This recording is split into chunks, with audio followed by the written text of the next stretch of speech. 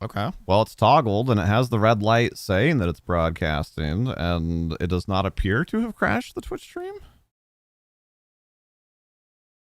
I guess let me pull it up on YouTube and we'll see. We'll see what we see. YouTube Studio. Create live. Am I live on YouTube right now? Connect stream software to go live. Does not appear so. But yeah, if somebody else wants to go and look from the, I guess I'm the back end. So if you want to go and look from the front end. Checking. Oh, but also it says live? Question mark? Yeah, it shows you as live. Okay. Yeah, you're live. Awesome. Okay. Well, this is new. The combined chat is already not working, so that's fun.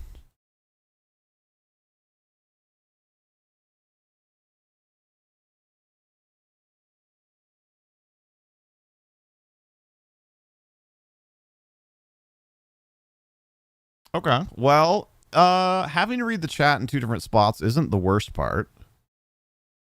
Very cool. Okay. Well, we'll fiddle with the chat part of it later because it says that that's connected. But if the stream part is working and I just need to open another window for the chat, I can work with that. Neat. Okay. Well, thank you guys. In that case, obviously we're happy to have everybody here on Twitch. But if you have an opportunity to join us on YouTube as well, if you haven't heard, we are working really, really hard to try and get our YouTube channel monetized this year, and that relies primarily on two things. One is getting to 1,000 subscribers or followers, which we're at 722. YouTube stream is now live. Cool. It even activated the integration with Lumia Stream. Nice. And two, requires us getting to 4,000 watch hours. So tuning in for our YouTube streams is a great way to help with that. Looney pulled up the YouTube and then muted it. You are the best. Thank you, sir.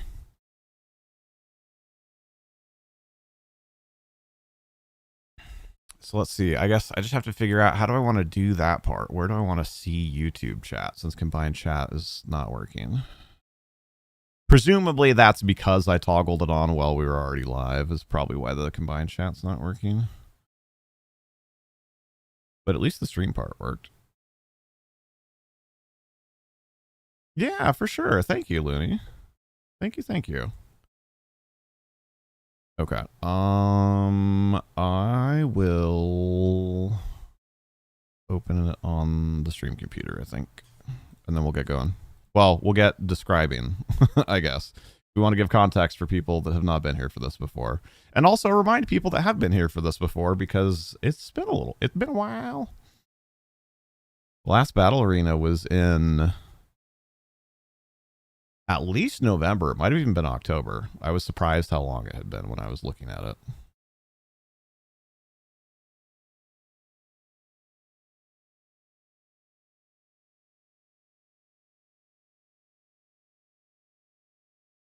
Too long ago. Indeed. I mean, the good news is, right, the Battle Arena usually is a thing that we work in when we're not able to do D&D sessions. So part of the reason that there haven't been more Battle Arenas is because there have been more D&D sessions. So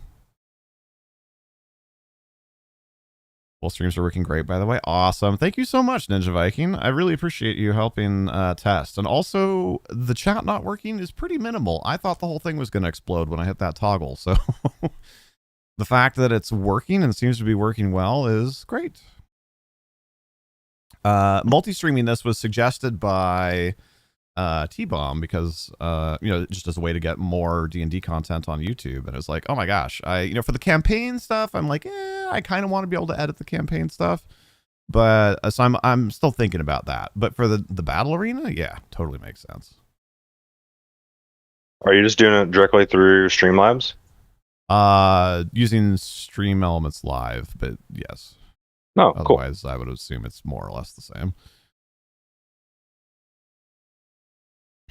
The only real way I've tested it was with a Restream a long time ago. Oh my gosh. What a mess. Mainly we were just getting the YouTube multi-stream part up and running. So I'm getting my Tailspire booted up right meow, and then I'll go through a refresher course on how this all works for players and viewers, and then we'll start slinging some dice. Can you give me just a little bit? Yeah, I mean you're welcome to. I guess it depends on how long. If it's just gonna be a few minutes, yeah, we probably have a few minutes of stuff to do anyway. If you need longer than that, you're welcome to join in when you're able later. Fine. No, it's fine. I just wanted to go get my tea. We kind of ran into a problem. It's been raining all day, and our room flooded. Oh no! Yeah, please. Yeah, but we got it under control now. I just want to go fill my drink up. Please, yeah. Okay. No, you will be parched for the entire session. Who's the reigning champ of the arena? It's funny that you asked that, because it was kind of an idea that we had at one point, was to create like a leaderboard or whatever and do like seasons, which I think would be really fun. But I suppose for now, barring anything official, I would say that the champ is the person who has made it the closest to the final objective, which would be Spio. Of course. Of course.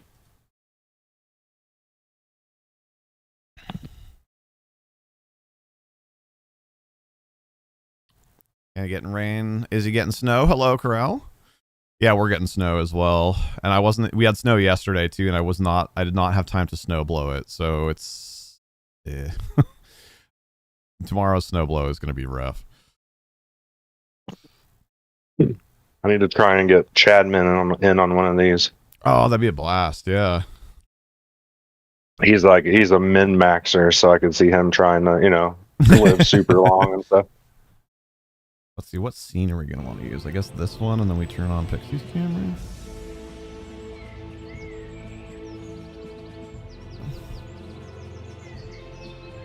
I'm happy that the tech side of that worked, at least. I honestly expected it to be an absolute cluster, and then I was just going to turn it off and do it on Twitch like normal, and then we were going to have to do some troubleshooting and try again.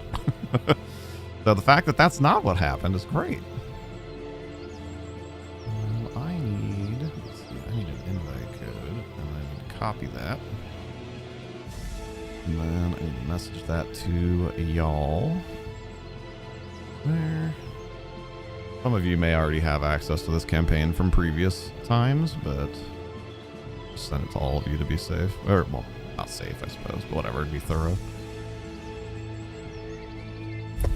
I'm back. Say, boo. Yeah, I appreciate you, Corral. Good to see you. You weren't expecting it. Not that it really affects you, because you're not really going places right now, but you're glad that Azrael made it home from work before it started. Oh, me too. Excellent.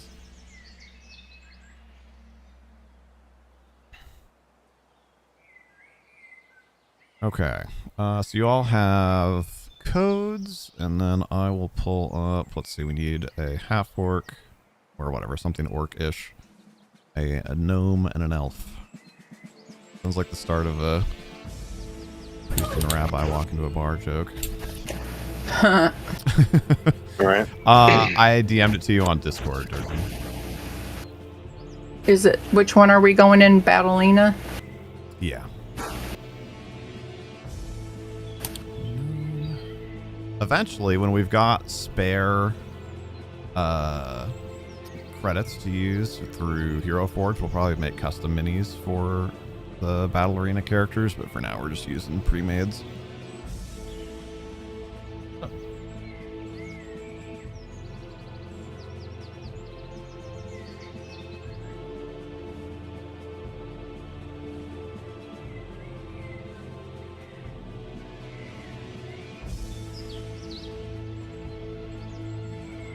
Oh my.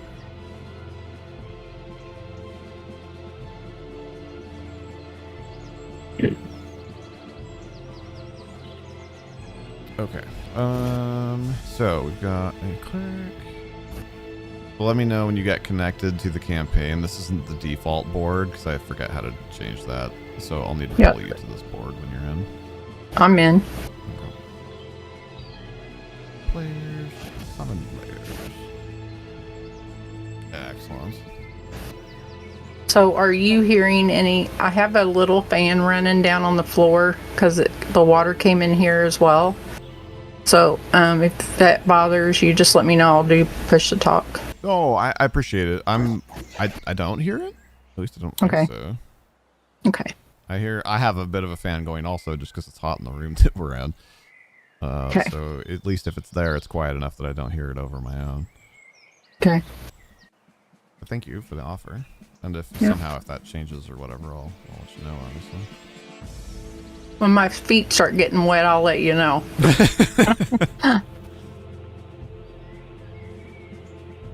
Oh, and an elf. An elf. You want an elf sorcery looking person. That's pretty good.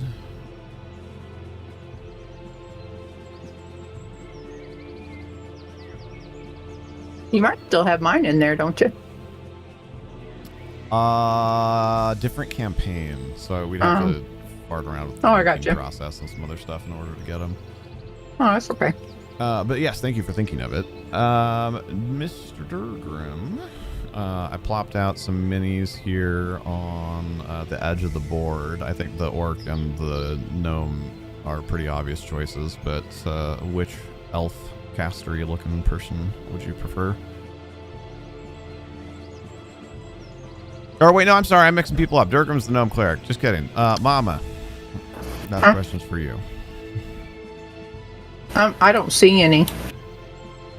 Oh, if you look over here.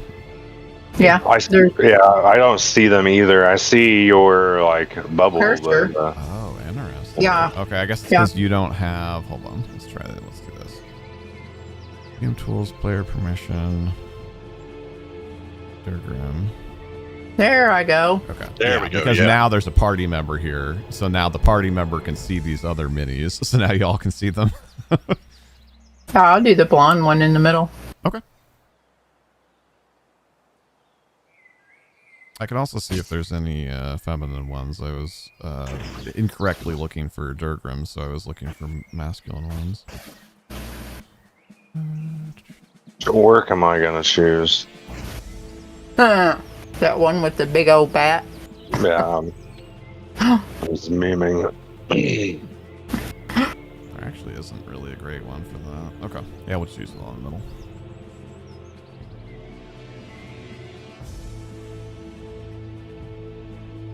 Is player permission.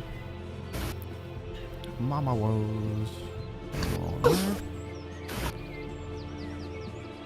Okay, I'll do just a quick overview of camera and movement controls so everybody knows what's going on there. And then I'll talk about kind of what the objective is. And then we'll do a quick tutorial on how using the tools to create or summon monsters or magic items or whatever works. And then if there's any last minute questions, obviously feel free to fling them at me, and then we'll start doing things. So first things first, for movement of cameras and characters and whatnot in Tailspire, for the mouse, the scroll wheel will zoom in and out. Scroll wheel clicking and then moving will pan your camera, both up and down and side to side. You can also use W, A, S, and D. Or I guess W, A, S, and D is pan, technically. I can't think what the term is for mouse click and move, but whatever. Mouse click and move will allow you to kind of semi-free look. W, A, S, and D will pan your camera. That's mostly it for movement stuff. I guess you can right click and drag if you're a lunatic, but I find that really off-putting. And now the floor is lava. Good luck. Right? As far as once you start doing three-dimensional movements and whatnot, or going underneath the hill if you choose to go that way, over on the right side of your screen you'll notice there is a vertical gray bar that has a few diamonds on it. There'll be a green one that's probably up near the top, and a gray one that's probably much closer to the bottom. The green one is your I can't think of the word, but like your clip height. So if you want to see within this kind of little hill cave thing here, you'll grab the green one and keep dragging it down because it's like stupidly high at the start. Until eventually you'll see, like you see on stream, there'll be a little ghostly green kind of like clipping plane. Just keep moving that down until it's below the things that you want to remove. And then eventually you'll chop the top of the hill off and be able to see inside. And then obviously you can move it back up to replace things. The gray diamond is your, like, the focus height of the camera. So, which is close but different from zooming in and out. So, like if I take the gray one and move it all the way to the tippy top, and then I scroll wheel in as far as I can, like I'm still going to be super, super far away from the board because I am at maximum zoom in on a focus height that is 300 feet in the air. So they are similar but different. You'll probably, for the most part, not mess with focus height too much. So having it down somewhere around... your height right now, having the focus height somewhere around 13 feet is probably just going to be easiest. That's where your minis are right now, but obviously you can fiddle with it as you will. Other controls, the main other one that you'll want is if you hit M as in Mike, that will open up a menu that will start with having a little bubble attached to your mouse. There's also a cone and a line. So you'll notice down on the bottom right, once you've hit M, it opens up like a small context menu. And you'll see the different types of measurements there. So then you can either click on them or press, 1 or 2 or whatever to get line measurement or cone and whatnot. That's cool. Yeah, it's real handy. While you're in there, I highly recommend, you'll notice there's 1 is cone, 2 is line, 3 is sphere, and then 4 kind of looks like a goblin. Number 4 is a toggle. I highly recommend toggling that on so it has like the gray or the orange background. And what that will do is once you've turned that on and then hit escape or M or whatever to get out of the measurement menu, once that's on, when you pick up a mini and move it, it will measure as you move the mini, which is, I think, way more handy. Yeah. And then, as you've just discovered, in addition to grabbing and dragging, you can also use the arrow keys to move a mini that you're selected on, and that will move you in 5-foot increments. Kind of a la being on an actual board or whatever. So that's mostly that. As far as positioning your mini and doing other things. While you're holding your mini in your hand, if you hold Alt, then you can spin it around. So if you want to get it to like face a certain way in particular or whatever, you can do that. And similarly, holding Control and then using your mouse will move it vertically. So if you're like, I climb the tree, and then I tell you to make a climb check, and then you do, but then you need to actually get your mini up the tree or whatever, then that's how you do that.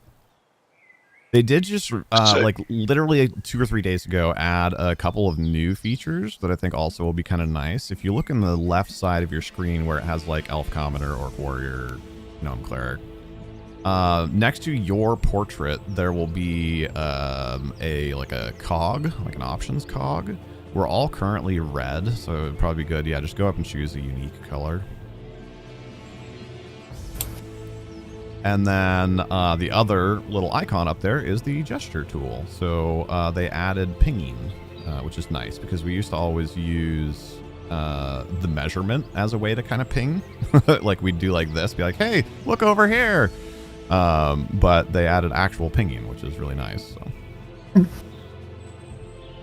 Can you repeat what you said about going vertically up a tree or whatever? Yeah, pick up your mini, and then, like, you're going to move it, and then hold Control, and then while you're holding Control, move, yeah, there you go. Okay, thank you. Yeah. I'm just going to go GM Tools here, and rename this to what it actually is, which is Gnome Cleric. Got Miss Plain keep away with me. Sorry. Half-orc. Barbarian. And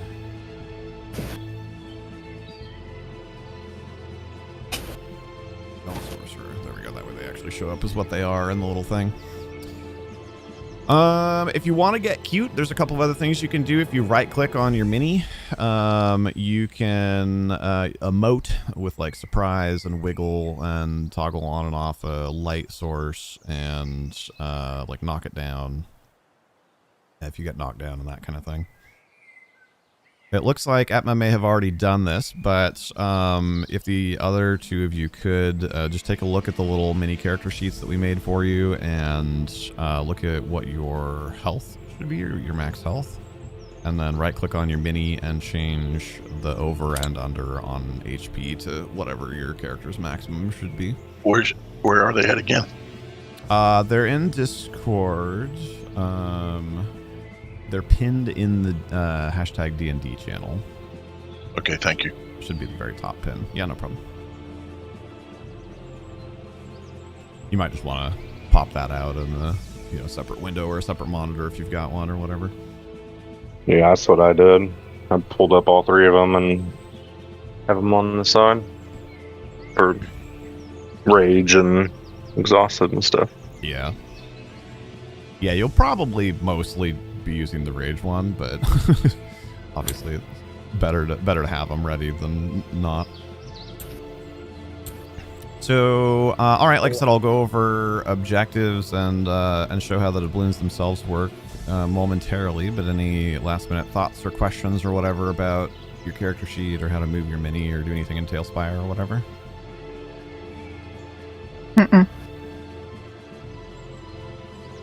Cool. All right, so our objective for today... Oh, I bet if I ping right now... Oh, I should still be the red one, huh? Is there a hotkey for that? Oh, T. Okay, cool.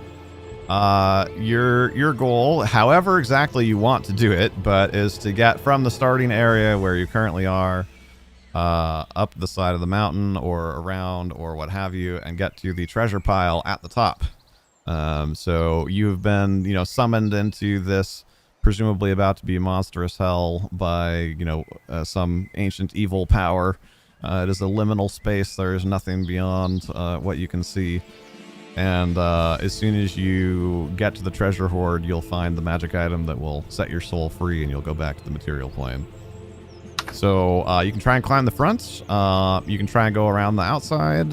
You can try and go through and under. If you kind of move things around a little bit, you'll note on the back side, and for this I will use the bigger ping, but on the back side there is a little bit of a ramp, if you will, up.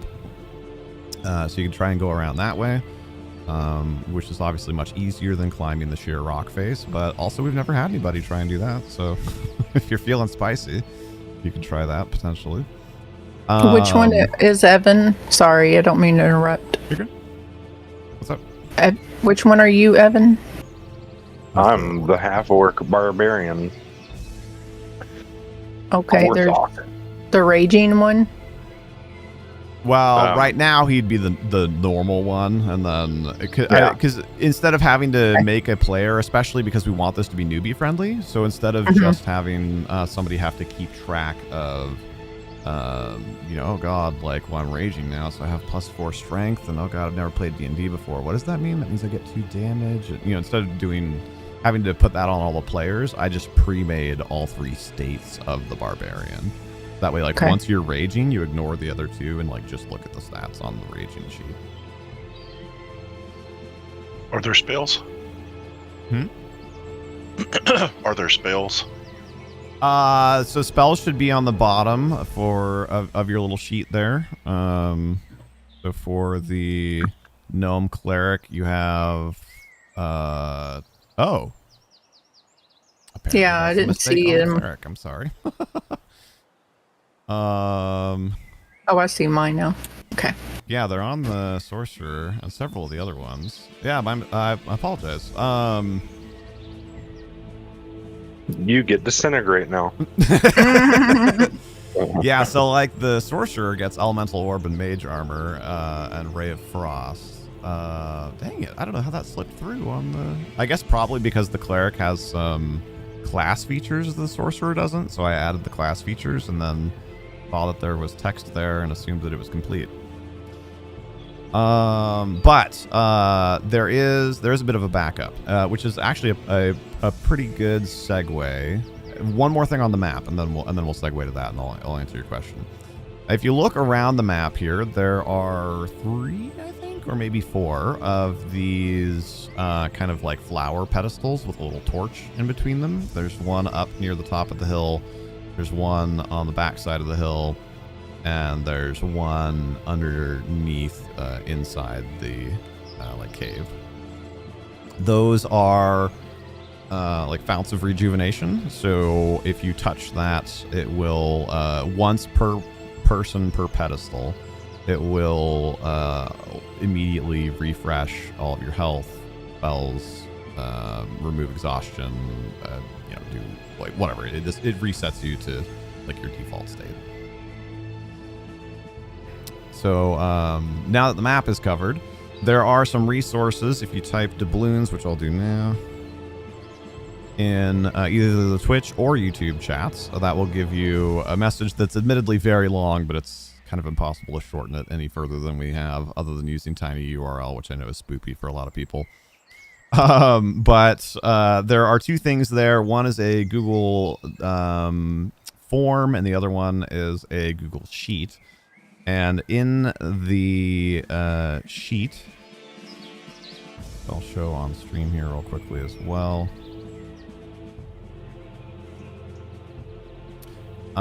This is where kind of all the main information is about how the doubloons work and how the battle arena works. So there's a handful of tabs along the bottom here. The first one is just how you get doubloons. So all of our super supporters, which are patrons on Patreon or Fourth Wall, get 500 by default. There's also a channel point redeem here on Twitch to get 100 doubloons for free. Any cheers that you do or throne contributions, tips, subs on YouTube, all that kind of thing also get doubloons. And doubloons are use it or lose it. We may eventually experiment with a permanent or semi-permanent doublooning, but for now, cause this is still really only like the 5th time we've done this, so we're still kind of testing. So for now, we're not doing that. So use them or lose them.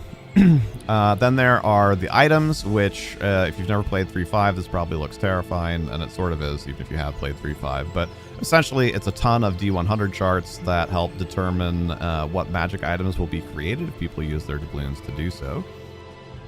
Then there is a tab for the spells and effects that people can trigger. Another tab for all of the monsters that can potentially be summoned. A tab for the character templates, which is just all of the characters, and then a tab for the characters for tonight's session. And that's part of the reason why I say that was a segue, because although it was not on the little cheat sheet character sheets I made for you guys, in the characters 2.15.25 sheet, there is a list of the spells that you have, the number of casts that you get, and those are hyperlinked to the SRD. So you can even click on it to get like a full description of how the spell works and whatnot.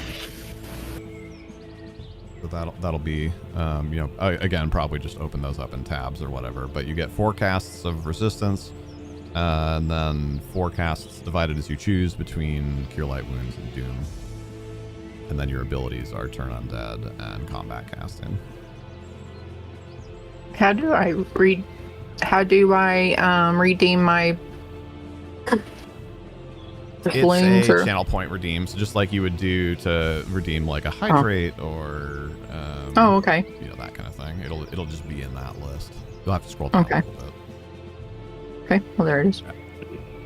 There is also the balance sheet. So if you're curious about how, like if you redeem some or if you cheer some bits or whatever to get some more, and then you can't remember how many you've used, you can go and look. Everybody can see the balance sheet. And then the last few, like, I don't care, but it's ultimately just going to confuse the issue. So, so the to-do list is for me, like, tracking as people redeem stuff, it'll show up here. And then the data one is just like it sounds. So that's kind of the back end, and also where you can check out the data and whatnot for the curious. Then how do you actually use your doubloons? That's the other link there. That's that Google form. And that's going to just put you, it's way less spoopy than the sheet I was just showing you. It's like a 10-question questionnaire.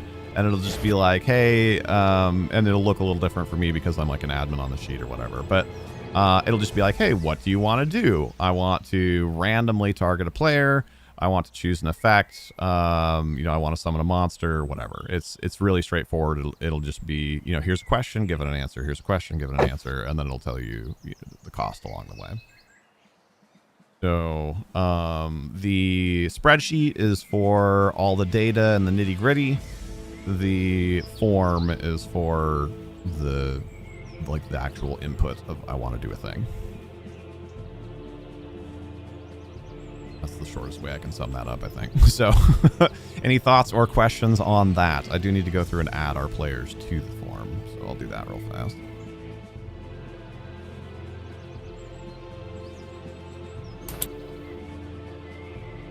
Cool. Okay. So in that case, if people start redeeming stuff, obviously we'll start making magic items, summoning monsters, whatever. If nobody redeems anything, then we'll start randomizing. So that way we get some fun either way. Let's see, user transaction. Allocator should already be in here. Go up. Get add a balance of 100. Yeah. Oh. And third room, Atma and Mama. So, do you remember how to do these now, sweetie?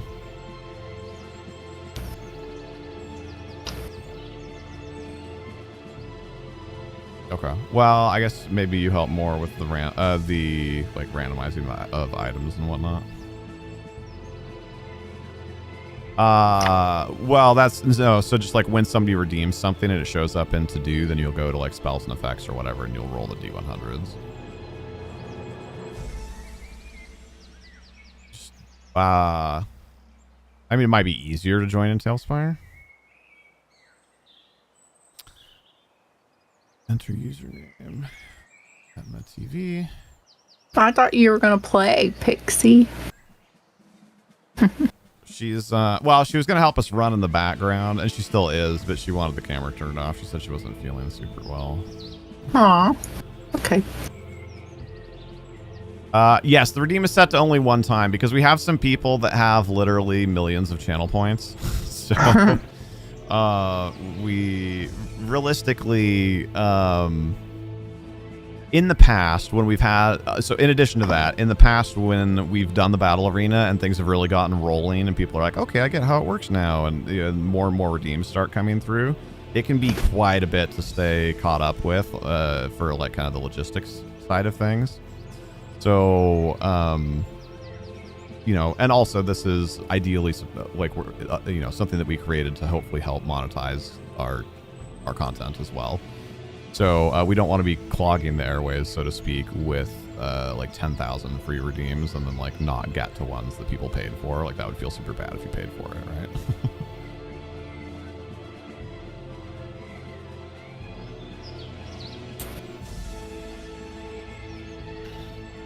Yeah, and also don't want to go for too long and have too much to do. Exactly.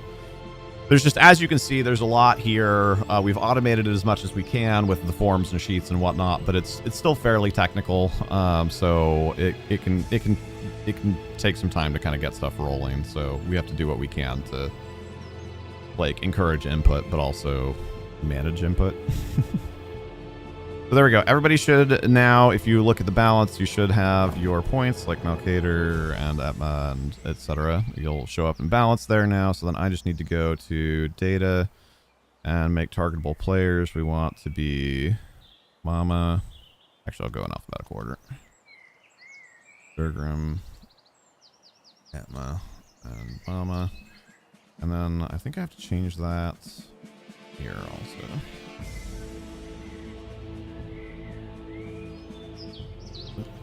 Oh my god.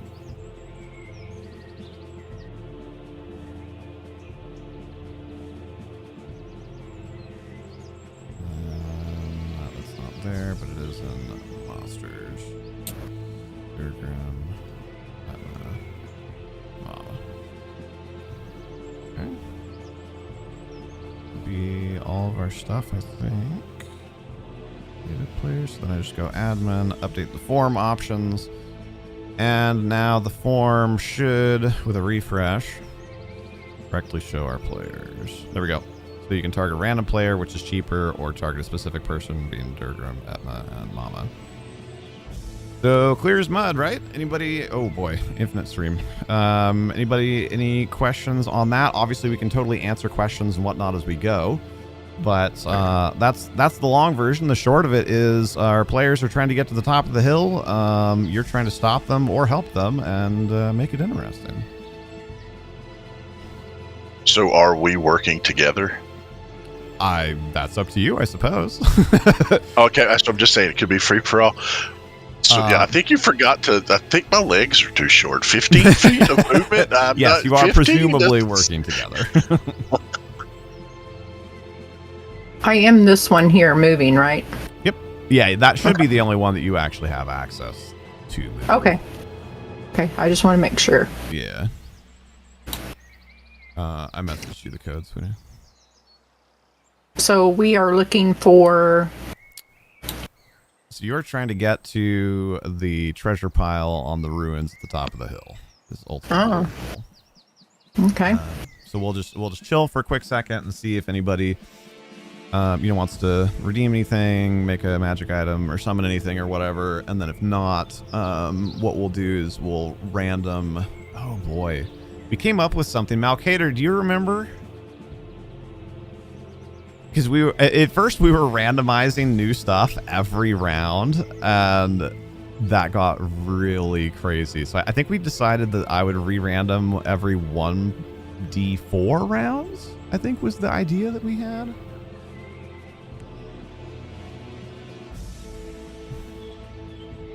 Okay.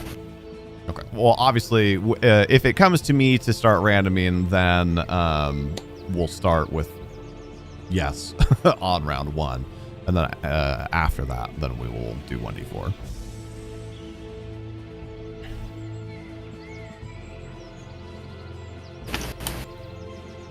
As a reminder, and I'll do it in the YouTube chat too, but there's links for the sheet and the form. The form is the one that you'll want to use to actually input stuff if you have doubloons. If you don't have doubloons, you can check out Fourth Wall or Throne or anything like that, or obviously redeem your free ones here on Twitch. There's that and that. YouTube. Go live. Here. Theoretically, Stream All Its Bot should work here too. Doubloons. Surely Murdy is redeeming points to help us, right? Mm-hmm. You gotta watch him. Murdy. He's in chat with Sigma, so that's... Oh my. already scares me a little Murray bit. says, shh. It's fine. He's...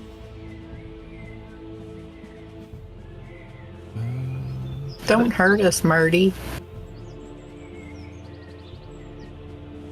Remember, I came saved you all in the PvP. Murdy PvP. had done doubloons with us before, but I don't see you in our user list, so I will add you.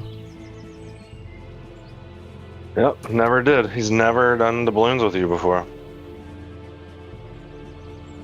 And then after I add him, then I'll go ahead and do my first round of randoms, or have Pixie do it, I suppose. This is... Oh, thank you very much, Murdy. Mad Murdy 6 just subscribed for 14 months. Murdy 6, create user.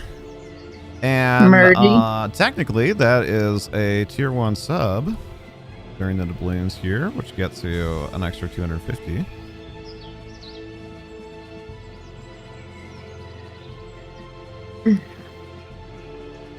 Exactly. All right.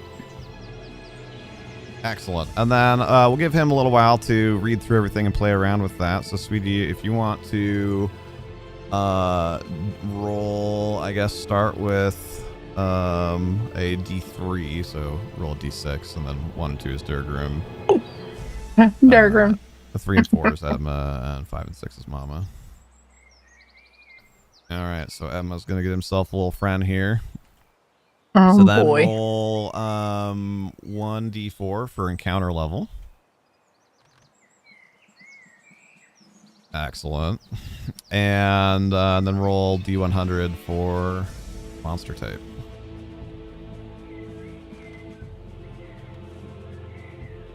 Oh. Excellent. Hey, thank you, Emma. Etma TV just Yeah. subscribed for 13 months. My doubloons. Emma gets another 250 doubloons as well. And yeah, you guys are definitely getting a friend there. And then roll D100 again to determine how far away it is from the party.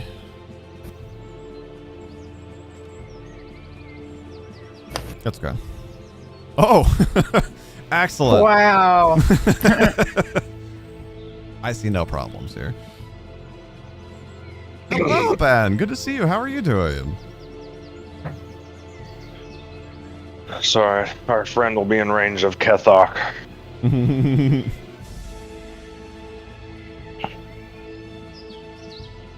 you want to type out the name, I can add it to the mini as well.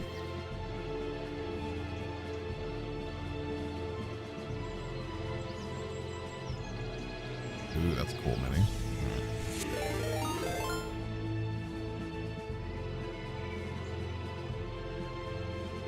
Hey, hello there. Thank you so much for the raid and welcome in. 24, huh?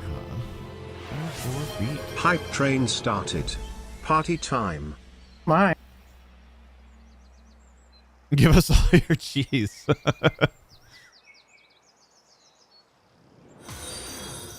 Yes, welcome in, welcome in.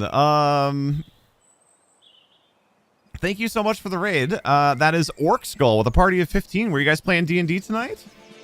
We really appreciate you. I'm Mercy from Here There Be Monsters. My wife Pixie and I run this channel together. We love survival builders, colony builders, cozy games, old school MMOs, and Dungeons and Dragons.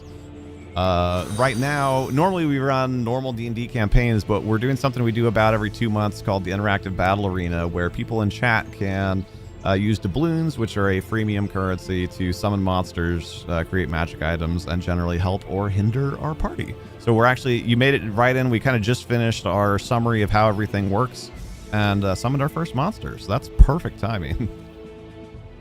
Derek, thank you for coming in with the raid as well. And Demonic Tragedies, that's an awesome name. Professor Poop Pumps, that's that's a name. Rampage, let's see, did I miss anybody else? Yeah, thank you guys so much for coming in. Gurog, hello, hello. I think I got everybody. And actually, that cheer gets you some doubloons if you end up wanting to use them. You can obviously kind of see how it works a little bit too. Always with the D&D, heck yeah. Happy to make new D&D friends. What kind of game do you run? Tell us a little bit about yourself. And obviously I know you might have to get going too, but if you have an opportunity to stay for a minute and tell us about yourself, we'd love to hear about it.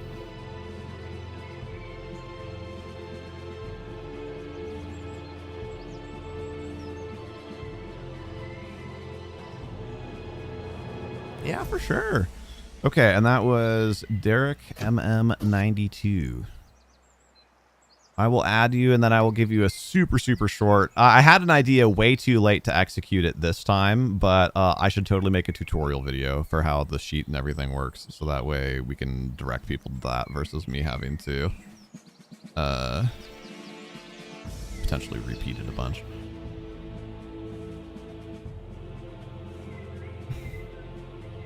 There you are. You now have, well, as soon as it updates. There we go. You have 150 doubloons, Derek. Speaking of which, the links, nope, if I spell it right. There we go. The links are in chat for you. Like I said, the super short version is there are 2 links there. One of them is for this spreadsheet, which is kind of terrifying, and as a user mostly you probably don't need it, but it has all the data on all the stuff that you might be able to summon, what spells you can cast and all that, and it has your balance. So like right now you have 150. The other link goes to a Google form that you can go and fill out to use those doubloons to create items or summon monsters or do whatever. So you submit a form, it'll show up for me in To Do, which, hey, speaking of, we got a couple things there. And then as soon as we can, we will roll the dice and do the thing.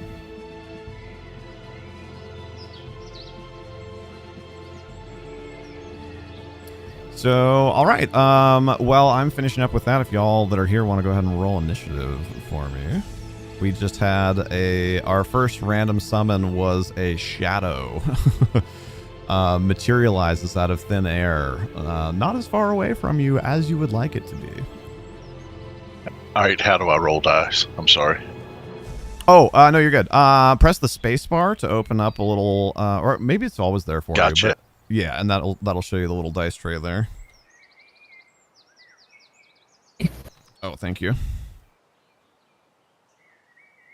This is also our first time multi-streaming. We thought this would be kind of fun to have the video saved on YouTube. So, are there subs on YouTube that you could gift? That's very kind of you to offer. We do not qualify for memberships, is what they call them on YouTube yet.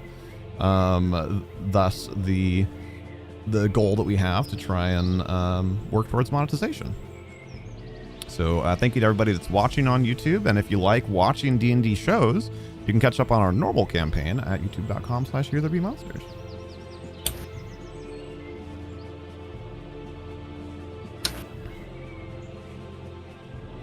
Hype train ended. Thank you so much. I'm actually logged in as Mortal Woes, so that's me typing, by the way. Oh, got it. Okay, thank you. I sent you the name of my character as well. Okay, we'll grab that in just a moment. So we got a 23 initiative from the half-orc barbarian. That's handy. Right? So he's going Mama was first. 15, and what about Mr. Durgrim there? What's your total? Probably below the 15 would be my assumption. I rolled a 10 plus 1, should be 11. Okay.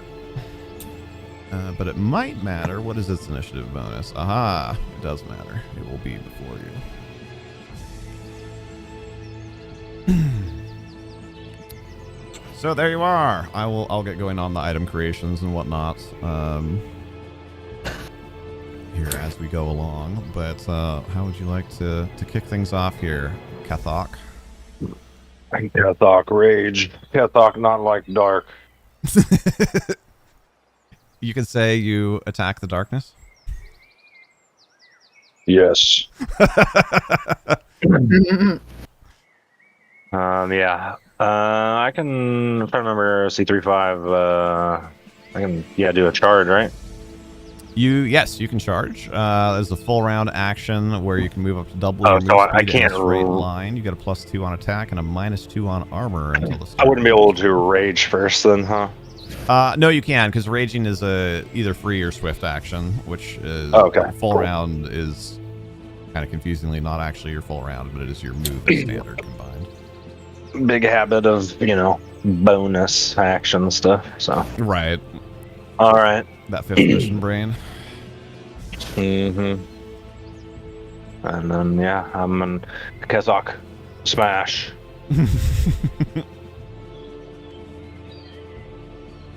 Nice. Natural 20. Let's go.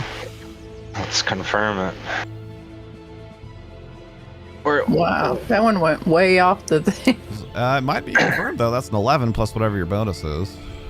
11 plus 7. Holy heck. And potentially, is that 7 including the 2 from charging as well? Oh, no. So 11 plus 9. 9. Oh my goodness. You confirmed the critical. I, of course, am panic reading really quickly what this thing is and exactly how it works. But go ahead and roll your damage. I'm just dropping that die. So If you picked the- one up you didn't want, I think you can hit escape while you're holding it. there we go. Okay. So it'd be is it double dice for crit and 3/5? Or just Whichever times is 2? more fun for you. Personally, I like rolling double dice, but you can just roll one and Yeah. double it. Yeah. Oh yeah, double dice. Yeah, Cut double dock dice is more roll, exciting. double dice. 13. 13. potentially. All right. Plus, yeah, whatever. 13 plus 5, so 18. 18 damage. That is hefty, if you can actually hit it. Let me see here. Yeah. Let's take a peek at your redeem. So that's probably that's potentially important. All right, sweetie, you want to roll some dice there? Start looking at the to-dos.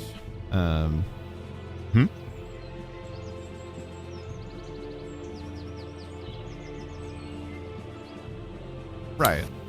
I'm just trying to guide you through getting started. So I Adma's can't- targeting himself with a random major magic item. So then you should be done in the to-do list, at least for that one. Until that.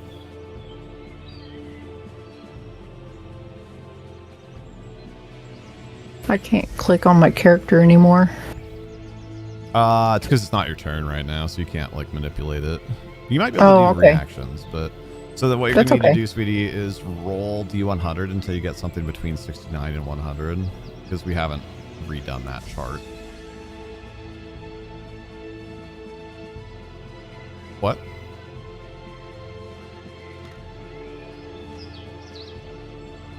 Yeah, so just keep re-rolling until you get something on D100 that's between 69 and 100. Preferably a 20 or a 77 to 84. Mm-hmm. That's 2 20s on a D100. That's hilarious. Wow. If only we were playing Call of Cthulhu right now. Oh my lord. That's funny. Wow. The So close. Hello, Azrael. How are you? Yes. thought she was on a roll for us there. Which sounds like I'm memeing, but that just happens to be the way that table is designed. Yeah, I'm looking at it. I see it. Like in the PH or in the DMG, I think technically. Oh, okay, yeah. This is hilarious.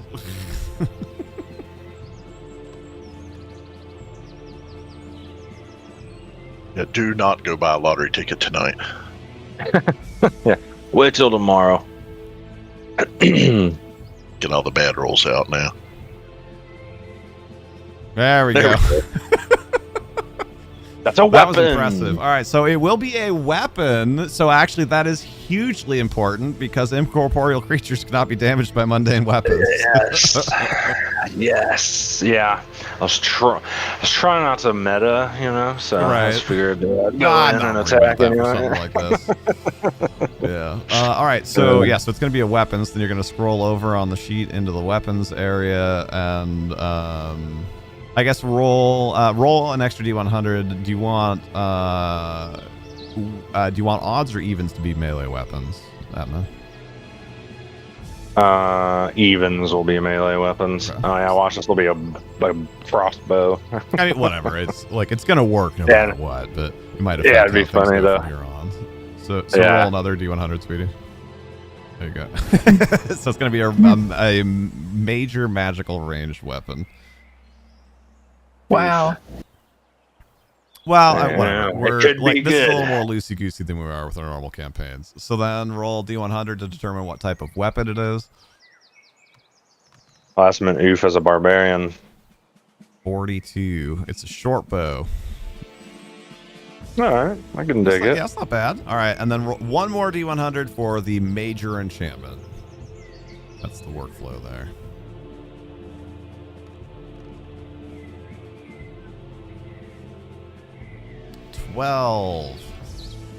Flaming. Pretty solid. Pretty solid. Okay. Could you imagine if you gotten like holy or something? Mhm. Alright. And all of those you'll notice are hyperlinked as well, so that'll tell you what flaming is. But it is 1d6 extra damage. Mm-hmm. And also that is a +1 weapon. So because it has to be to have an enchantment. So you get to add 1 to your attacks with it, and 1d6 +1 to your damage. So you go charging up there. You are all ready to just hack this thing to bits with your great axe, and then as you're jumping at it and go to swing, your great axe turns into a bow. But you, intent on just trying to wreck this thing, managed to snap off a shot right into the eye slit of its helmet. So we'll go ahead and keep the crit and the confirmed crit, because it was a 20 and a 20 anyway. Well, a natural 20 and a dirty 20. So go ahead and roll, re-roll your damage. So it'd be 2d4, 2d6 +6. But also crit, right? So a normal short bow would be d6 anyway, but you crit, so 2d6. I wonder what the ranged weapon. I wonder what the default ranged weapon was then, because it says d4. So 2d6 +6. I think your sheet says it's a sling. 2d6 plus 1d6 +1. Right, because the flaming is 1d6. The flaming is 1d6. Okay. Yeah. But I'm adding 1 to the original +5, right? For the +1? Or is that not on... I was gonna have you re-roll the damage. We're just using it as critical damage. So the short bow... 9. Trying to get to the sheet. And there we go. A medium short bow is d6. So you're rolling a d6, and then it's a crit, so it's 2d6, and then it's flaming, which is a d6, so it's 3d6 +1. Okay. So 10 in totality. I see. Yeah, I get it now. All right. A solid opening. From the very angry archer barbarian.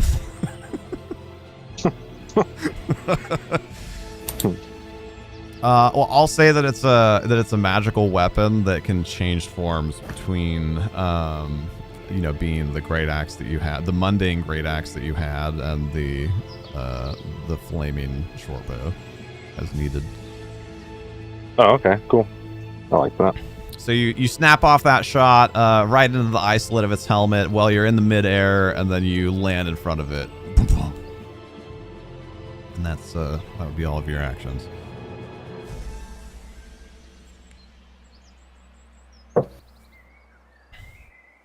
Got that turnover. Can we tell how hurt it is? I mean, is it barely I mean, that's pretty hard, really especially with an incorporeal creature, but it definitely let out a ring wraith screech. Okay.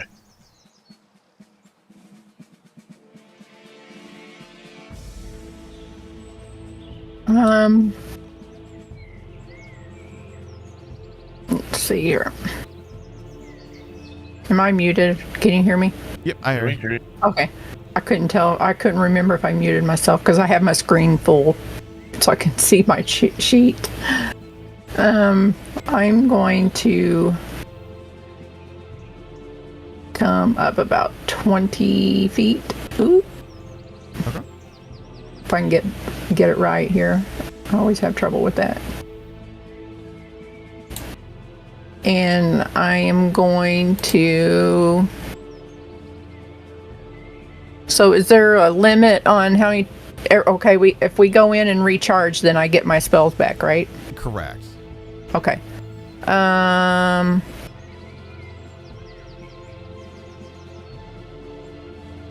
Evan about took him out, right? So Sorry, I'm trying to help Pixie as well. What was the last question there? No. He yelled at us. Oh, he yelled at you? It screeched in pain, basically, is what we know. Oh. So how about I just hit him with some Ray of Frost then? Okay. And does that have any bonus damage, or is it just 1d4? I don't see that on here. Yeah, so it's probably just the 1d4. And then I think it also like slows its movement or something, right? Okay, 'cause it just has 3 stars by it. That's all I see. Let me go look at it. Unless I'm just not looking at the Oh, right. yeah. So you'll want to probably open it on like the SRD also. Yeah, range touch deals 1d3 points of cold damage. Okay, is that in the same area as we got it from your? I can message that one directly to you because I was pulling it up too. So it's Okay, there. But perfect. yeah, it's a Thank ranged touch attack that deals 1d3 damage. So there you go. Okay, that will successfully touch. So then roll a d6 and we'll essentially divide it in half for the damage. Okay, and the full 3 There damage. we Very go. nice. Boom. Nice. It's Right. the like shadows that are kind of weaving amongst themselves into this kind of vaguely humanoid form start to like kind of lose their cohesion. It is still here, but it's almost like it's kind of starting to like flicker.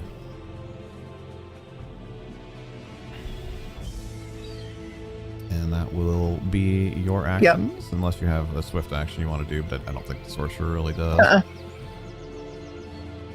Can I ask one question though? Sure. My elemental orbs, is that anything I want it to be? Or Yeah, it can be any elemental type that you want. Technically, each one is an individual spell, so you'd have to learn. Like if we were playing a campaign, you'd have to learn like acid and then learn fire and then learn. But like that's way too cumbersome for what we're doing here. Okay. Okay. So I you just wanted to make you just sure. know elemental orb, and then you can choose your element as you cast it. Okay. And then we had a random effect there triggered by Malkader, which ended up on Mama Woes and refreshes 2 spells. So obviously for now you only had 1, but I think we can just say that it increases, that you have like whatever your spell pool is normally for or whatever. So instead of being at 3 out of 4, you're currently at 5 out of 4. Okay. Nice. Yeah, you got plenty of mana to Malkader. work with. That was great. Yep. Yeah, you Malkader's guys a have team done really player. well on your random your random stuff so far. So, but my HP stays where it is, 11, you said? Correct. Yeah. That won't Okay. change. All right. Cool. All right, and then it is its turn. What the heck does this thing actually do? Shadows lurk in dark places, waiting for living prey to happen by. Oh, that's brutal.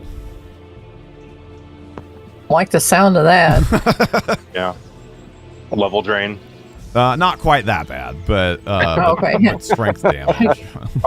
I'm like, Oof. And then if your strength is reduced to 0, you die, and then you come back as a shadow. Shadow Kathak. And it is right. And then it is a melee touch attack. All right. So what is your touch AC there?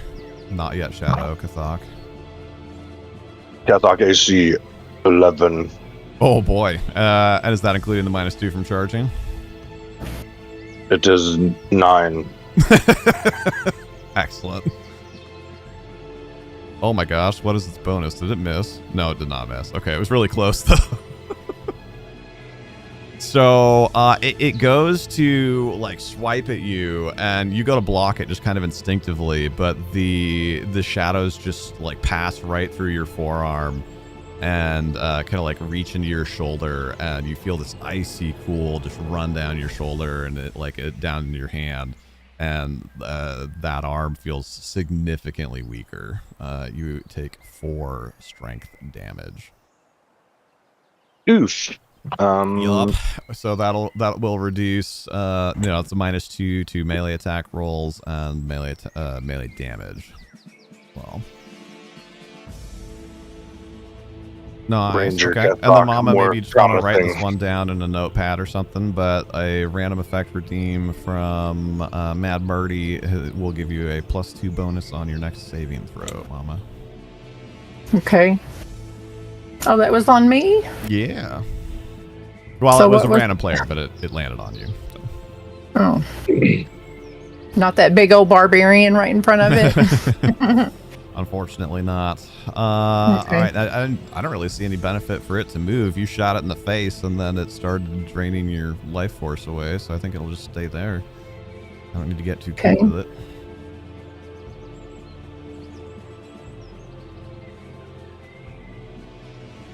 Well, I've only got 15 movements, so I'll move there. I can't touch him to heal. Cathok, bring it to you. How much am I supposed to take off my HP? Sorry. Say again, Mama. How much damage did I take? Oh, you didn't take any damage. No, it hit. Oh. It hit Cathok. Okay.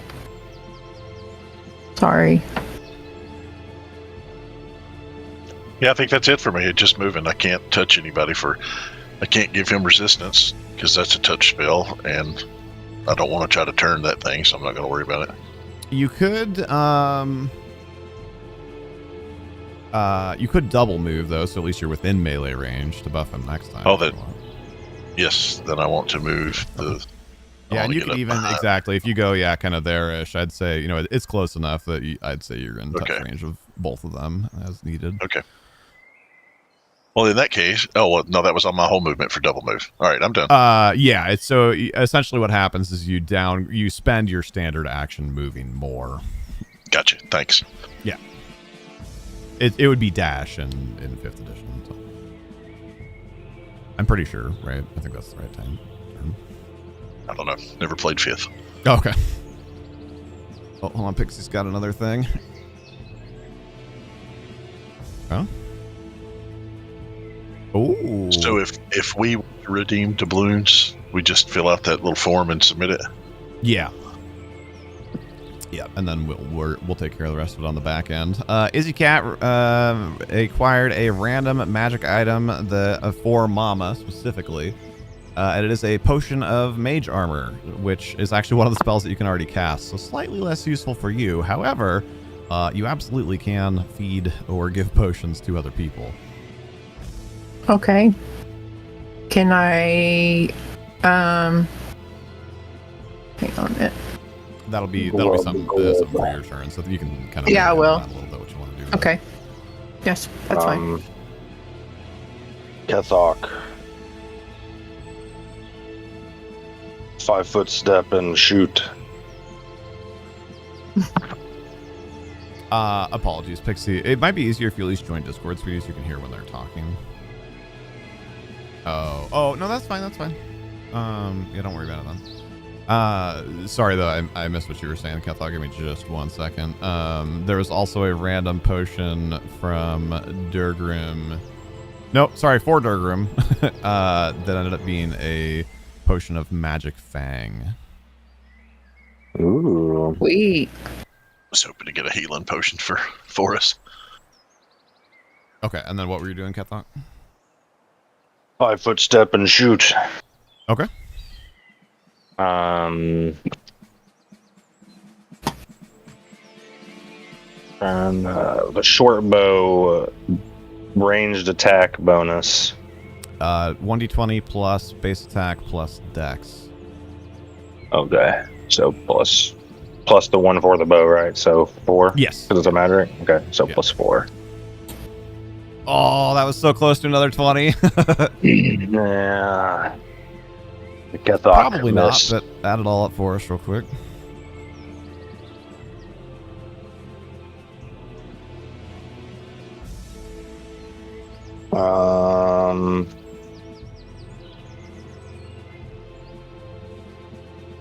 Wait, is rage melee attack?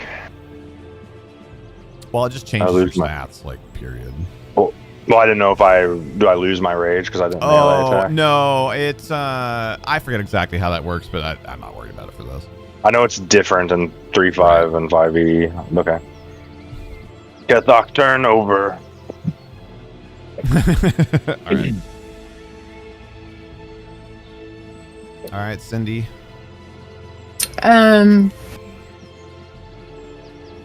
I am. Let's see. Can I move around around them to back here? Right. Yeah, because you weren't in the threatened area, so there's no Okay. attack opportunity. In your So range. I'm gonna move here and touch Kethok and do mage armor on him. Is mage armor target touched? I thought it was self. Is it? No, it says touch. Oh, nice. I didn't realize that. Heck yeah, you can absolutely do that. Okay. And then, I guess that's my only move I can make for right now. Orcs together strong. Mm-hmm. How much AC? Since I don't know what that gives him. I was trying to look. This +4 bonus armor. Yeah. Or AC? Okay, there it is. So you get to add 4. That doesn't help which is touch, does it? definitely, it's normal armor and flat-footed armor for sure, but I think it might also count for touch. That'd be sick. Yeah, we can double check that if it ends up mattering. Okay. Dang. Tanky barbarian. Yeah.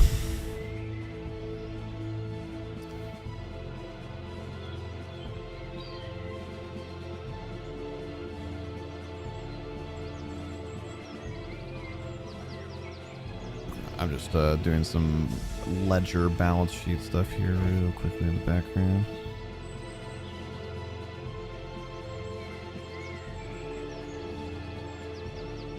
We, with our unexpected opportunity to meet up with I'm Gonna Die, which was super cool, we didn't have time to do kind of a pixie training session with the sheet here, so I'm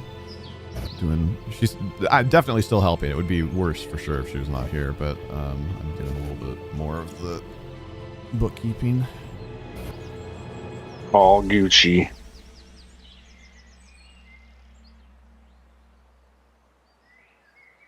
But I am almost caught up, so it's not delay things too much at least. And then Izzy spent 400.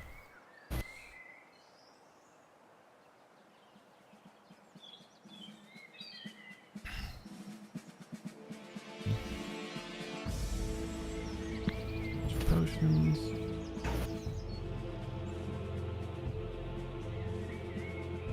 Alright, and then Durgrim gets an energy resist type 10 potion. Okay, so the type is probably supposed to be predetermined, but I think for the sake of Battle Arena, we can say that you can choose the type when you drink it, and then it will give you energy resistance 10 for however long that's supposed to work.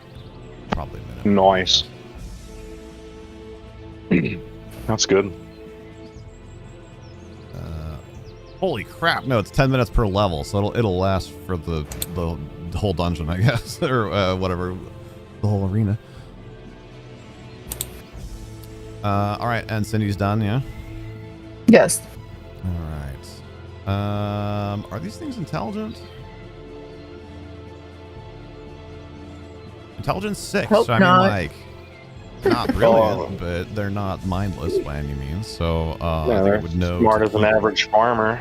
right. I think it would know to keep going after you. Come at me, bro. Oh, it we very have much did. we have him buffed. That isn't. Uh-oh. That's true, but I don't think he has that much AC. That's No. that's a 22 touch attack. So unless your touch was insanely high already, even if that mage armor does give touch, it's not going to be enough. 18, Yeah, I think, now, right? No.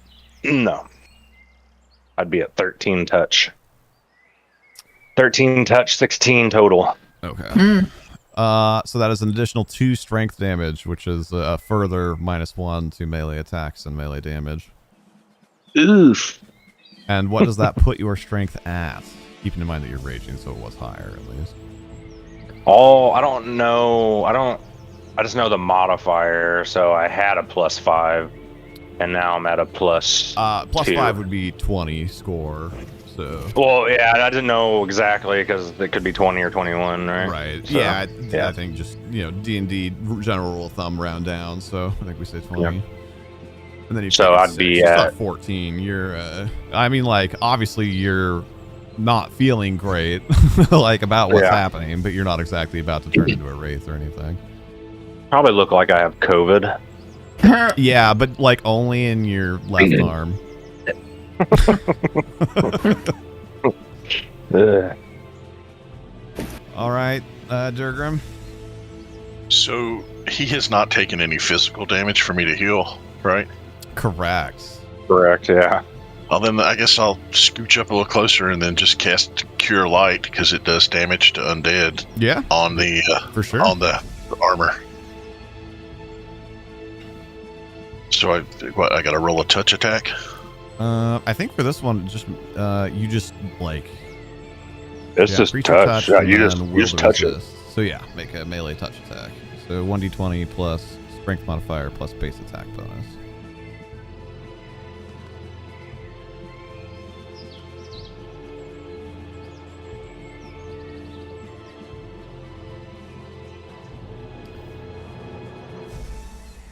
Maybe. What's your total there? Trying to look it up. I'm sorry. You're good. I don't know that I have any plus to my touch. Yeah, you probably yeah. So you won't because you're 3/4 base attack bonus. So you won't have a base attack bonus yet. What's your strength modifier? +0. Excellent. Okay. So yeah, just as rolled then. So that's an 8, and it almost certainly has more than that. It's got a touch AC of 13. It was a good try. Okay. I don't remember exactly how that works here, but I don't think you use the spell. It's a little different from 5th edition in that regard. Because you didn't touch it, so you didn't like cast the spell and discharge the energy. I think is how I'd rule that, at least for this. Okay. I'd maybe All right. consider that a little bit longer if we were doing campaign things, but I think for the sake of this, we can say you still have the spell. Okay, I'm done. Kethok. 5 foot. Shoot.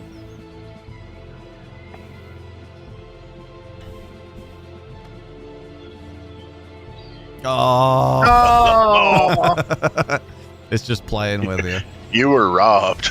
It's that rock Wow. right there. Yikes. 9. So Nope. Sorry. Oh, I guess No. that's true, Looney. I forgot about that. Yeah, it's just I was thinking because in 5th edition it spells it out specifically, and in 3.5 it doesn't. But yeah, I think technically you did actually cast the spell. Now that Looney reminds me. All right, Cindy, what do you got for us? Let's see. See how far I am from him. Come on. I just seen how far he is. He's only 10 feet away. Yeah, so you could like normal move or 5-foot step to within range if you want that.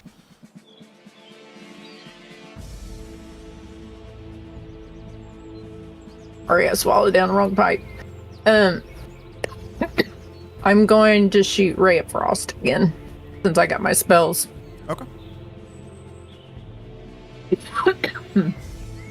Jeez. Sorry about that. Oh my goodness. I don't think I hit him. 6. Yeah, probably not. You don't have that much dex. My dex is +3.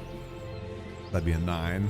But unfortunately, we know his touch AC is 13, so that's a no-go. Yeah. Yeah. No, I don't have nothing else I can do then.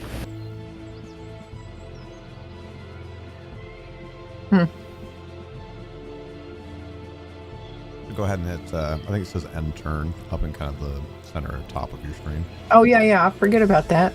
There you go. All right, guy, don't hurt me. That actually is probably a miss. That's only an 8 touch attack. Or maybe 9? What's its bonus? It's 9, but that's probably still a miss. I Mine's a have 13. 13 touch right now. Excellent. Yeah. You're Shadow's welcome. a tough monster at low levels. It is. That random magic item definitely moved things along nicely for them. They've all been kind of flailing mostly aimlessly at each other the last couple turns now, but they had a good start at least.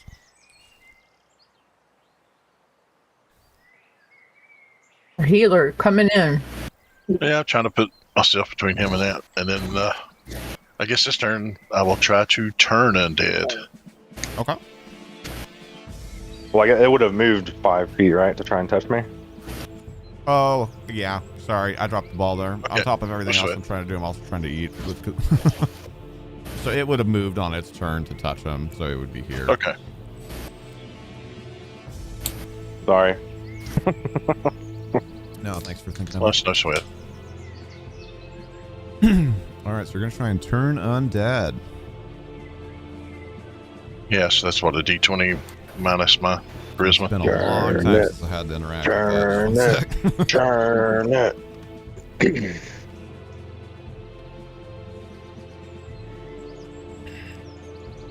All right.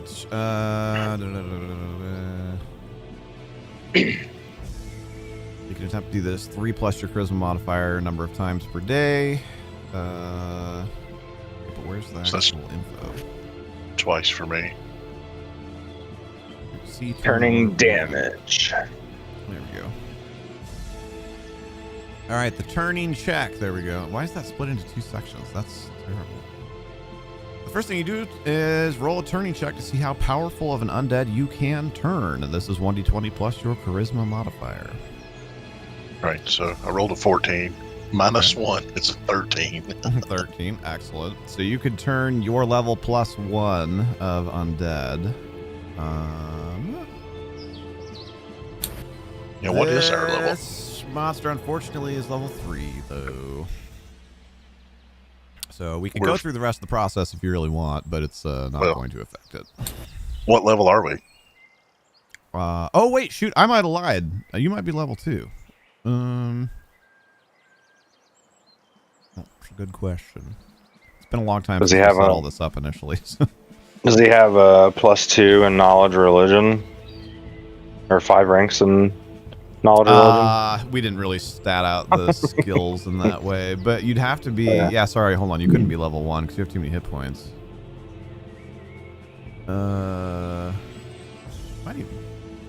Wait a minute. Did we goof something here when we set this up? Your con is 3. I have no idea how we determined those hit points. Did we roll these? Oh god, I don't remember. Cleric's a D8, so if we gave you max, that would be... no, we probably just gave him max, I think is what we did, because we figured you're going to be in the arena, it's going to be dirty enough. Because you'd be D8 plus 3. And That's then, 11. And then if you're level 2, then you'd be 22 hit points. So you must be level 2. So I'm glad you checked me on that, because you rolled level plus 1, and you are level 2. So that means that you actually could potentially turn this. So good catch. Okay. Alrighty then. So we did that. Roll 2d6 plus your cleric level. So 2d6 plus 2 plus your charisma modifier. So I guess 2d6 plus 1 Right, okay. for turning damage. Now, how do you roll multiple dice at the same time? You just pick those. Just D6 click it twice? again from the pool down there, and then it'll Oh. Gotcha. multiple Oh, yeah, times. cool. Thank you. Yeah, and then you can right click to remove if you click too many times. My screen went black and then it came back. Oh, That's weird. weird. Ooh, very good. Okay. If your charisma score, you may skip So over. 8 plus 1? Can we put your remaining doubloons in the community pool? You're gonna go to sleep your fate. Yeah, for sure, Izzy. Thank you. Thanks for tuning in. I'm glad Azrael made it home okay and swung by the stream. All right. Turned undead flee from you by the fastest means available to them. They flee for 10 rounds, which is 1 minute. If they cannot flee, they cower. If you approach within 10 feet of them, however, they overcome being turned and act normally. You can attack them with ranged attacks from more than 10 feet away, and then their status will not change. and others can attack them in any fashion without breaking the turning effect. But if I remember correctly, it is just you straight up do damage also, right? Like that is 2d6 plus your cleric level plus your charisma modifier and turning damage. Yep. Okay. So you got an 8, and then it's +2 -1, so 9 total, I believe, right? Yes, sir. Excellent. It had 6 health left, so you clasp your holy symbol, raise it to the sky, and shout a prayer to your god, and the light shines forth from your symbol and eradicates the shadow in front of you. Yay. Well survived. That's that's a very difficult encounter for even with a couple magic items for 3 level 2 characters to get through. Relatively unscathed. I mean, obviously, Kethox feeling like he skipped his last couple protein shakes, but Kethox not gonna like that. All right. Do we have any redeems that we need to catch up on? Okay.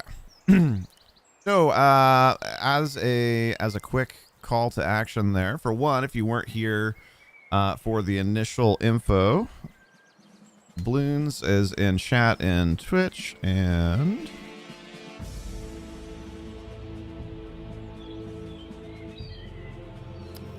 they're in YouTube as well. There are 2 things there. One is a spreadsheet with all of the info and your point balance, and the other one is a Google form that you can fill out to do things to affect our arena. You can cast positive or negative spells, summon monsters, give magic items, and all sorts of stuff. So we are currently up to date on all the redeems. However, Izzy is going to take off and wants to transfer to the community pool. So in the past, we've just kind of crowdsourced that with people in chat, and kind of let people decide, hey, let's all try and summon a monster or create a magic item or do whatever. So if anybody in either of the chats, Twitch or YouTube, wants to chime in, there are I guess your options would be fairly limited, but there are 100 points left over. It could be used to, let's see, what could you do with that? You could do a random weak magical item or I think a random magical effect would be your 2 redeems. So you can holler at us and let us know which of those you want to do with the community points, and we'll make it happen.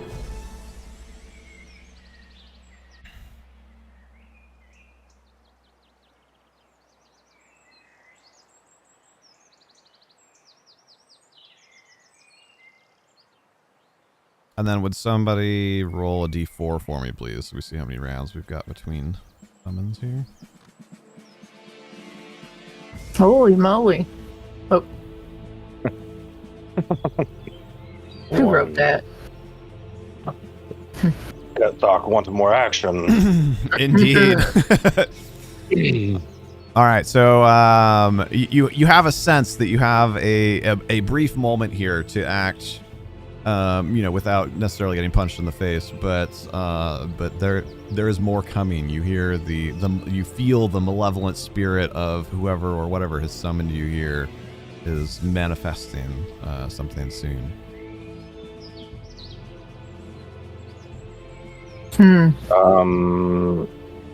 Are we? So we're still in turn order. Run in a straight line as long as your movement is not obstructed or the terrain is not dangerous. Up to 4 times your move speed. Ooh. Is this a? You're gonna outpace Stubby back here. I'm gonna remove that strength debuff though. Good point. Good point. Oh my! Can you go that far? So, gosh dang it. Did I accidentally drop my token? Once I grabbed myself, I couldn't zoom in while my fingers didn't work that way. Looks like he's inside the. Yeah, you're inside, just inside the cave wall there. In kind of the Okay. center of that sphere that I made. I was trying. I was Here, right I can, here. I'll just I'll drag you back real quick, and then you can measure again. Say again, sweetie. 4 times, so I can go 160. Mm-hmm. I can make it here and touch it.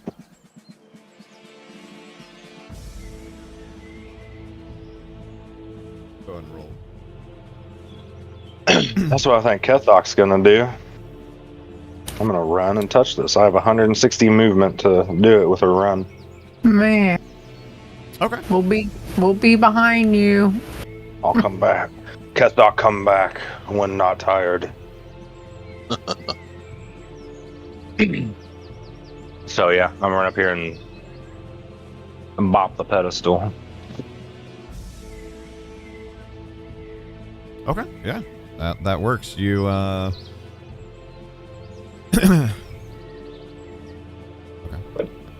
Thank you, sweetie.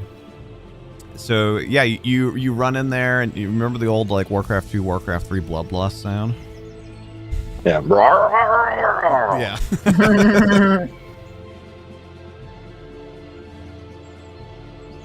All right. What about Cindy? I can't move my character. Should be your it might turn. here. Hold on. Oh, it might be if I help if I grab the right one. Oh, Sorry. That does help. Yes. Yeah. Well, I want to do the same thing. I want to get up in there and touch the thing. Whoop. Okay. But I can only your go movement 30. Might be a bit less than him, so you might not be able to make it quite all the way. No, I'm headed there though. How about that? Right there. Because where's the what does other it say your speed is? 30? So okay. So you could either make it or make it very close, because the same thing, right? You can run up to 4 times your speed. It was Oh. 100 and it was exactly where I'm standing was exactly 120 from where I was, and I was standing Right by literally me. directly Okay. next to you. So Okay, so I Double check moved that, make sure 30. it has to be Let times me. 3 would be the only thing. Huh? Oh, yeah. No, as long So I as you're not moved in 30. heavy armor, it's times 4. So yeah. Yeah, I didn't put armor on. So 30. you Yeah, could you go wait 90 to from where actually you touch were, it though, if would you be- wanted to Here, I'll go use back. use more of your spells before you touch it. I was back That's here. That's true. Yeah, you could potentially optimize this a little bit and Get close, but don't touch it yet. Like wait till you use like more of cast your mage all of your armor on spells. either yourself or the cleric, and then start moving Yeah. over there. Or you could run and then cast, next turn, like however you want to do it. But yeah, that is a nice, efficient way to try and make that happen. Because you should No. still have 2 spells left, or Okay. I was. Both of you guys were talking. So what did you say to do? Do my apply mage armor on the cleric and then go my movement. Is that what you said? we were just saying use your spells Yeah. before you touch it, so Okay. you don't waste. Like I think it's No. not waste, but Yeah, but I can do that, right? I can cast mage armor on the cleric and Yeah. then take my movement up. And normal movement to 30, yes. Okay. I'll do that. So I'll be right here. Right. Okay. And so I don't know how much more that gives him. 4. 4. Okay. Yeah. So now you have 4 touch. So he's got 15 now. Well, and it hits, like I said, I think it hits all the armors. It definitely at least is normal armor and flat-footed armor. Lee Wow. looked it up for us, but it didn't actually, the description didn't actually define it. It's just mildly annoying. Wow, then that makes his total AC pretty good. Yeah. Yeah, the cleric's pretty tanky. For a little guy, He's just a little guy. that's all I got to do, I guess. Okay.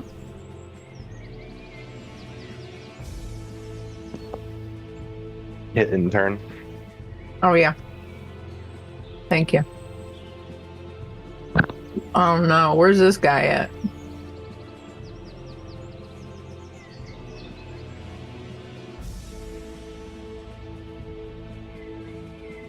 All I'm right. looking.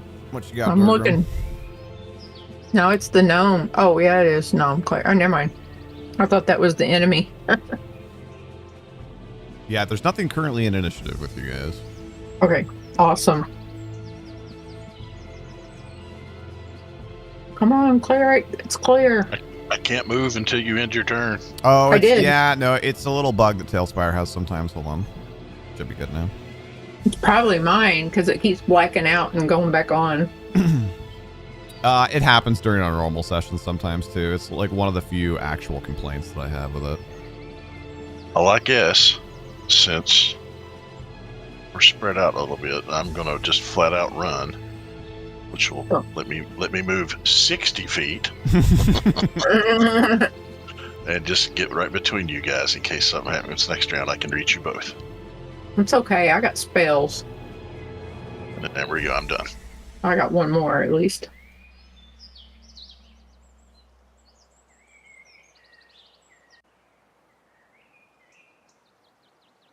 Oh dear.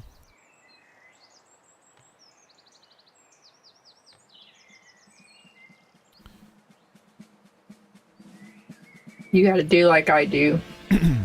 Always get forget to do anything, or need to wait until yeah, just because turn's over? Okay. It is Kathok's turn. Okay. What I'm going, or what Kathok's going to do? Going to. Is there a dodge action? I can't remember. There's a total Clear eyes. defense. So yeah, I'm gonna Kathok will total defense right here to guard the pedestal for his allies to Okay. run in here. No. Alright. My screen's black. That's very strange. Sounds like maybe you need a graphics driver reinstall or something. Oh no, don't say that. Or a memory. No. Well, no, I meant like like a memory, as in like a video, like technically restarting your computer is what I was getting at. But Oh, okay. No, it refreshed itself now once you hit your thing. That's weird. So I guess I'm going to now I can do a full move, right? Like I was going to do Mhm. up in there. Yep. since you have a spell, you still have one spell left, right? I'm not going to touch all the way. Yeah, I was say you can still wait one more time to touch it. Just be close to it. I am. All right. You should be good to go. Move. Oh, I went down too far. I can't find my character now. Right here.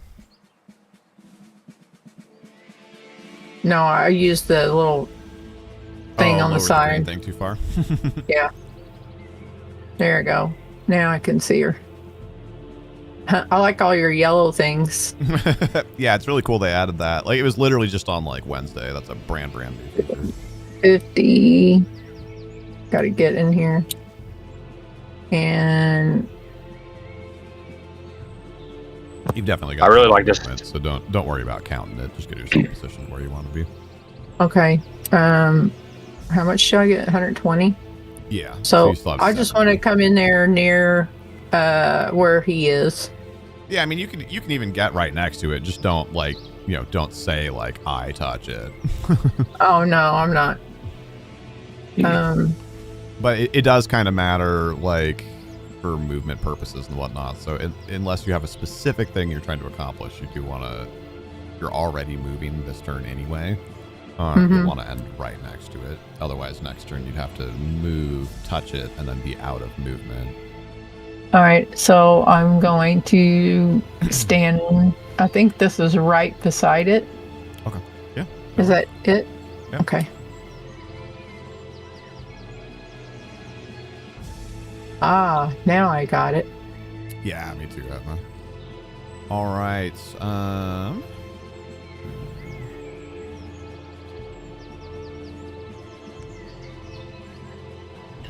Go ahead and pass your turn, Cindy.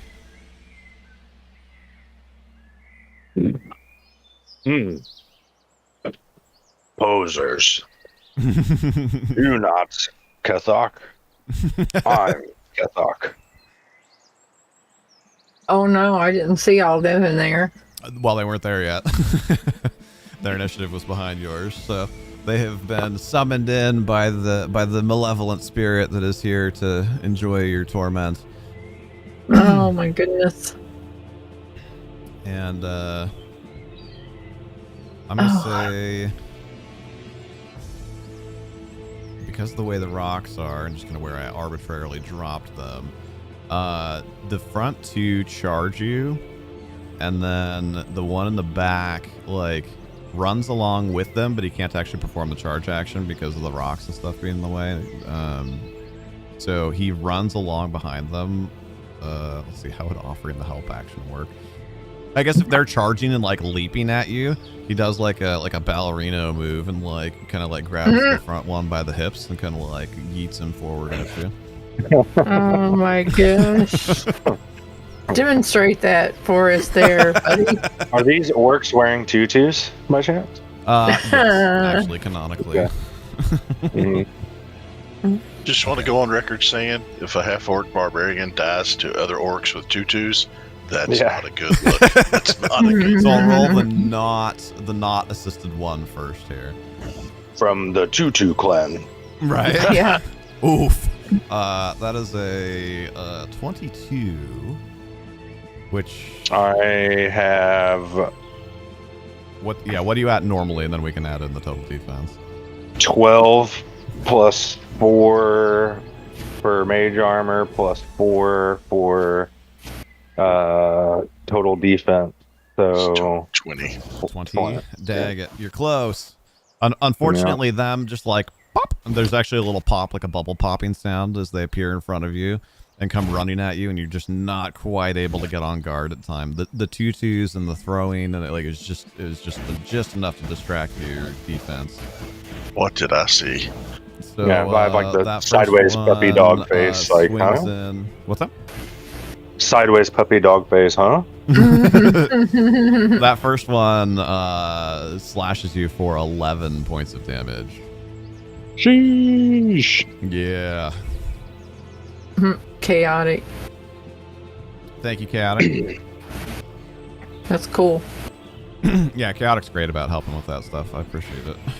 All right, the second one is rolling with, it's normally +4 for them, and then additional 2 for charging, so +6, but then this is the one that is being assisted, so this is a +8 on his attack roll. Oh! They are wielding falchions, so that is threatening critical. Oh dear. Oh my goodness. You may have just gotten Darth Mauled by a throne charging tutu wearing orc. Dear heavens. Okay, so hold on. What was the damage roll? The damage roll was 5 on the die. And then it's +4, so we're at 9, but I need to roll an additional 2d. Oops. Additional 2d4. So we're at 9. Ah, they weren't very high. That is an additional 12 damage. So you've taken a collective 23 points of damage from these charging orcs. Dang. We need our cleric.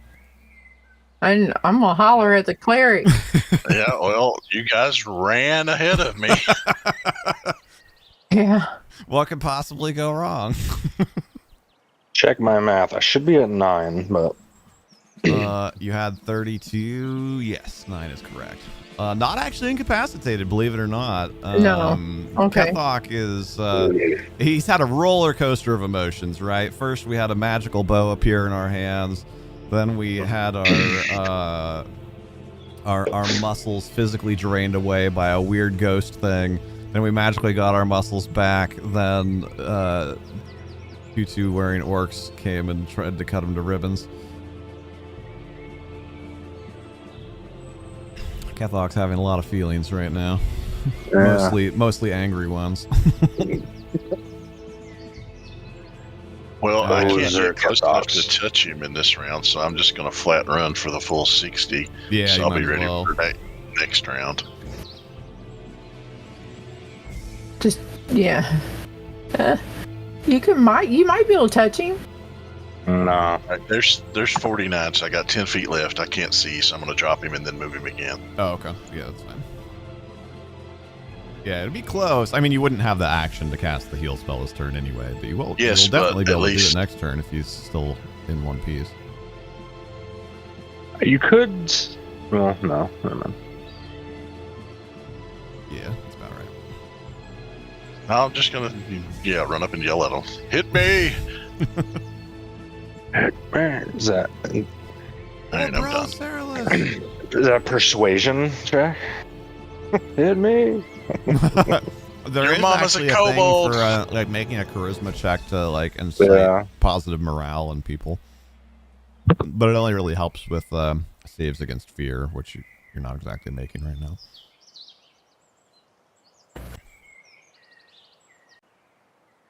All right, Kathok, your world has changed significantly in the last 6 seconds. What would you like to do? I can 5 foot. Yeah. And then I can keep running, right? Mm-mm. You cannot take any additional movement after in a round where you took a 5-foot step. That's the trade-off. Now you could take the disengage action, which is a 4-round action that combines essentially a defensive charge with a 5-foot step. Okay. I'm gonna do that. He's gonna go behind the cleric. behind the dwarf or the gnome. Sorry. What is he crawling over to you? Hit the little Kathok. Pointing at cleric. Uh, I should run further. But I want to take a chance of getting a heal, so. Yeah. Just stay within 15 feet of me is all I got to say. So I can move to you and heal you. I'm like hands behind your shoulders, like poking out, down by your head. Mm-hmm. Hit him. Hit him.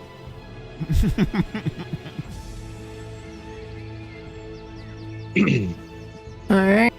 All right, Cindy. Yeah. Well, so I was trying to find the elemental orb, but all I see is elemental swarm. Yeah, sorry. It's a little bit easier if you're doing it in the spreadsheet. Specifically the spell, because it should be a hyperlink. Mm-hmm. It's called so the default one is called Orb of Acid, Lesser. Okay. So, but like I said, the element really can be whatever you want. It has a range of close, which is for you 30 feet. okay. An orb of acid or whatever element you want, about 2 inches across, shoots from your palm at its target, dealing 1d8 points of elemental damage. You must succeed on a ranged touch attack to hit your target. You do, however, notice they have left themselves quite exposed, pulling off this destructive ballerino move. Yeah. Mm-hmm. Well, I'm going to move up 5 feet just to get away, because I was behind the thing. Yep. And then I'll cast that acid on them. And up to how many creatures? Just one, yeah. Okay. I guess this one right here. Right here. The first one here towards. You can hit T, remember, to get your little laser pointer. Here. Okay. Yeah. It pings off of his arm. That's cool. All right, so 1d20 plus your dex modifier to hit his touch. So. AC. Okay. I believe. 7 plus 3 is 10. Okay, that actually may very well work. Let's see. Their touch AC normally is only 10, and it's 8 right now because of their risky maneuver there. Mhm. So, you obviously you can describe it however you want, but you hit him with an orb Yeah. there. Go ahead and roll your damage and describe it for us. And is that a D6? D8. Oh, a D8. Huge. So I just take my hand and tell him, you need to get out of here. Back off. I guess. All right, 7. Pretty solid, although I may have lied on the dice. Hold on. Looney just pasted something. That may potentially be an older version of the spell, Looney. No, both of the ones I see say D8.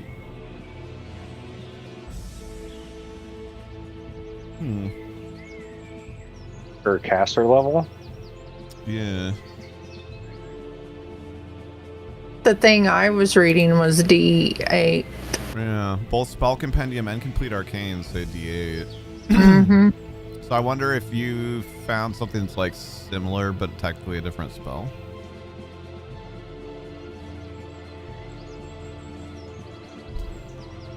That's the Orb of Acid, so... Oh yeah, because that's talking about fort saves also. Yeah, that's a different spell.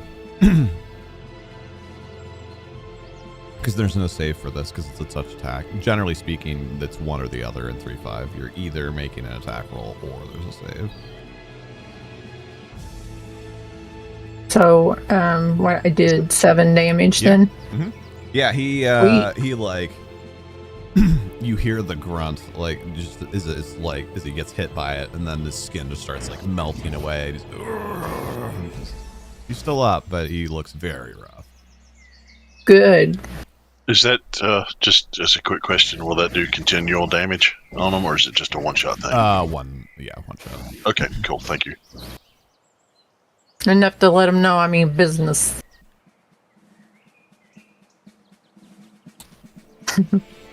You can't hurt my friends.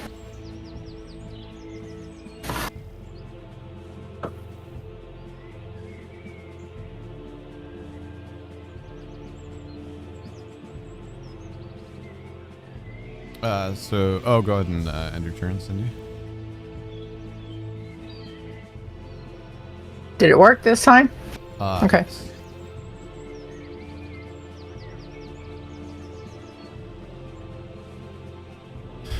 Yes.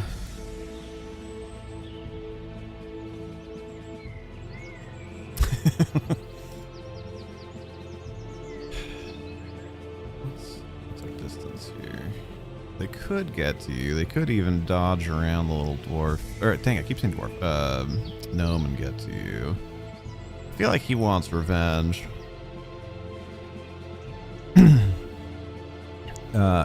Coincidentally, his name is Ken Thonk. And he does not like having most of his skin melted off, so he's going to go for you. Thong of the Choo Choo Clan.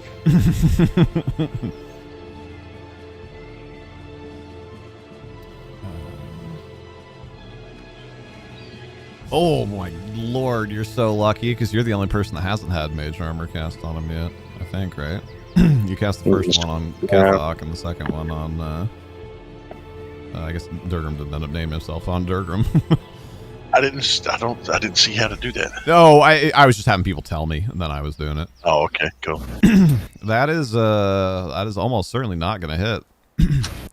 I got a frog in my throat here. They have a +4 when they're not like charging and doing various shenanigans and whatnot. So that's just a 6. So yeah, he just blinded by his rage and pain from you hurting him. He runs up and tries to swing his falchion at you, but you duck and it hits the clangs against the pedestal there. You can't hurt me. I think the other two are both gonna Charge. go here. Actually, yeah, you know what? Orcs are pretty aggressive. Oh, were they far enough away though? I think you have to be able to move at least 20 feet to charge. I don't think they were far enough away. They were pretty close. You're not supposed to listen just, to me though. Normal attacks. You don't have to that is listen an to me. 18 to hit whatever your newly modified AC is there. My AC is 21. Nice. Okay. You take it on your shoulder. It's a little sore, but you're doing okay. And same thing. All right. Clang, clang. Fine by me. Battle gnome is unfazed. That's right. All right, so I would like to cast Cure Light Wounds on my companion. If I looked it up correctly. That is spicy. You can, but you are within melee range, so they will get attacks of opportunity, but you get a bonus for combat casting. I forget exactly how that works. Yeah, I don't care. And you got 21 AC. Right. Yeah, exactly. Yeah. Combat. Stand. You get a +4 bonus on the concentration checks made to use spells or spell-like abilities while on the defensive. Helpful and also not.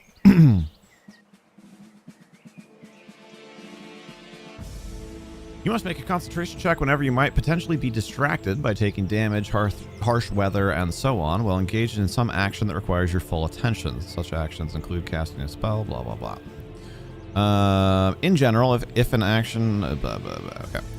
If the concentration check succeeds, you may continue with the action as normal. If it fails, the action automatically fails and is wasted. If you're in the process of casting a spell, that spell is lost. The table below summarizes. All right.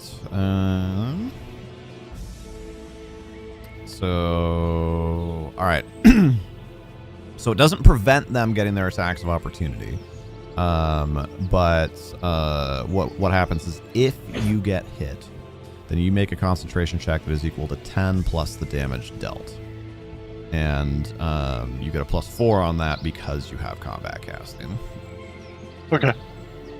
And it's constitution based, which you have 3 con anyway. So you get a +7 on that check if they hit you. Sounds good. All right. So I'll roll. Same thing. We'll start with this one closer to the rocks. Hit me. Your beat. That is 21 versus your 21. So that is a hit for 11 damage. Whoa. I hope they don't hit me that hard. That's all I got. So Okay, and then I got- so you take 11 damage, and then you need to make a DC Right. 11 concentration check with a +7. Okay. You will succeed 80% of the time here.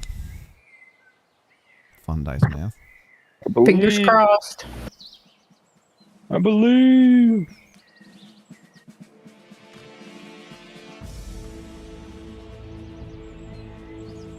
Seven Easy. plus 7's 14. Yup. So you do still get hit, like that happens, but Right. you will get the spell off as long as the other one doesn't drop you. He's gonna miss. He does indeed miss. Yeah. Unfortunately, his other buddy hit you so hard that it kind of knocked you out of the way a little bit, and his swing goes wide or short, I guess. Technically, it goes short. Pun Hey. intended. Hey.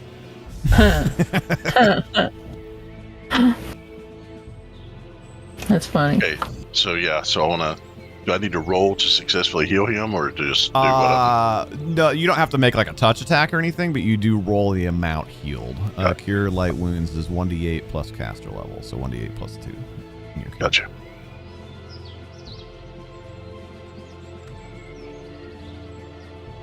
Oh, yeah. Yeah, pretty solid. So he gets 8 points back. Yay. Yep. Yeah, technically on the whole, a trade down since you lost 11 and healed 8, but it's more evenly distributed now. Better than Yes. I was before. Exactly. You're not. Hopefully. Yeah. That's okay. my- Cool. All right. So yeah. I'm done. Sorry. Well, and also for maximum efficiency, you have not touched the podium yet, so as long as you don't get killed, you'll also get full healed. Yeah. Hopefully, I've got. I think I still have 3 more spells I can cast for Cure Light. So True. Nice. Gathok. Squish him. Yeah. Yep. Let's see. For whatever it's worth, this one is the one that has been hurt. Yeah, the one that's about ready to bash me. Okay. Yeah, but you get to go before he does. You could probably kill it on your turn with another orb. Yeah, I could. So I don't know. I mean, I'm just tossing that out there. Yeah. I believe in Mama. All right. How many hit points do you have back, Cathok? Or what's your total now? You should be able to check 17. it too, I think, if you right-click on them. Okay. 17.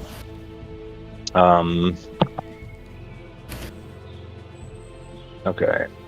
So I'm going to just use my bow is going to morph back into a mundane great axe. Okay. And I keep hitting B for some reason. And I'm going to just hack at this one in front of me. Oh! Natural 20. Heck yeah. Nice. Come on, confirm it, baby. Nice. Let's go. Cathok angry. Cathok hurt. Oh, God. Hit 11. Oh my Wow. That's God. almost I double love his it. health, so describe it for us. See you later. That's funny.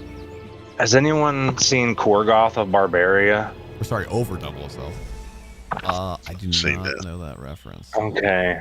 Well, just for it's a old like Adult Swim Cartoon Network thing that came out. It was like 3 episodes, but I grab his top knot that I assume he has in this pool and pull his flesh off, and he falls over. Amazing. Good hit. And he screams with his tutu. Ah. Yeah, somehow you so it's like the tablecloth trick, right? If you do it fast enough and just right, you leave the dishes on the table. The tutu is still on the skeleton. That's funny. Slice him in half, and his tutu becomes a 1/1. So much for tutu plans. Not as good as Cathok clan. And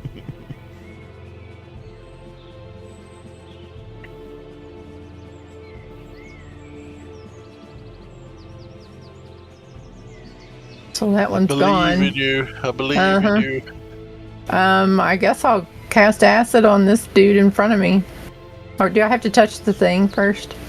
Are you out of spells right now? I mean, I used one of each already. Or I used them all. How many do I get on each one?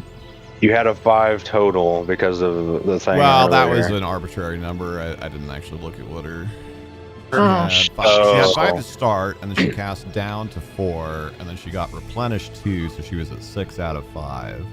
Oh, wow. And Oh, then you should have 1 more left. If that's the Please, case. Okay. one. All right, so then I'll cast an orb on this guy right here. You will likely want to take a 5-foot step back before you do that. Okay. Everything in 3.5 has Okay. what in 5th edition would be called Mage Slayer. Oh yeah, I don't want to do that. 2 major Oh, my. armors, 2 Rays of Frost, 1 orb. So The 5 Rays of total. Frost or Four. the Rays of Frost on their own table. She gets 6 of those. Yeah, Rays of Frost or cantrips. Oh, yeah, you have tons of spells. Yeah, Oh, yeah. can I forgot how the. Can I change it or? Oh no, I'll cast your level acid on him. works. I'm good. Yeah, I'll you might say as well. I'll 'Cause, do- I mean, you could even if you hit him with Ray of Frost, you might not kill him. Which I guess technically is Right. true of acid as well. But Right. the average roll on acid is 4.5. The average roll on Ray of Frost is 2.5. So. Yeah. So You've got this. let You've me got roll. this. Yes. Oh yeah. And then plus my dex, right? Yes, ma'am. And it's 3, so that'd be 20. Yep. You very much hit him with it. Just don't roll a Hmm. 1. Got 2 health Huh? left. Roll a 1d8. Yes. You've got it. You've got this. Oh, come on, mouse. Okay. Oh, 4. Hey, there we go. So do something for me real quick. Right click on that orc, mama, and go to attacks, and there should be one for magic missile. So, like, go ahead and request that attack. It's something that we often forget to use, but it's kind of cool. So technically, you should do that every time that you're like rolling an attack, and then depending on your outcome, that'll approve it or deny it. Okay, but, you so give it a little razzle dazzle. Bam. oh heck yeah! Look at that. That's funny. Yeah. Oh, dang, All right. I didn't see it. Doggone it. Oh, Oh, here, I can do it again. It's fine. Hold on, standing back up. Instant replay. all right, here we go. Request again, Mama. Oh wait, I clicked on. Wait a minute, I clicked on myself. Oh, yeah. I don't know what that'll even do, but there you go. All right, you ready? Uh huh.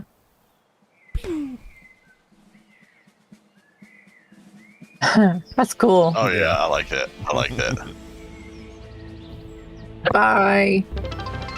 Crunchy cheered 100 bits. Now we have one more. Orc. Teach you to hurt my hello. friend. How are you? Thank you so much. Yeah, there's only one left on his feet, or I guess two if any of you want to go Donner Party, but. Um. Wait, hold on. Say it again. Hey, big brother, how's it going? Yeah. All right, it's a orc's turn. Sorry, Pixie's brother just came by into chat. Oh, Hello. Glad you guys are doing well. It sounded like Pixie might have already primed you a little bit, but we're doing so it doesn't work quite as cleanly. But we're doing sort of like the Mischief Maker and 7 Days to Die, but with Dungeons and Dragons instead. So with your cheer of 100 bits there, you get yourself 100 doubloons that you can use to do things in the arena. If you don't want to fart around with it, that's totally fine. But if you do, I can show you how to do it real quick. Where's the dang thing? There it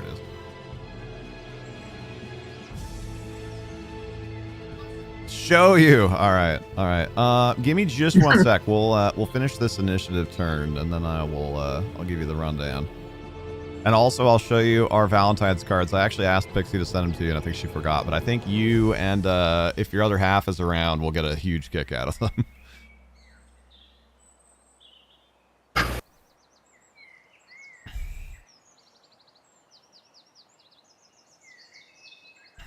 First of all, though, Crunchy DC. Make sure I spell that right. KRENCHIEDC. And that is 100 doubloons.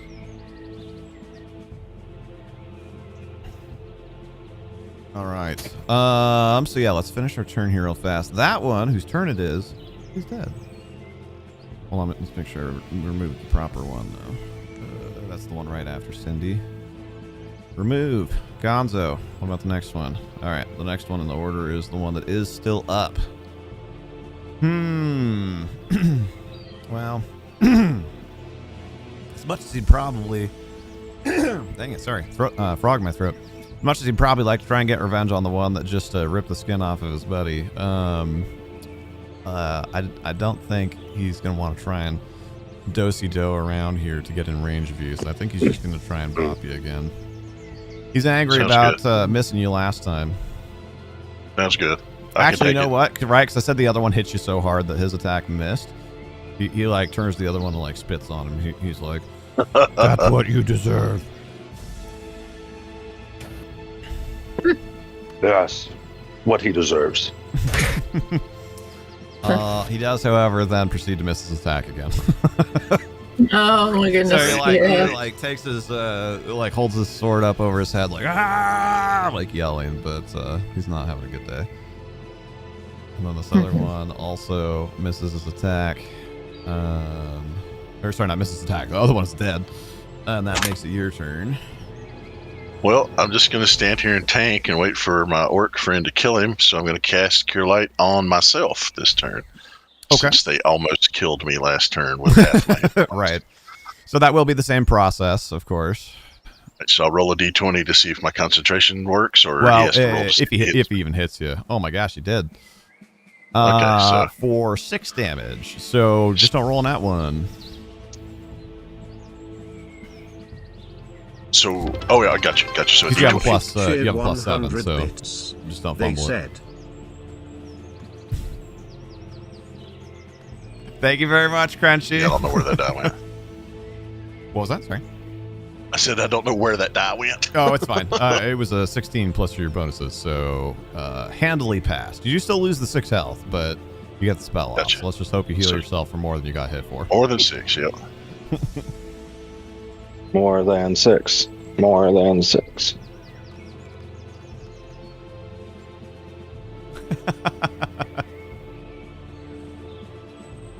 Yes. I got a net total of 2.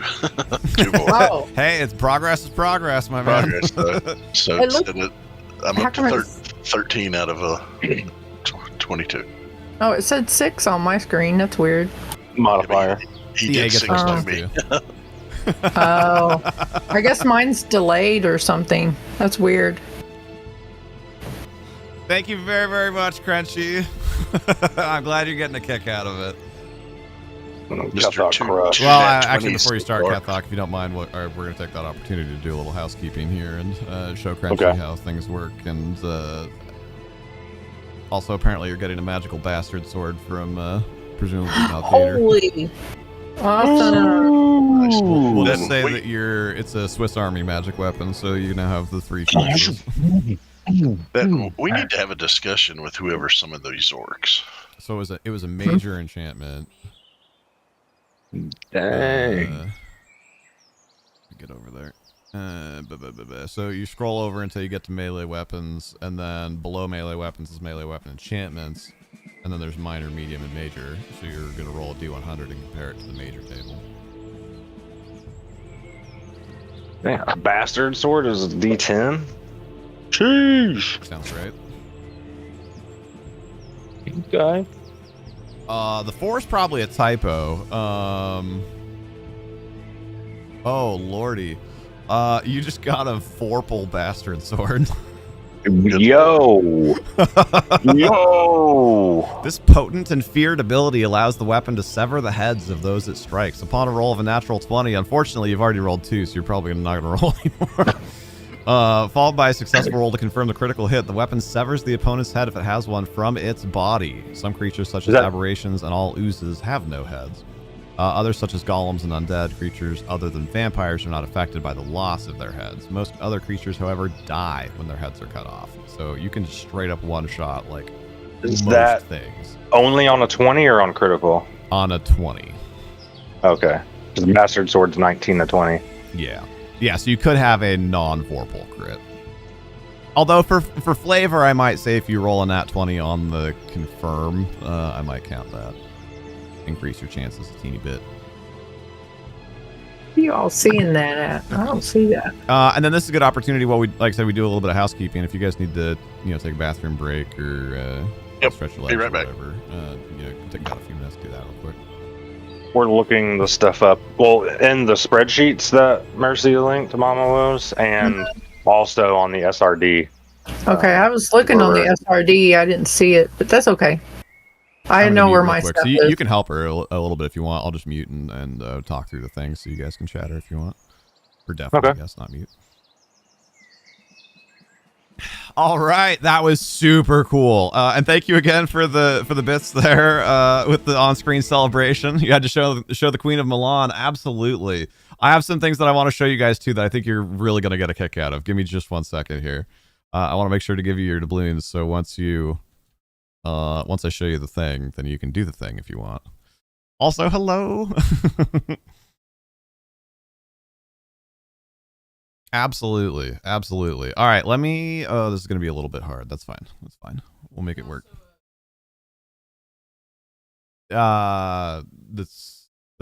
It's for subs during.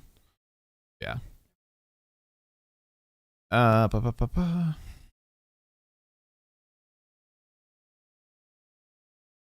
This will make sense in just a second. But I think you guys will get a kick out of this. Nope, not doubloons. Valentine's. Okay.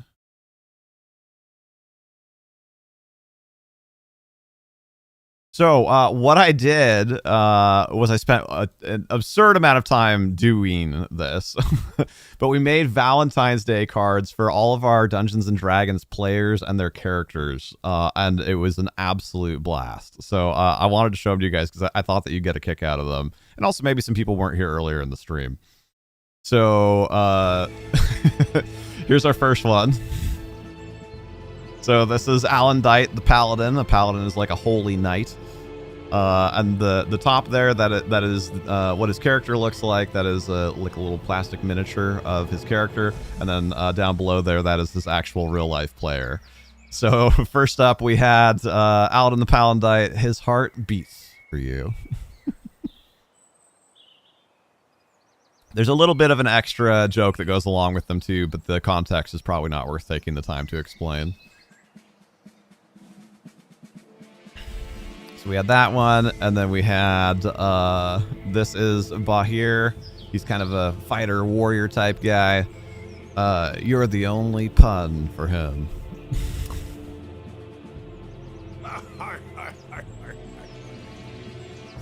Then we've got Druge, the half-orc. That is a real metal crown that he got for being the top supporter during one of our special events. And he was wearing it during one of our Dungeons and Dragons sessions. So this was a really fun one to put together. But want to be my queen? Then I included myself, made one for myself. I'm crazy for you. I'll catch up on that chat in just one sec, Professor Petty.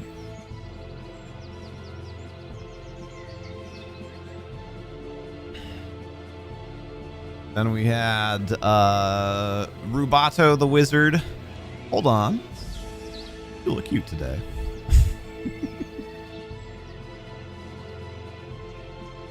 Yeah, it may very well have been. And then the last one, best for last, of course. Gotta save your sister there.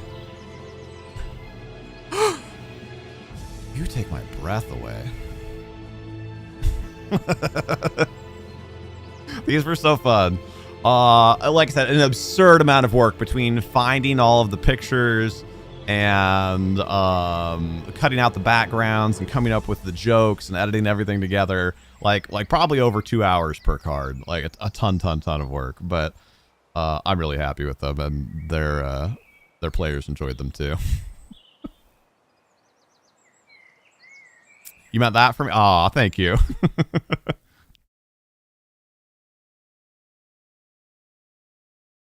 So, all right, then let me get to how to show you how to do the thing. It is a little complicated because it's not like a fully functioning program like the Mischief Maker thing, but we did our best to kind of narrow it down to make it as simple as possible, but still functional. But I apologize in advance because it's going to look like a lot. So I'll show you, and then I'll give you the Cliff's Notes. But there will be 2 links in the chat here in just a second. Excuse me. Gosh dang it. I'm like somewhere between hiccups and I don't know. I don't know what's going on.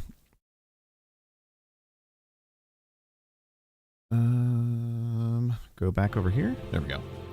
So there'll be 2 links in the chat. One of them will have all of this, which is probably way too much to look at, especially if you're on your phone. But the important part is that what you can do is you can use we call them doubloons that you got for cheering to do stuff like in the game. And the stuff is you can give people magic items, you can cast spells, positive or negative if you want, on them.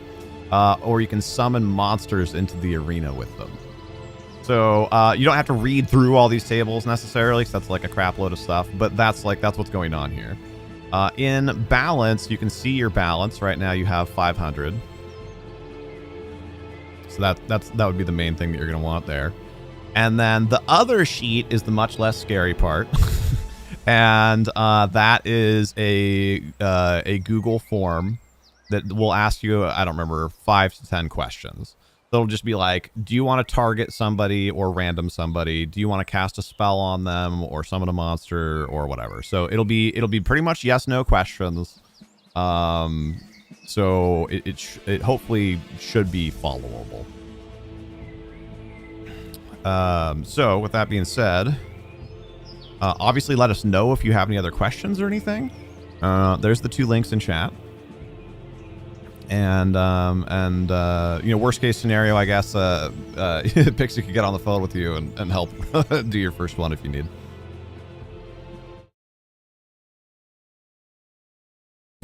She says, "No, you got to figure it out on your own," according to her.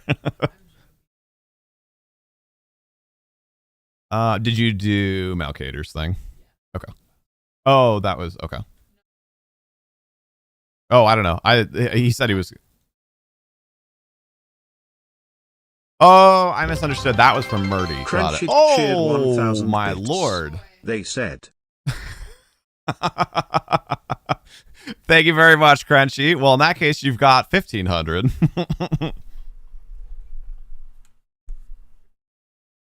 But you got to go to bed. Okay, no worries. No worries. We really appreciate the drive-by. Thank you for the cheers.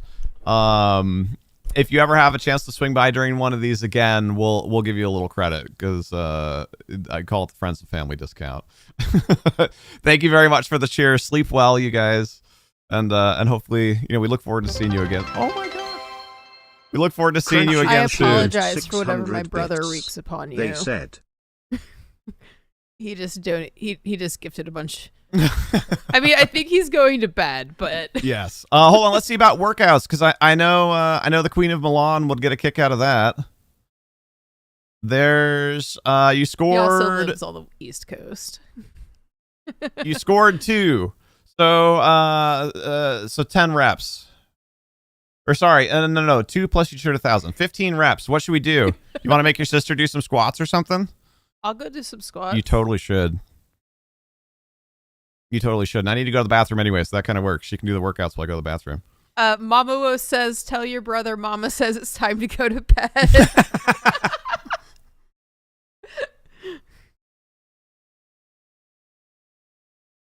These are your choices to remind you can ignore the numbers for now. What should we make Pixie do before you go to bed?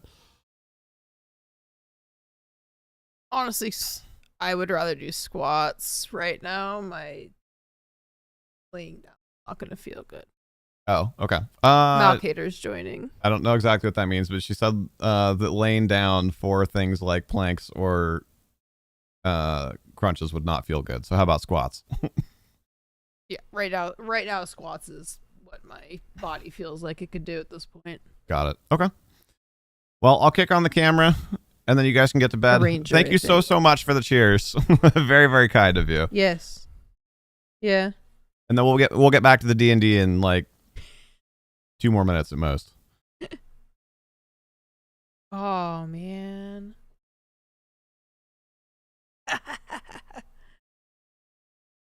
Oh dear.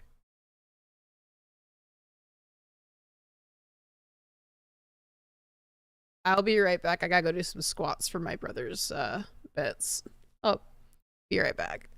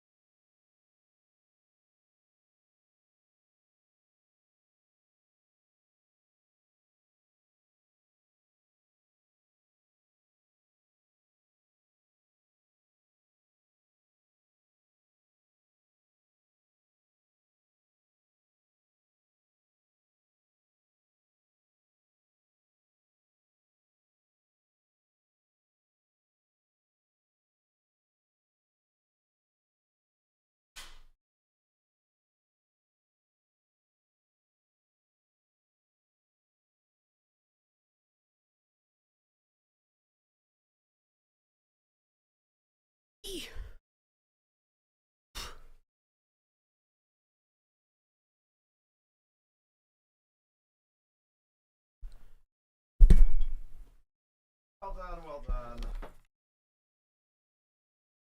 If you're still here and on stream, but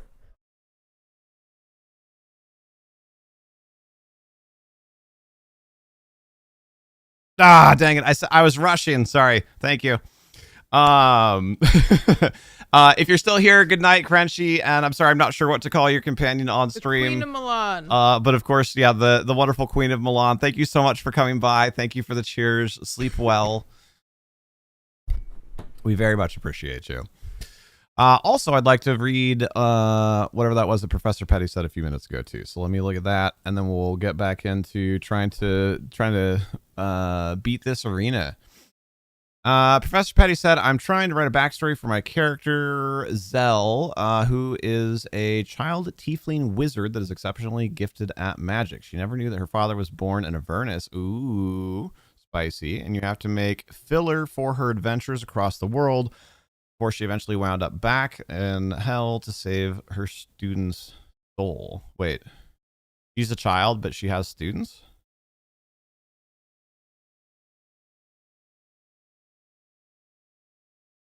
Writer's block sucks. Yeah, that kind of thing. It's hard because it's so open-ended, right?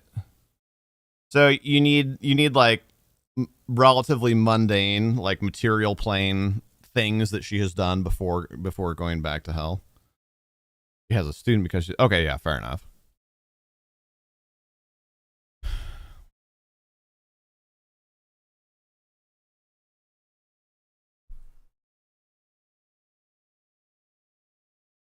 Character's level 16. Holy cow. Okay. Well, yeah, so I mean, you need a fair number of stories, although they don't necessarily have to be super detailed, right? But I mean, honestly, you could even just repurpose adventures that you've had other characters go on, right? Like think if you're having writer's block, then reuse stuff. Like nobody's gonna know, especially in the context of that character, that you're reusing things. So go and say that she went on, whatever, that pirate adventure that you went on, and yeah, I would start at the academy for sure, and then then add a smattering of adventures that you've had with other characters as like adventures that were in her backstory, and then something to bring her back to the university, and then obviously we need some sort of way for her student's soul to have gotten stolen or endangered or whatever. So, they found a forbidden book at the, underneath the shelves at the library, or they, were studying archaeology and they found a cursed item or something like that. Yeah, adventure or research that took them to ruins. Exactly.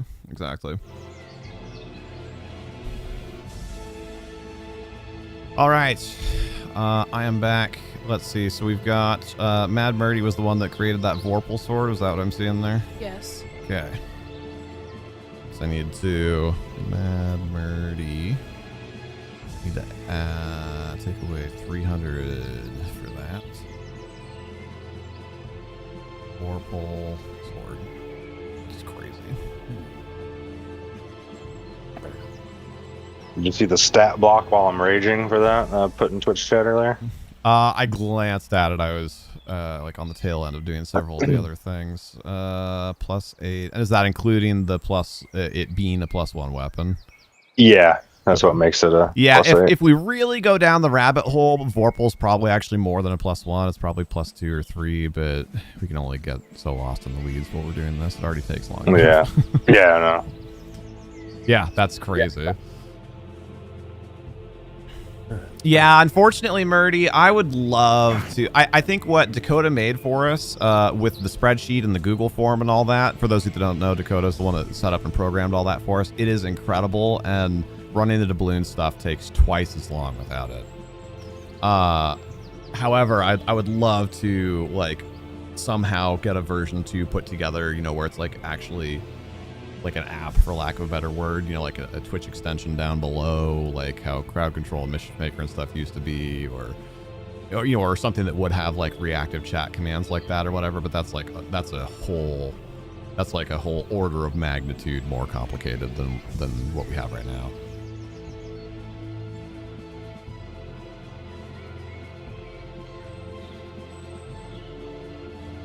I thought there was a link. Oh yeah, And there's no way Yeah. we can fix that one. good catch. I mean, if you can see the message, you could look at it and copy it, and then put the space in that was missing, and then paste it for him. All right, Cathok. What do? Cathok.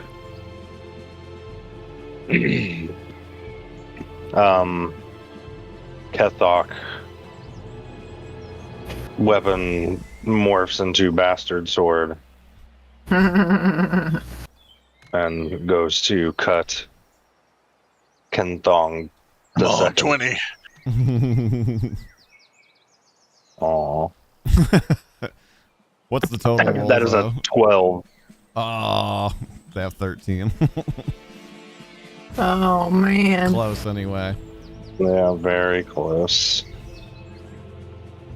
You take a huge, like, you know, you're going to attack him, and then you feel like like an urge in your body, kind of like emanating from the arm that's holding the sword to swing for his head, and you do, but a little bit too broadly, and he ducks down underneath it.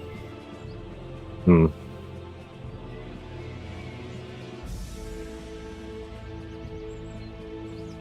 Oh, sorry. Cathok, turn over. Mhm. So,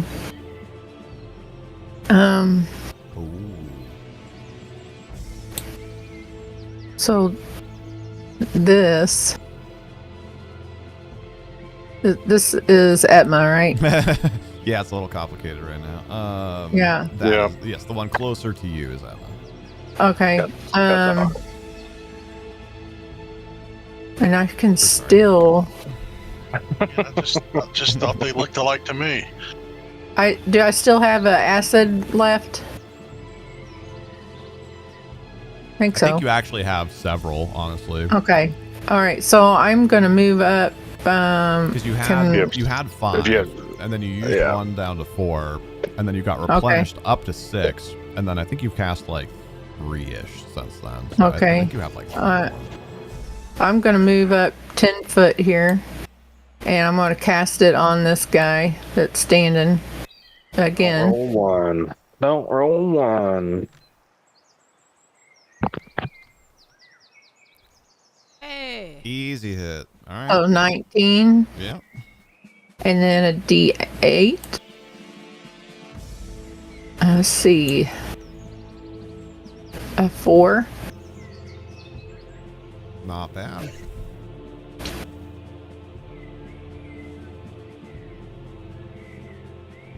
When you looked it up, apparently Vorpal is a +5.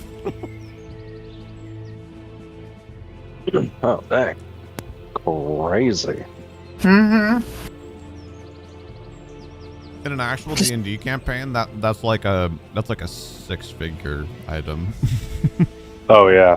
That's.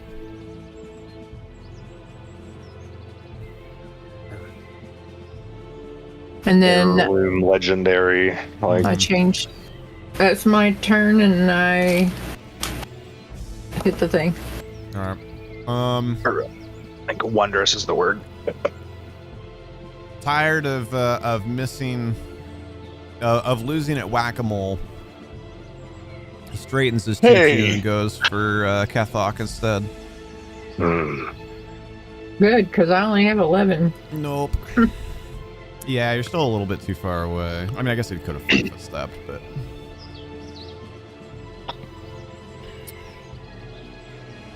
Cathok Well, I'm just gonna unfazed. Yeah. Sorry. I'm just going to swing at him. All right. Swing with might of Cathok.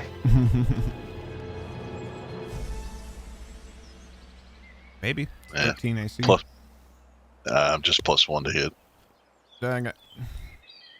My good word, I've been speaking with my mic on. That's okay.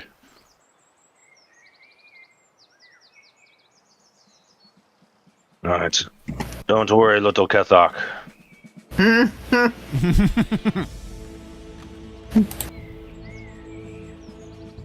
Where did it go? I think it actually let go of it on top. I Ooh. think so. It was, 16.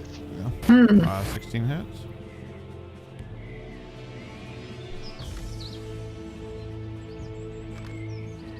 What the heck? 2 plus 6 is 8.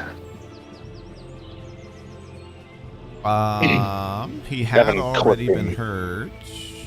Oh, right, by Mama. So that is enough to drop him. Heck yeah. Well, whatever. We work. Rock, but he's dead, so it doesn't matter. Now, All right. Somebody, actually, hold on. I'll check our queue and see if we have any other redeems that we need. No, we are up to date. So somebody roll me a D4. The first one rolled counts. Not me this time. yeah. Oh, there you go. Oh, spicy. Okay. Well, I meant to escape, but I Yeah, you're fine.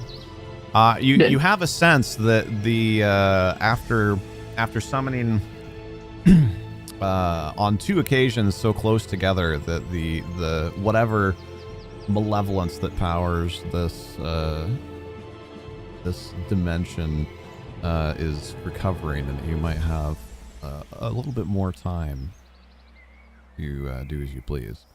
I'm going to leave it in initiative order just for the sake of keeping track of it, but Well, I would like to, just telling you guys, I'd like to heal Kathok one more time and myself one more time maybe, and then hit the pillar to recharge my spells. sure.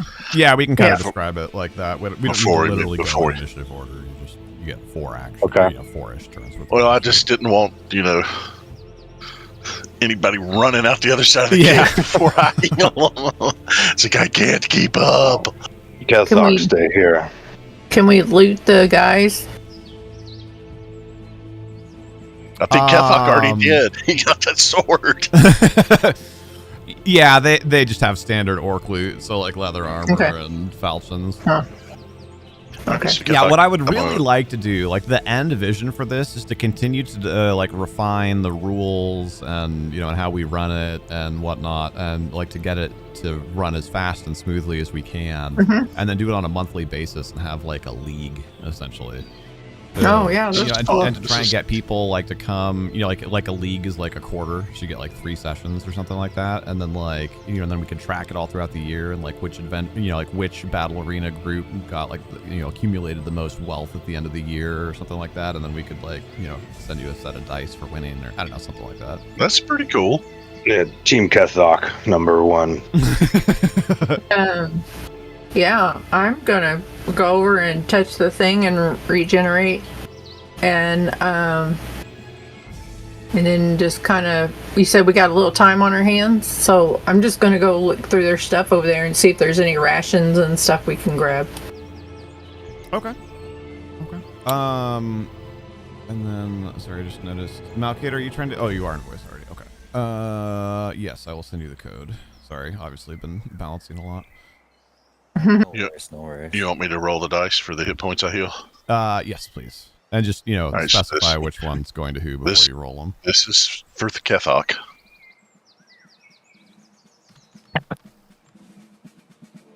Nice. 6 plus 2 is 8. Sweet. And then this one will be for me.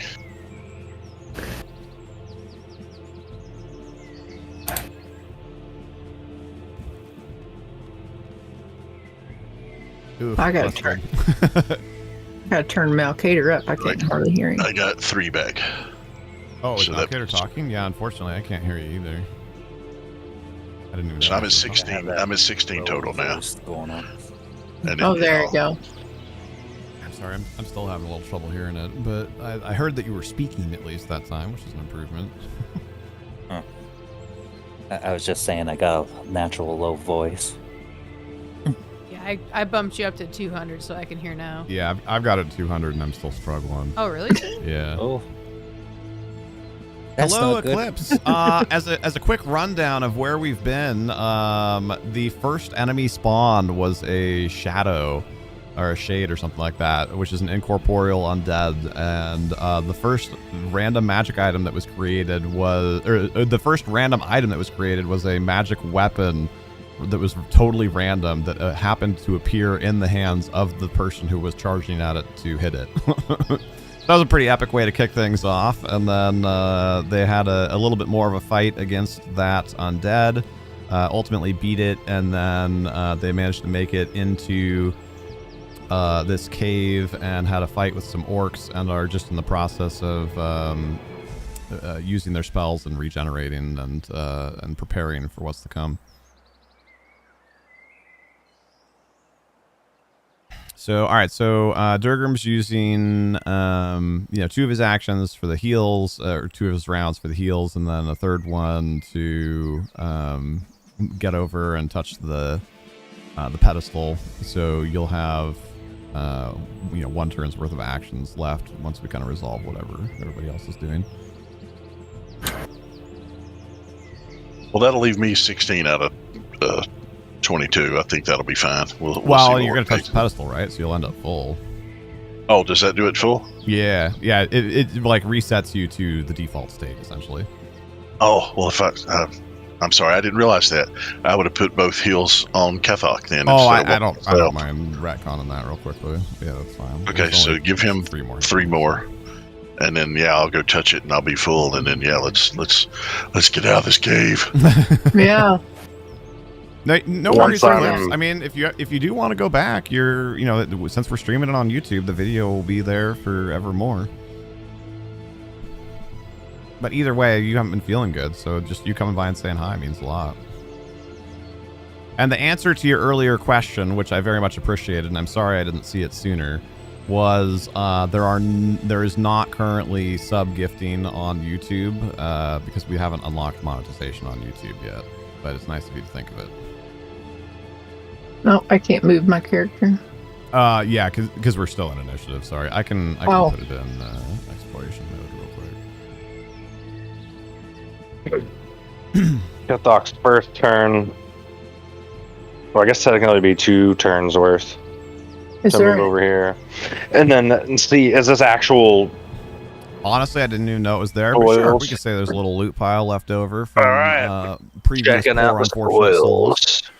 Yeah, that's what I'm doing. I'm checking their stuff over here. So I'll be looking through these spoils over here. Okay. Oh, you're good, Eclipse. No. We're actually on both right now. We're multi-streaming. So, whatever. Certainly no pressure, but if that's what you want to do, we are doing both.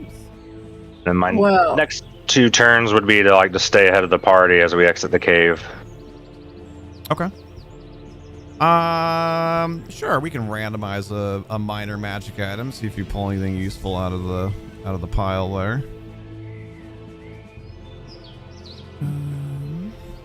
What board should I be on? What was that, Malkainer? What board should I be on? I'm sorry. I'm trying What so hard. board? Oh, you just need to get into one. Are you in one right now? Yeah, I'm Okay, at the then I can- second I can house send control. it to Oh, you. okay, there we go. Thank you. And then which character did you want?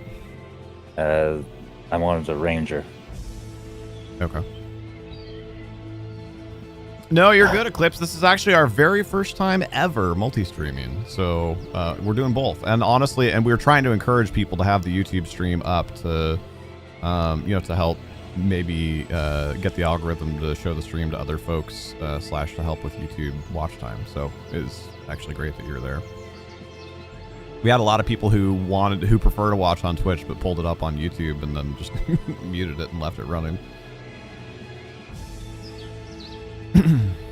Sweetie, do you want to do a random minor magical item for Kethok's rifling around there real quick? And then maybe do like a random potion for Mama's searching. While you're doing that, I'll get we'll get Malkator added. Do we have Ranger, right? free movement right now, right? I mean, ish, right? Technically, you have 4 turns worth of actions, so. Okay. So I'm gonna go in the here too and check it out. Looks like there's a little. Oh, is that an exit? Yeah. There is next. Oh. After that's what my last 2 rounds were going to be, to go out in front of you guys. Thank you, Eclipse. Okay, I'm gonna Appreciate you. back up then. I'm gonna be right here. Well, technically, you'd have Although- 1 round because it'd be. I think you said 2 to get to the treasure pile, right? And then 1 to search it. Yeah. Well, And then- 1 to get to the pile. Oh, to okay. go in a straight line to it, and Gotcha. with a run, and then 1 to search it. Okay. I can't get my character to spin right. Okay, there it is. Although I will try and stay closer to Okay. Little Thank you. Kethok. Thank you very much, Eclipse. Appreciate you. I can add doubloons for you in a moment if you want to futz with that. But either way, we're very grateful. Eat. Is it a minor magic? Now we item have a too? ranger. It's just a matter of where I'm being placed. Hmm. Oh, Yeah, he's got to pick your character out, doesn't he? ring of Yeah, chameleon power. it's fine. Do He's I get looking another for Vorpal? it. It's funny. Eclipse. A minor ring of chameleon power. Okay. Apparently, you found a. Wait, is minor in the name of the magic item, or are you just saying that because I said it's a minor magic Yeah. item? Okay. So you found a ring of chameleon power. I have no idea what that does, but That sounds Ring? fun. And Probably then lets what's you the hide potion good. that Mama just a Mhm. random potion for Mama. I wanted you to do. Potion. As a free action, the wearer of this ring can gain the ability to magically blend in with their surroundings, which gives a plus 10 competence bonus on their hide checks. As a standard action, they can also command the ring to utilize the spell Disguise Self. As well, the wording is as often as she wants, which is weird because usually D&D 3.5 words that as at will. And Mama got an aid Yeah. potion. Funny. Mama got a potion of aid. Of aid. Mhm. Pixie's kind of helping run stuff in the background is what's going on. Malkator, odds or evens?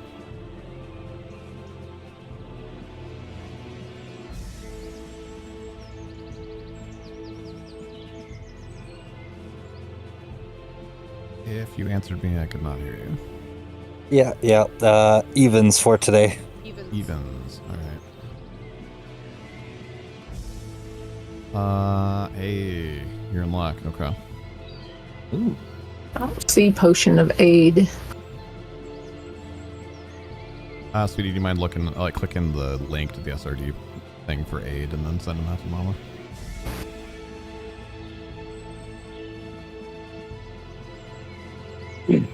Aid is a +1 morale bonus on attack rolls and saves against spear effects, plus temporary hit points equal to 1d8 plus caster level. Wow. Everyone beat me to it. Yeah, but that's okay. You can still do it. I'll click on it. Shoot. Mercy, would you also like me to roll for an initiative, or? Yeah, please go ahead. All right. Thank you, Pixie and Evan. That's pretty good. What does that make your total? Something I think Kethok was like 24, right? like that. What, my HP? No, 21. your initiative. Oh yeah, I was 20. 23, I believe, was yours. Yeah, I was 18 plus 5. It's a separate thing, Eclipse. Yeah, it's a separate thing. So this is they've been they've found themselves wherever they were, whatever they were doing moments before. They've been swept into this other dimension where their very life is being tested, and they're trying to get to the treasure pile at the top of the hill here, wherein they will find their salvation and their escape. No sweat. All right, so Malkator is going to drop in Helldivers Hellpod style when you guys start to exit the cave here. So he's not actually on the ground quite yet, but just plopped it in there. Does he yell democracy as he lands? Right? Yeah, you do the little fist salute. It's a picture as I pull out my bow. Here, have a little arrow of liberty. There we go. All right, so yeah, go ahead and do your last two. Like, go ahead and position yourselves where you are now at the end of those, 4 turns of whatever.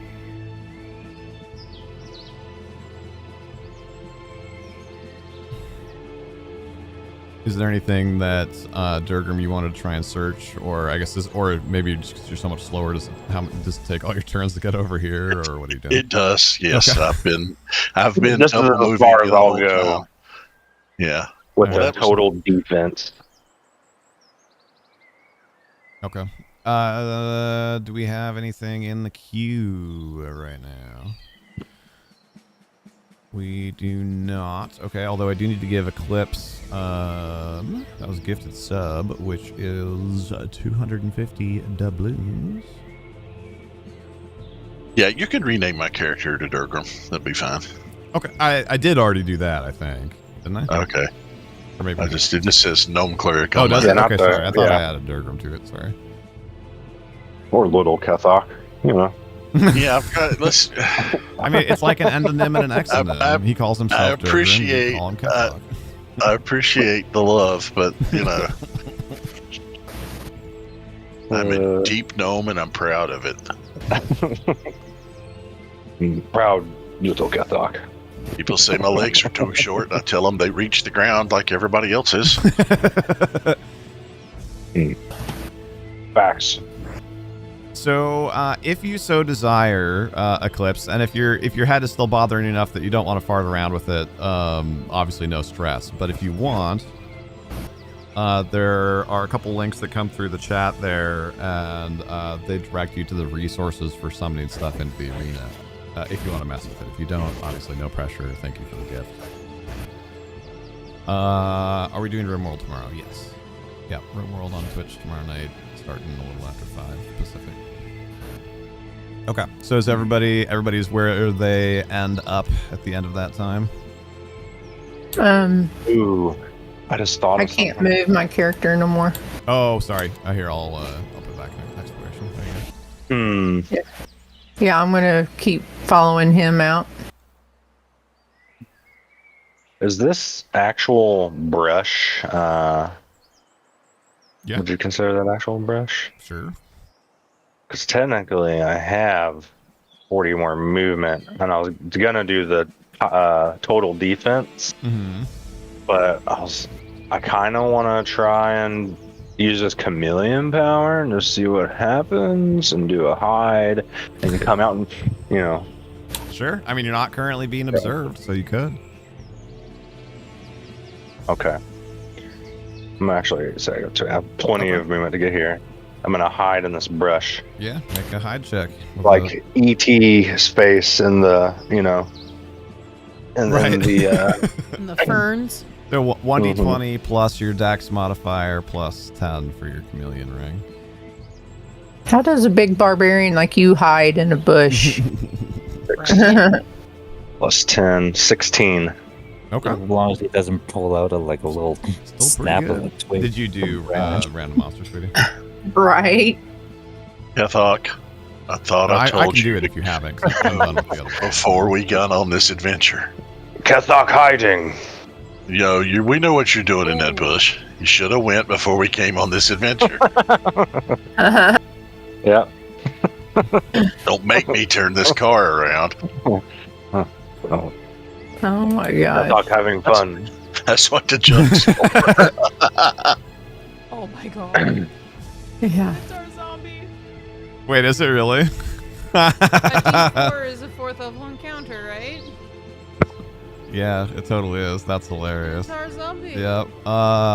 And upon whom? Oh, that's fine. I'll do it. Or I guess there's 4. Well, there's about to be 4, so I'll do D4 now. Oh, and I need to add you to the list also. Ooh. I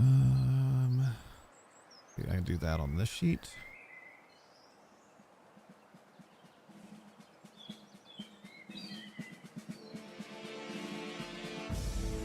Malcater and Mama. Oh, monster. No, items. Wait. Oh, I see. Let's see what happened. Malcater and Mama. Monsters. Malcater. And Mama. Oh. Mama. You're in Mama. Yeah, sorry, Huh. I'm mostly talking under my breath. I needed to add Malcater to the like the Google form and the spreadsheet and all that. Yes. Well, what he actually means is he summoned 3 beholders on top of Mama Rose. Yeah, that's what I was saying. Why am I only hearing Mama? Hopefully you did that right. I will take a look in just a moment. Thank you, sir. Oh.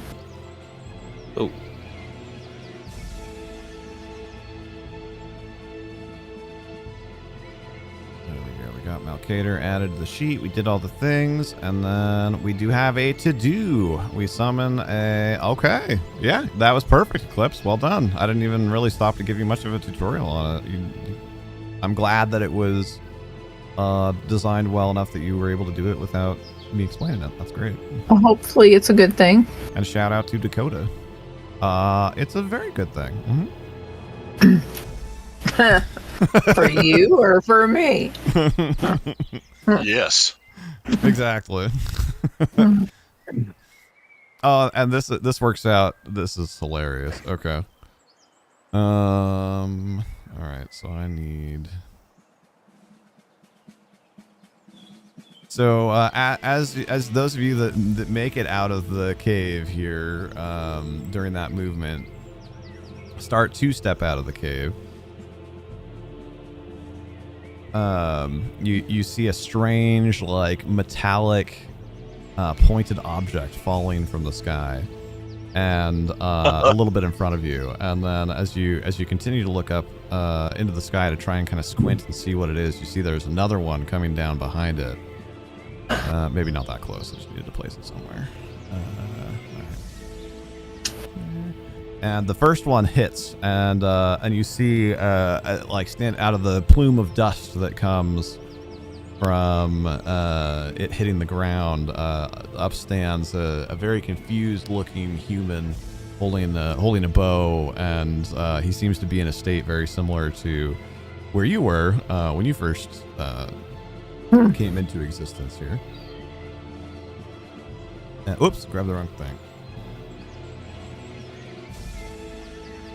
The other pod starts to deviate just a little bit, but then slams down into the ground, and out of that one stands a less confused, more angry-looking Minotaur zombie. Oh my goodness. Holy. Oh, okay. Is that what he... I got this. Is that what Eclipse did for us? Nope, that was what we did. Oh, okay. That's the random encounter. Oh, Yep, that was the random Holy. encounter. We haven't even gotten to Eclipse yet. Oh my goodness. Oh, and also, What's the order? Oh, well, you have to make him that big. that's how big he is.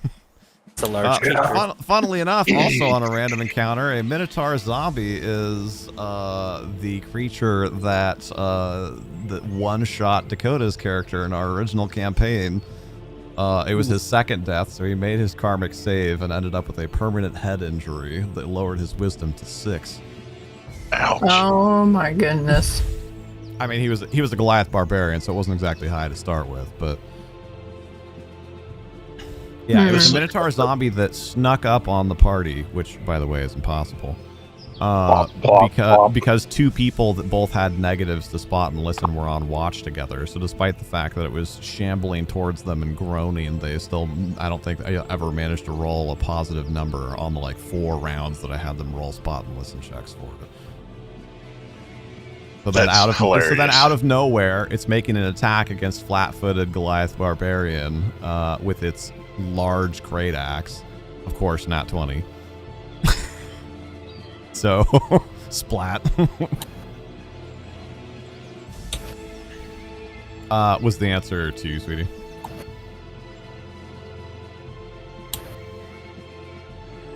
Oh, you did? Oh, that's exciting. Okay. Excellent.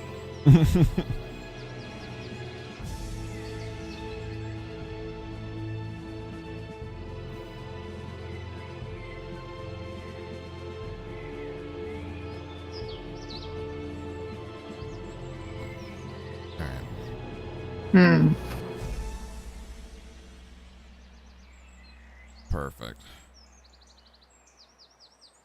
All right, and we already have initiative, so put us back in initiative. Then we'll roll initiative for our big new friend. Not great. He probably doesn't have. He has a -1 to initiative, so that's a 9. I feel like didn't Dirkram, were you a 9? I don't honestly remember. Yeah, I honestly don't either. I'm pretty sure that's at the bottom of the initiative order, though. We're gonna go with that. He was a 10, whatever his dex is. It was a 10 flat roll. That's right. Yeah, I remember that. And I'm Yeah, plus and I 1 had- on initiative. Right, and I had 12 plus 3, so I had 15. Right. So it was, yeah. Yeah, you got it right. We're set. Okay. All of us twice, then the Minotaur. I love it. Yeah. Yeah, almost twice the Minotaur. Okay. Yeah, this upon assessing the situation and seeing how large that guy is, this looks like a perfect job for Kelthok. Right. Good thing he's hiding in the bush right now. Yeah, Yeah. I'm behind you, way behind you. So is it Durgan's turn then? No, it's Kethok's turn. We're at the top. Kethok's turn. Yeah. Kethok's just Alright. wondering what Swiss weapon to use from Bush.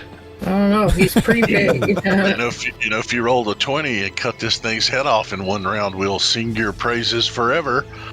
That would be pretty epic, I'm not gonna lie. Right. Go for it. The barbarian burst forth from the bushes, toilet paper trailing, cuts the head off the Ah, Minotaur. charge! He is so much bigger than that barbarian. Yeah. All right. Here it goes. Nope. Not a crit, but a solid roll. I'm almost certain that hits. It's got I don't care if you know, it's got 16 AC. Yeah. 15 plus 8, so. Wow. Yes. 4 plus 6, 10. Dang. Excellent. That's a good hit.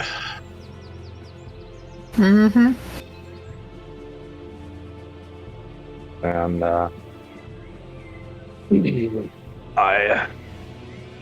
I'm hopefully not dead.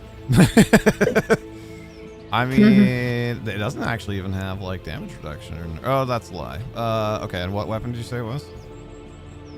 It's a bastard sword, so it's slashing. Right. So Excellent. Okay. Yeah. And how much damage was it? 10.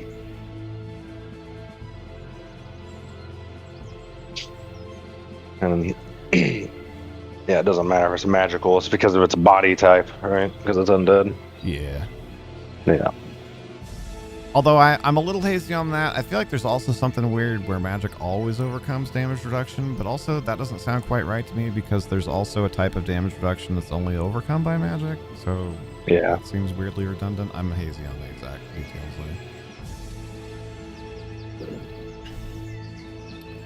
All right. So yeah, that brings us to Malkader. There, what you rise out of the dust as a strange mechanized metal platform lifts you up out of this like tubular hole in the ground that you're in, and you I'm gonna emote for you. Surprised.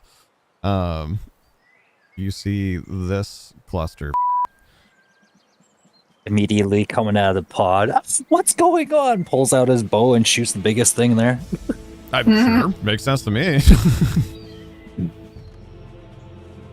Full aggro. I mean, that's the ultimate Helldiver move, right? Yeah. Oh, God. Start shooting away. Are you the guy behind him there?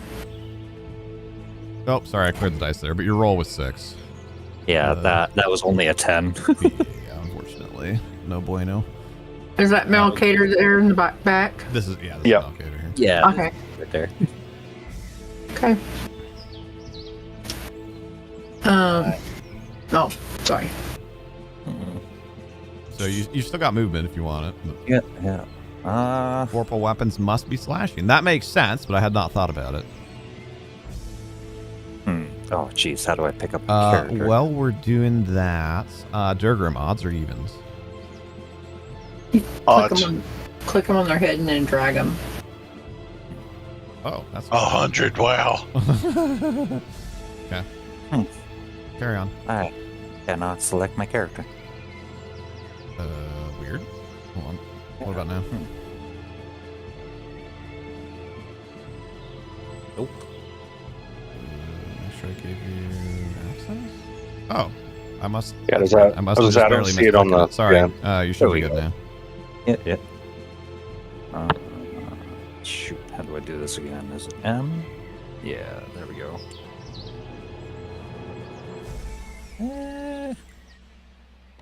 I'll only move up to that. There you go. Ooh, that works. There we go. And I'll end my turn. I'll only move the 10 feet. How do I end Okay. my turn now? In the middle of your screen should be a thing that says end your turn. Yeah, kind of top center. I don't have that option. That is really weird. It's oddly easy to miss. I wish that they would do something to make it stand out a little bit more. It should be a little bit below the like where the turn order is. Nope, I ain't seeing that unless. Nope. I mean, I can also force it. There, So there, I'll yeah, just do it real there you quick. go. All right. That's where the dice determined they were, although it is also hilarious. Thank you. I'm going to move up. How tall is those rocks to me right here? It's Right. right about head height. So like you can see the top part of the Minotaur. Okay. You probably can't quite see Kethok. Okay. I just moved 10, I think. Yeah. So I'm gonna come on out a little ways here. I can't even see my numbers, man. You're at 10 feet, That's so- 10. Okay. There. Okay, so 20. I'm gonna come out 20, and then I'm gonna cast the acid orb on him too. Okay. Oh. Ooh. You're good. 10. Oh, 10 for a touch attack on a large zombie. That almost certainly hits. Yes, it has 8 touch AC.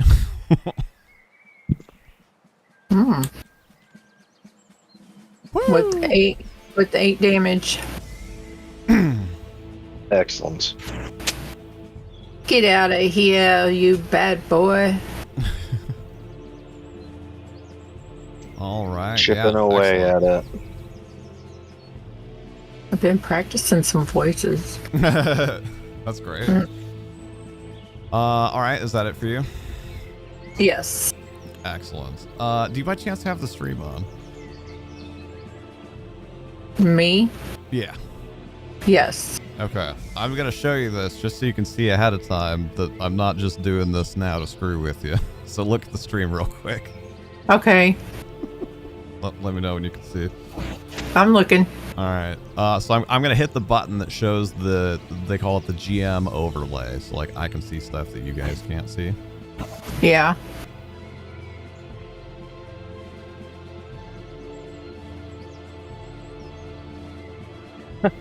Oh,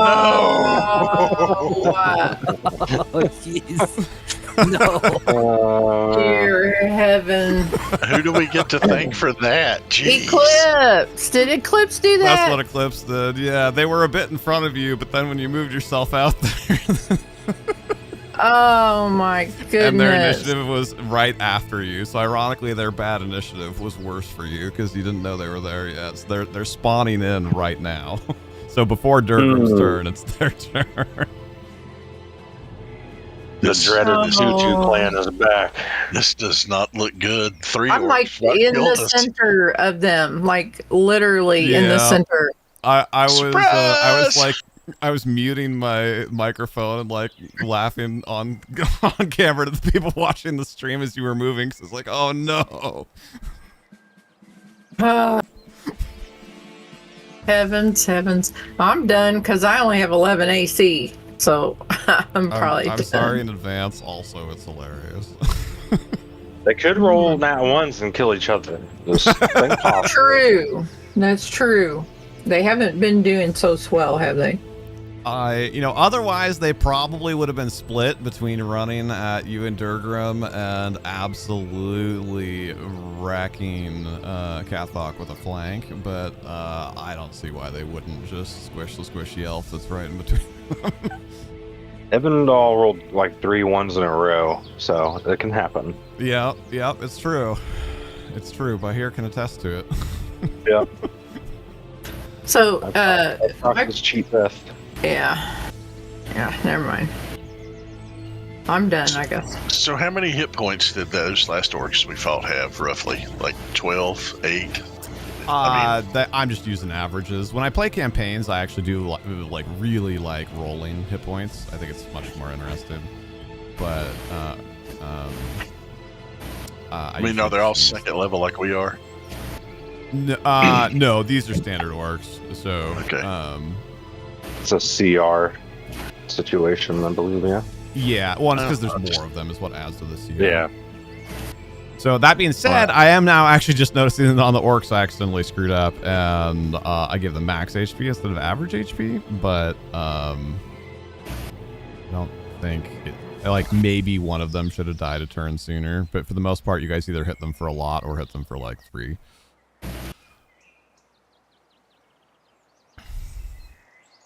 But Well, I've got faith, Cindy. I think you're going to be fine. I will fix that on these.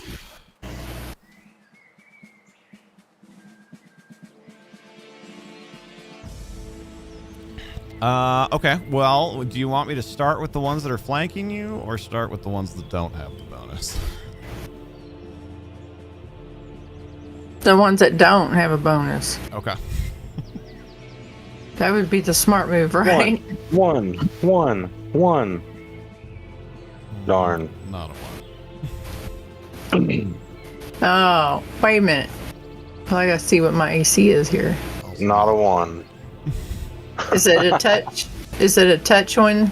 No, just nope. your main AC. Mm-hmm. But it's not much, especially since you are the I guess I can't say the That's one person. 13, Yeah. right? Yeah, it's 13. They have a +4 on the attacks though, or I think. Oh, flippin' jeez. Yes, a +4 on the attack and on the damage. So that is 7 on the first attack damage and 9 on the second attack's damage. 9 and 7, I'm dead. Yeah. Technically, you'd be at like whatever -8 or something like that, and you'd have a few rolls. But we found that that's kind of anti-fun in the battle arena because it just takes too long, and you're just sitting there doing nothing.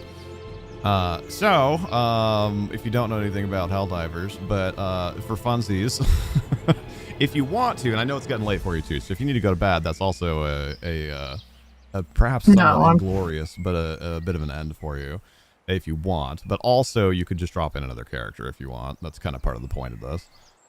Okay. Oh my, I've got my camera all jacked up here. Okay, let me look. So you can think about that for a minute and Okay. let us know what you want to do either way, and then we can say there's a little loot pile. I'll grab there's like a treasure chest or something. Got it. Thanks, Eclipse. Yeah, there we go.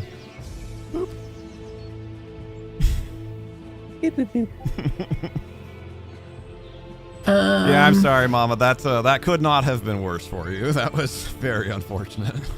Right. It's okay. And I guess the other two still have attacks then. Well, whatever, they have actions. So,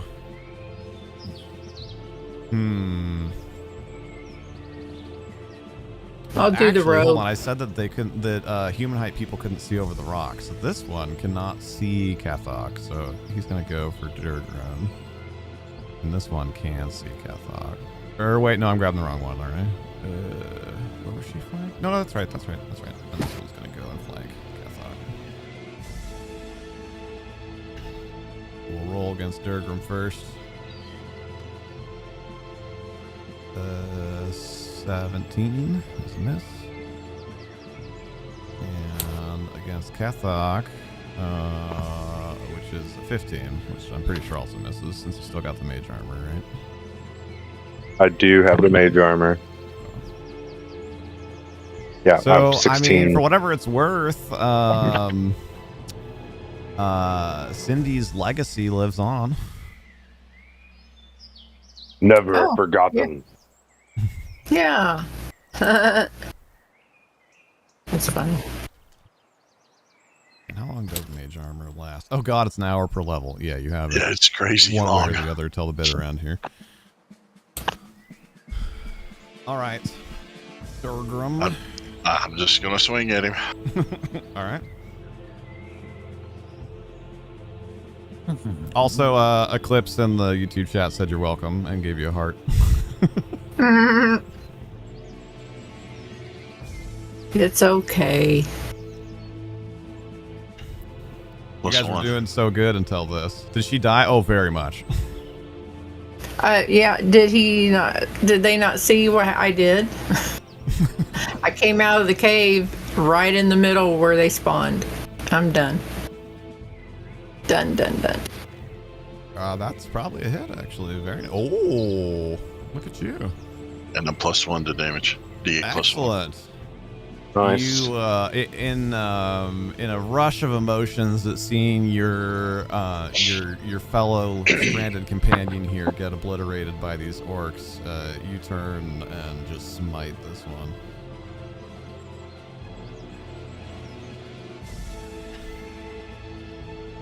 Well, you could always make it up to her by, whether it's later tonight or another time, Eclipse, giving her magic items next time. Yeah, I'm gonna do a rogue now. All right. We'll ping you in. Actually, that'll work. Actually, we're at the end of the initiative. Right, meow. So do you wanna keep playing tonight, or are you thinking for next time? Even Next time. Okay. Minotaur. Yeah, this escalated quickly. You guys were doing real good until we randomed a CR4 encounter, and then Thanks, chat. And then Eclipse summoned a very difficult CR, whatever that would be, 2 or 3 encounter. That flanking bonus is gonna really hurt too. So it's got a +12 on this attack with the flank. Come on, A guy. 1 will still miss. That would be hilarious. I'm not gonna lie. I have not rolled a single one yet. Well, I've rolled double ones actually, as I'm saying that. Got like a +8 or 9. 24 hit you? Yeah. That's 12 plus 7. That's 19 damage.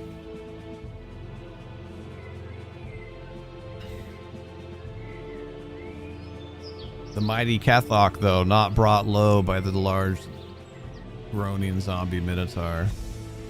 Yeesh. Looking rough. And that is Minotaur's turn. Well, do a little disengage. And, so we go out. 15. That's 40 total. So I have 25. Oh, no. I can go.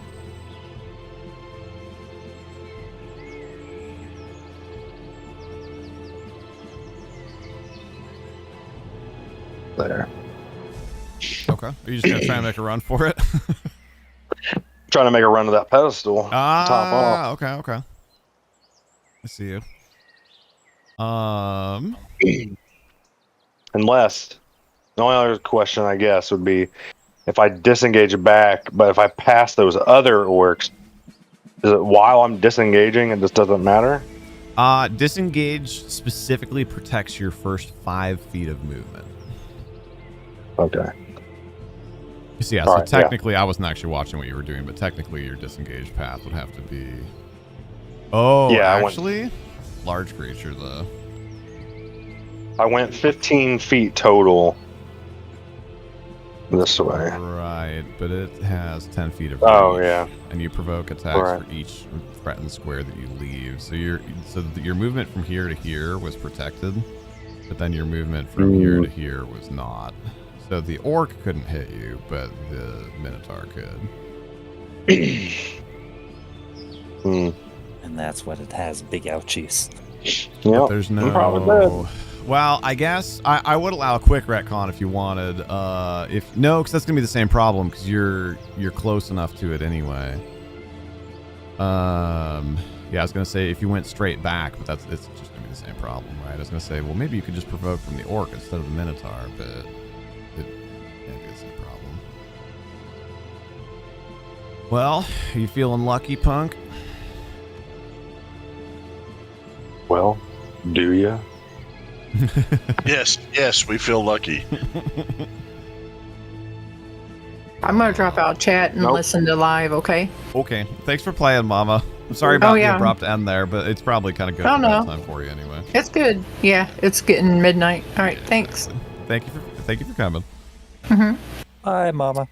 Well, the last one hit, and actually that's the exact same damage dice, also just in a slightly different order.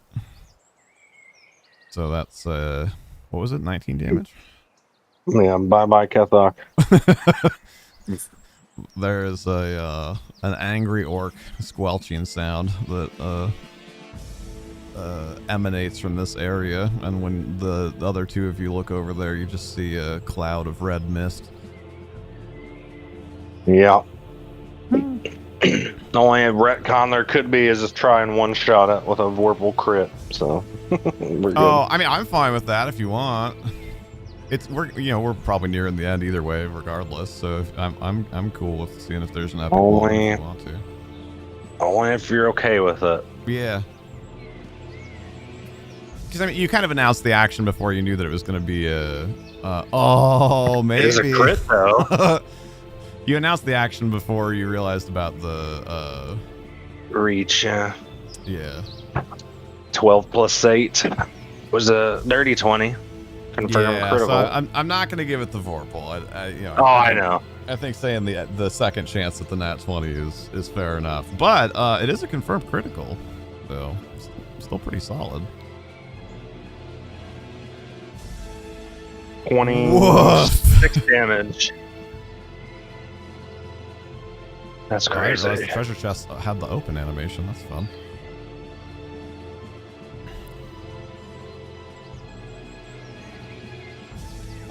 What's the total? 20 what?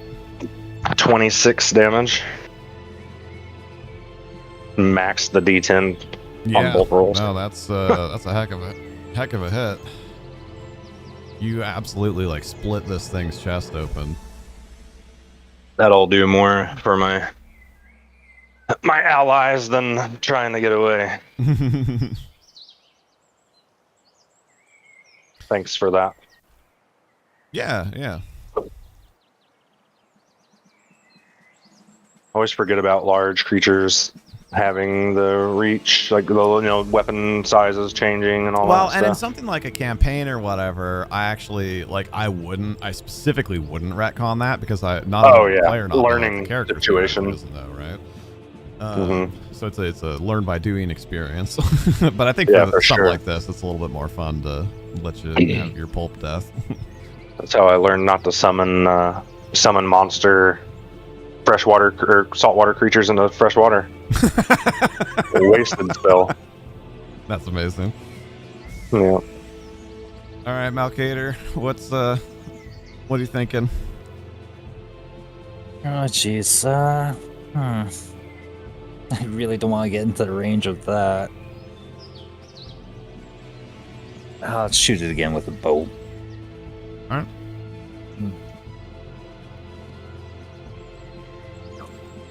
I think that's a 14 to hit. No, yeah, 14 to hit. I believe I missed. The arrow makes physical contact, but does not seem to penetrate its armor. Or, it's like thick hide, I guess. Yeah. Darn it.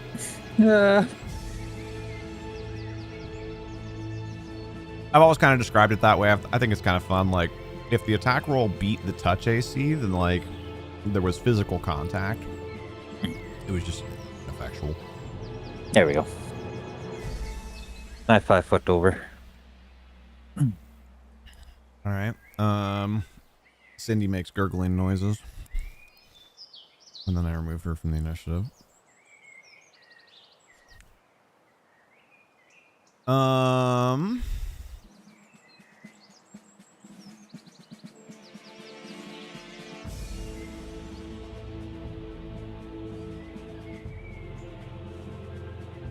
Both of them, like, hold their... Oops. Well, I guess it's true. It would grab her, wouldn't it? Like, raise their weapons high above their head and shout a battle cry of Pentop! And then, like, charge at you. To avenge their murdered brethren. Oh, that's unfortunate. I was hoping only one could get through. Oh well. The Tutu clan's nimble. Yeah, didn't you see? Yes, they are. in their big reveal. No, I think in all seriousness, the first one can probably charge, and then the second one has to squeeze through, and will be flat-footed and has to make a normal attack. Ooh, flat-footed. We'll roll the one for the charge first. 20. That's a miss. 21 is the old AC. And I don't think squeezing changes the attack in any. I don't think so. Well, we can double check it if it's close. Oh, that was so close. Yeah. Oh. Also a miss, and it would be a miss regardless. I'm not gonna bother to look up the rule on it. All right, and then remove that one from the initiative because he's dead, and then go through, and then we've got our flanker, and then we'll go to Durgrim. So I guess I'll leave it on the board for a sec. Just gonna attack the one here to my right, the lead most one. Oh, then the flanker misses. Yes. All right. Go ahead.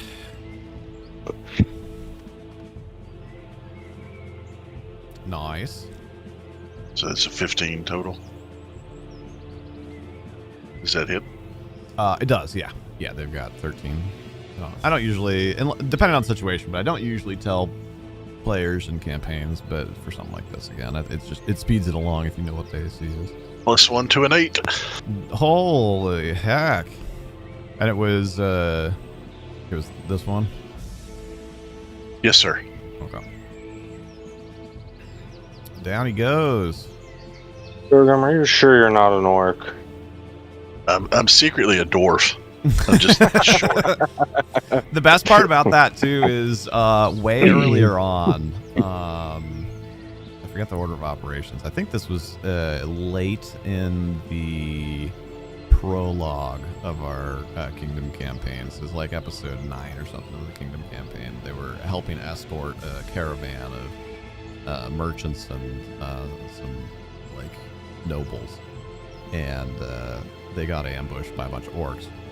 And one of the random merchants was, I have mood dice, so I like rolled like mood to kind of see like how they all would react individually, and and of course with kind of a prejudice in favor of them like hiding because they're merchants and whatever.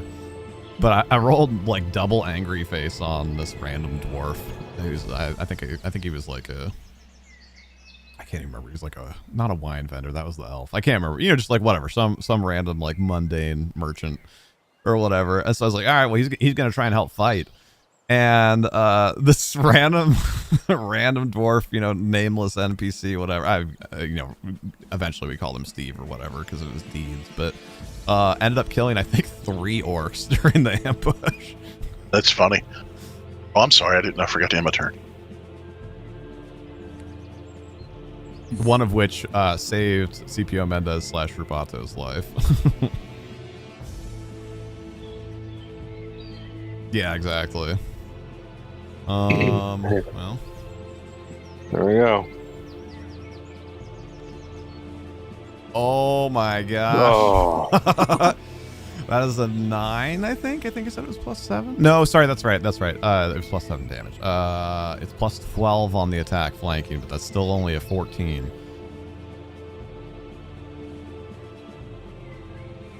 Raging. Major armor's +4. Yep. Yeah, 16 total AC. Nice. Sheesh. You got this. So when I come Yeah, out there, and that's killing right. And it was whatever's a left. really similar situation to what just happened to Mama Woes, actually, which was like when I designed the encounter, before the players ever even saw the board or took any actions or anything, I had placed some orcs hiding in various bushes and trees and whatnot to like kind of burst out and attack the caravan. And Rubato, our little like whatever he was at the time, 4 or 6 or something health gnome wizard, happened to do better than some of the ambushing orcs. And so like in round 1 he was like, I run and and take cover behind this tree or whatever, and the tree that he picked randomly had an orc hiding in it. And it's like, oh no, That's funny. But Mr. Random, Steve the merchant dwarf came to his rescue.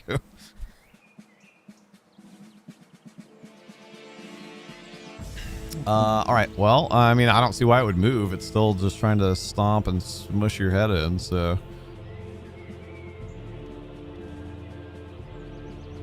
not great, but maybe. You got a lot of bonuses to attack at this point. Got a 16. You add 9. It's a 15 to hit. Oh. Yeah. One away. Yeah, One away. you go to like slice it in the chest again like you did before, but it just barely, like not even on purpose, right? Because it's a zombie, just like in the finishing of its own attack against you, the haft of its huge large technically axe comes down and just barely deflects your blow.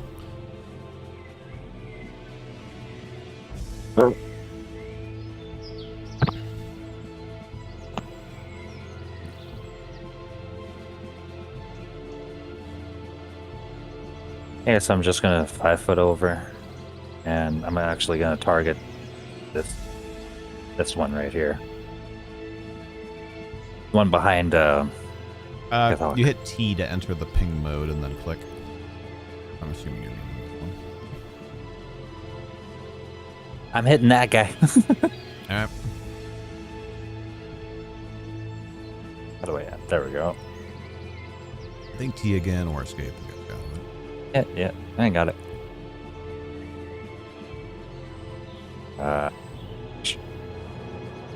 15 to hit. That would hit. However, let me double check something here. Remember we talked about making some tweaks to the Ranger, but I don't remember if we ended up doing that or not. Got point blank and precise shot. I think precise is the one that you want. Yes. Yes, it is. Okay, so we did go ahead and make that change. That is the one that allows you to fire into melee without incurring a -4 penalty. And we did that because, of course, like, you're pretty much always going to be firing at something that's engaged in melee in the battle arena. So it's like, nah, we originally had given them rapid shot because we were like, well, you know, double, like 2 ranged attacks per turn is pretty sweet. But, of course, when you're taking not only the -2 or 4 or whatever it is that you take for multi-attacking in the turn, but also a -4 for firing into melee, it was like, oh, well, great. Now they can just miss a bunch of times per turn. That's not especially fun. Yeah. So, yeah, that hits. All right. What's damage, I think. Oh, Are you kidding me? 3 damage. Dang it. There you go. Yeah, in That's an not effort how to you kill squeeze the orcs. shot off and like get that shot in, you know, past Cathok, you just you're a little too conservative in your aiming, and you just kind of wing him. Are these? This question how the NPCs work. Are they allies? I'm just curious. I guess they're flanking me, but if they're enemies of enemies, you know what I mean, that still would be flanking. Yeah, I'm just curious. You want to try and Just thought about if it. you want to spend the movement of your turn making a rush diplomacy check, I'm down to see if the gods are in your favor. I had a ridiculous character that I'd made a while back, just theory crafted, and I did stat it out, but like it wasn't. I didn't use it in a campaign or anything. But it was a specific type of fairy called a petal, which is like it's just like it sounds. It's like a fairy flower thing that has a huge bonus to charisma, and it was like level 3 or 4. But I had just the most ridiculous, janky 3.5 using every book and supplement under the sun build for it, and it had something absurd like a +46 to diplomacy or something like that. And so even because rushing diplomacy to do it in a single round is like a -10 or something like that. But I forget all the numbers exactly, but it worked out. So like 85% of the time it could convince somebody that was hostile to it to instead be a fanatic devotee that would be willing to lay down their life for it. No magic or anything involved, just diplomacy. So in 6 seconds, this cute little fairy thing could essentially just like melt your face with how cute it was. And then you were like, I will die for you. It'll be fun to play. Sad puppy dog eyes. Yeah. Yeah. It was probably the most ridiculous build I've ever made. And I've made some pretty ridiculous ones. But the epic skill use for diplomacy is to go from hostile to...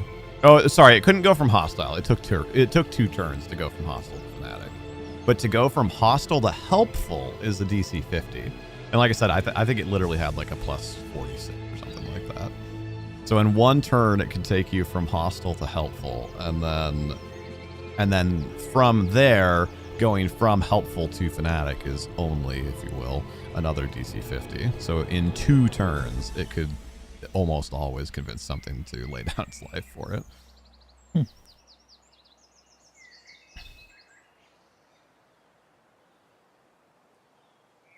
Also, as well, Mercy, I ended my turn already. Oh, okay. Sorry.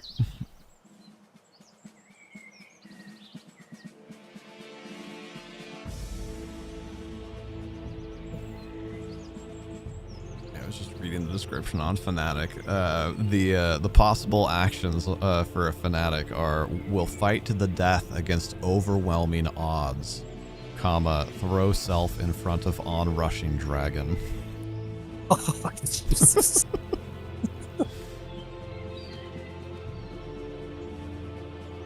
That is a 15 from Mr. Orcflank.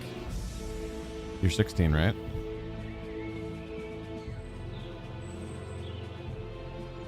Yes, he was, I think. I'm pretty sure. Mama Woes' legacy lives on. That guy's dead. Gone but never forgotten. What's that? So gone but never forgotten. Exactly. She says, "Yay!" No, and this one is like, "No, not Pempock and Tim Talk." Ah! Oh wow, you yeeted that thing in there.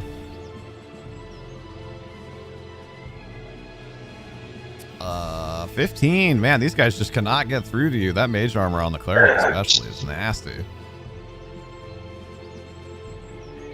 You know what this means? Time for more dead orc. No, not Nimnock. More dead orc. Also, please, dead Minotaur. Woo! Sheesh!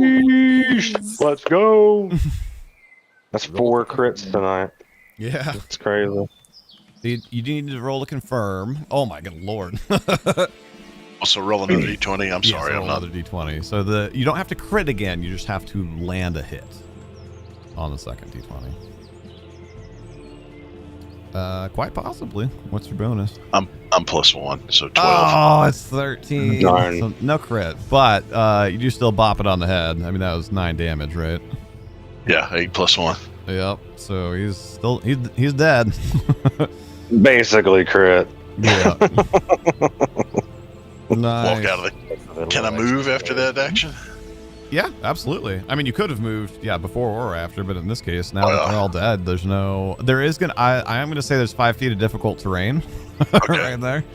So that's gonna take you 10 feet of movement to get through. But yeah, you're not threatened. You can move freely. Well, freely minus the 5 feet of climb over a wall. It's like the 300 wall of orcs. Yeah, I guess just put me on the other side of it since I ended my turn. I'm sorry. Oh, you're good. Walk out, dust off my hammer. Where's the rest of the orcs at? Wouldn't he technically see the best part is against the orcs that accidentally had 9 health. You guys, like I said, you were either rolling like 20 or like 3. And then against the orcs that correctly have 5 health, you keep hitting them for 9. Yeah. One shot. Next.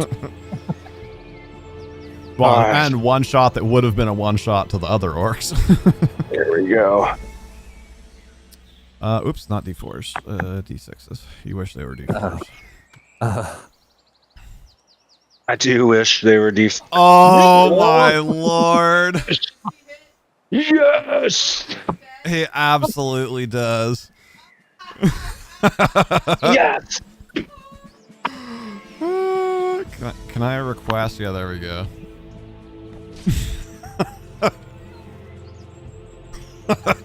Splat. No, not Bimbok.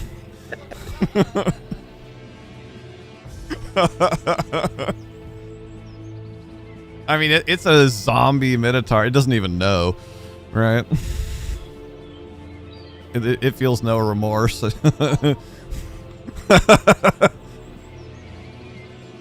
That's freaking hilarious, though. All right.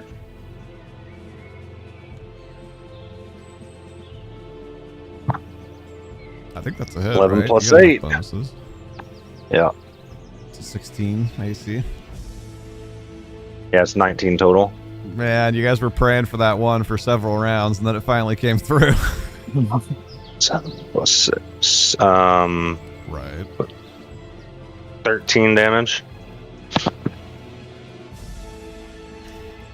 Alright. It's, you are starting to, like its skin is sloughing off. You cut off, like, a couple of its fingers with one of the attacks. You like I said, on that previous attack, you, like, slashed across its chest and, like, spilled out its nasty zombie guts. All, like, it's definitely looking beat up.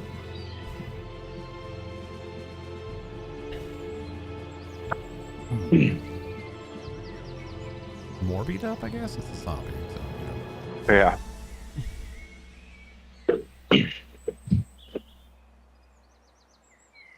Well, Eclipse, if you're still here, the last of your orcs was defeated by by the zombie minotaur.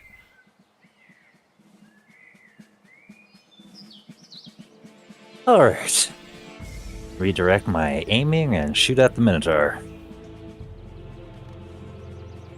That's all I got. Show me a potato salad.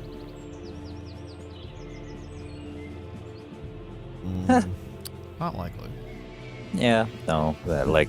Sorry, sir.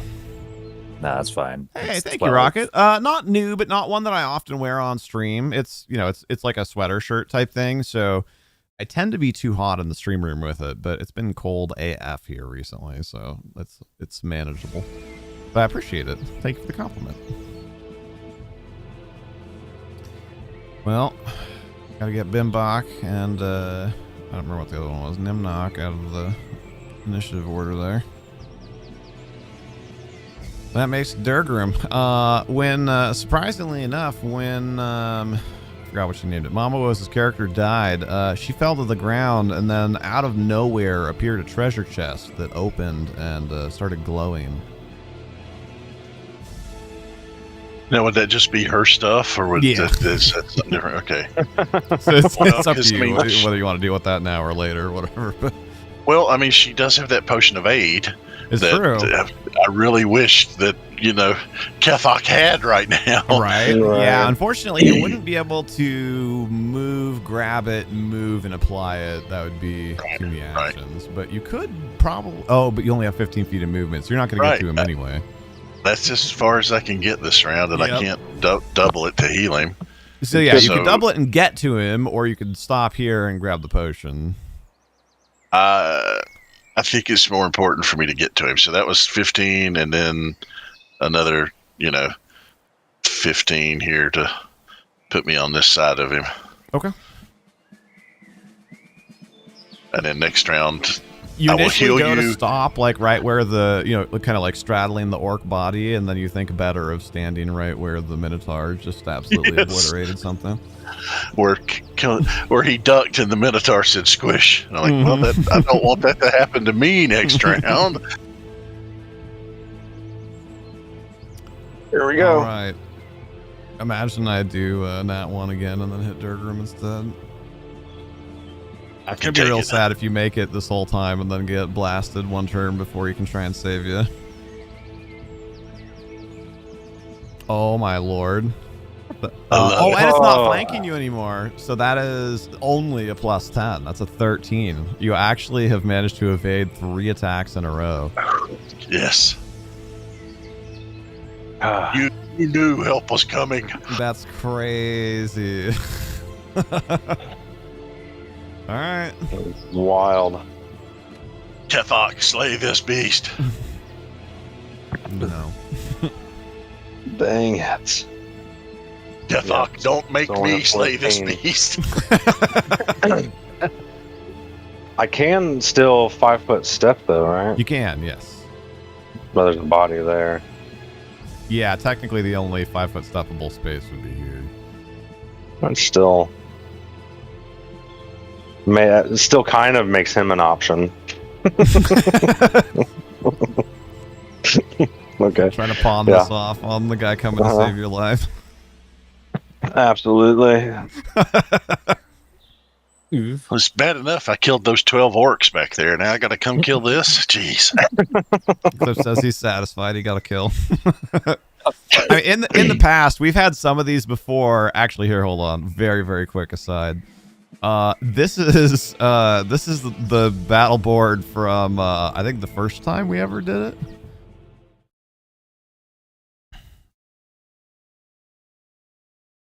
This is what was no, that's not the first ever time we did it, but that was that was like the third time we did it. Like giant good lord. bats and small dragons and a mimic. I'm pretty and- sure I watched this one. You I was like, this is- weren't you in this one? Oh no, that's right. That was Oh, Spio. no. Spio was the one that escaped in the mimic. There's that one, and then what was on this one? Oh, there we go. That's the one I wanted. Holy Toledo. This one I think was during a subathon, and Druge decided that he wanted all the things. Yeah. Yeah. A fun time. That was before we came up with the idea of the objective board, because otherwise it was just like stand still and fight until you all die, which is still kind of amusing, but I think having some objectives and a little bit of tactical movement and whatnot makes it more interesting.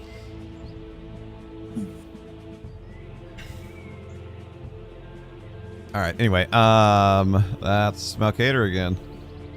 Okay. All right. I guess redirect my fire towards the Minotaur now that the other orc is dead. Oh, please, land true. Hey, not bad. 18. Yay! I just gotta overcome the damage reduction. Yeah, 4. Should just be slashing, right? It's overcome by slashing. Oh. I'm shooting with a piercing weapon. Oh. Yeah, I read fifth that, edition yeah, does it I in got that reverse. wrong. It tells you what you're getting bonuses against, but for 3.5, it's what overcomes you. Okay. So this whole time I thought I was doing less. Nope, you're also you're one of the only people that's hit it, just period. But no, you're Yeah, the only true. person so far that could be doing full damage to it. And it's not an undead trait specifically. It depends on the undead. It's zombies are vulnerable to slashing. Right, Skeletons yeah. are vulnerable to bludgeoning. Yeah.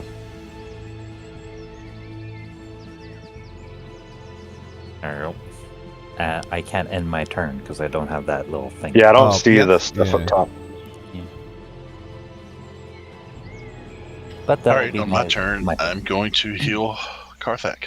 Okay. Kethok. So a Kathok, thank you. D8 plus my level of 2. Oh. Well, that's gonna make it a lot harder. You need to make a.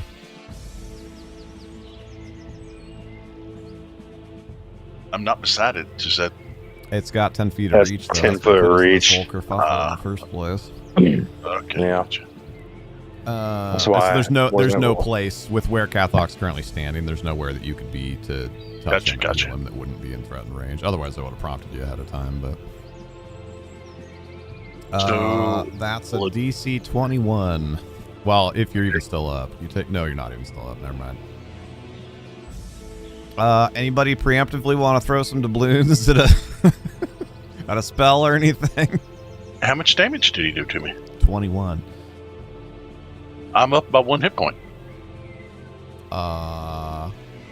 Did you have say the- we got recovered at the last thing, and I've not taken any damage since then? Oh, okay. I don't think you updated your health on your mini then. I was messing with that. Sorry. No, it's okay. I got it. I mean, also, you're still welcome to redeem some spells or whatever, because he did just get dropped to 1 health, but... Well, I mean, yeah, since he's doing that, I just. Jeez. I mean, you could still succeed, right? You just got to roll a 14 or better. That's true. Yeah. Yeah, well, like I said, he just hit me the same time I'm casting a spell on him. I'll stick with that. Yeah.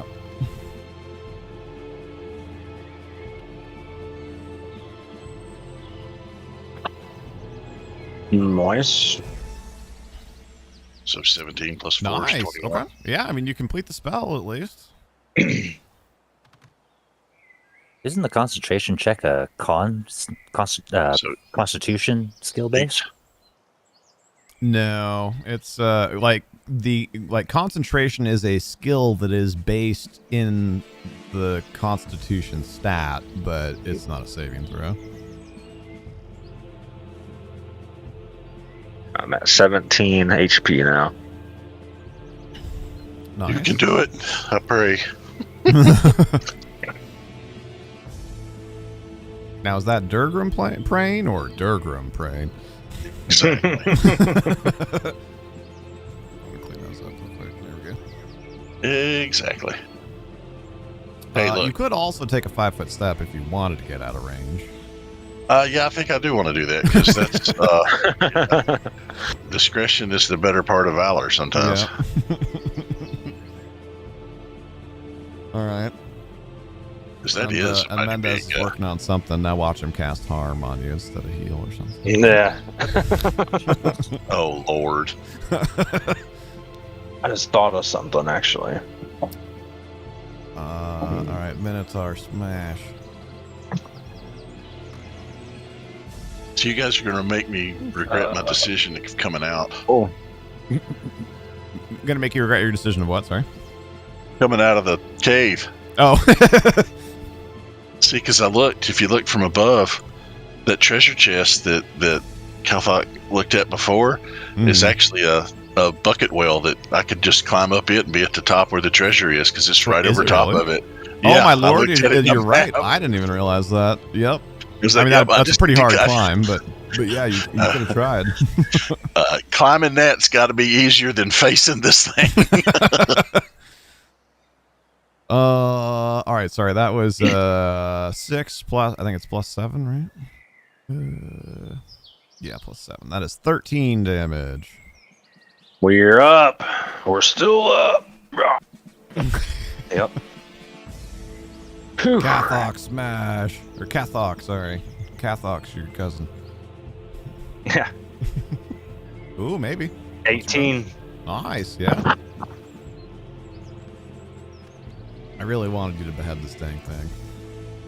Yeah, no. Watch, you're gonna That's, get it down to like 8. 2 HP, and then you're gonna vorp. Yeah. 8 more damage. And I'm gonna 5 foot again. Well, yeah, it's fine. It gets a little loosey goosey with the like exact measurements here versus playing on an exact 5-foot grid, but I'm with it. Malcater. I was trying to 5 foot away and stay within his reach, basically, because I was Right. thinking Yeah, I was. I was trying to think right if up in you him. would have technically needed to move closer to hit it, but that's where it gets weird because you were like kind of in between distance that technically shouldn't exist on a 5x5 grid. Oh my god, there we go. And again, arrow fly true. Yeesh. That'd be a 15 to hit. 16. Sorry, sir. It's fine, it's fine. Just like the Helldiver you are. Yep, yep. Goodness, I feel like a stormtrooper at this point. Alright, that'll end my turn. I have 5 Yep. foot over. All right, Durgrim. Well, I don't honestly think I can outrun this giant thing. So I'm just going to stay put. I am more than 10 feet away, right? If I cast a spell, he can't hit me. If not, I then mean, I I'm will. going to say yes, because again, you should be, right? Technically, the 5-foot square you're in is probably this one, at which point then you are Okay. more than 10 feet away, so. Well, and then, yeah, I'm just going to heal myself this round instead of Karthak. I'm sorry. Okay. Catholic. Well, I mean, I've got a hit point. Well, wait a Well, second. it was saying, like, How many do you it's have? okay. 4. I mean, you could also go full send and run in and cast Doom on it. Yeah, I thought about that. That would make it. I was looking Actually, at the wait, rules. Doom's not touched. Doom's medium range. You could do that. Right. Yeah. Shaken. Oh, shake it. Never mind. Don't do that. That's a waste. Right. And then the same thing I was thinking about turning it, but this thing is such high level, I don't think I could actually do anything to it unless I roll like a 20 on turning. No, you couldn't do it. It's got 12 hit dice. I think the maximum roll is like +3 or +4 of your level. 12 hit dice. Holy Yeah. crap. Yeah. Yeah, it's This is a big boy. As soon as he said because zombie it's Minotaur, I was CR4, like, oh, but it's a crap. zombie, so it's a meat bag, right? So it's got a crap load of Yeah. health. If it Right, was anything so- else, you guys would have killed it. You've done, I don't feel like mathing that. Whatever 81 minus 16 damage Bunch. is to it. Yeah. Well, and yeah, I mean, 1 hit point. Even if I max, he can still kill me in a round, and then if I max you, he can still kill you in a round. So, I guess I'll just give us more average, and I'll do it to me. Maybe, 50-50 who he goes after. No, I'll take it back. Instead of 5 feet, I'm going to move right beside him. And I'm going to heal him because you know what? My armor class, if he tries to hit me, it's going to bounce. I've got faith. You've got faith? I see what you did there. True cleric. Well, I mean, it's not like a sorcerer where it has hopes and dreams. +2, so 7 more damage. I'm glad 7 somebody more picked hit up points. on that. I'm at 11. Mama woes if you're There we still go. here. I'm I've got sorry. it. We can do this. And now my turn's done, and we're going to kill it this round. I know it. For anybody who either hasn't had a chance to look at the spreadsheet or has but maybe missed this little detail, in the armor that they're wearing for each class, there's like studded leather and scale mail and whatever. The sorcerer's armor is hopes and dreams. Yes, I appreciated that when I saw that. I mean, I wanted to give them something. I always want to think in the back of my head, I'm like, well, they can wear padded at least, right? But no, they can't even wear padded. I mean, they can, but, 5% arcane spell is going to hit at the worst possible time. All right, that's you. That's Minotaur. It's mindless. Etmath cheered Oh, thank you, Atma. They Appreciate you. Gonna do a little doubloon metagaming here real quick. Maybe. He's going to summon another CR4 We'll Minotaur. take a quick stretch break here and keep a wary eye on the to-do list. Oh, shoulder.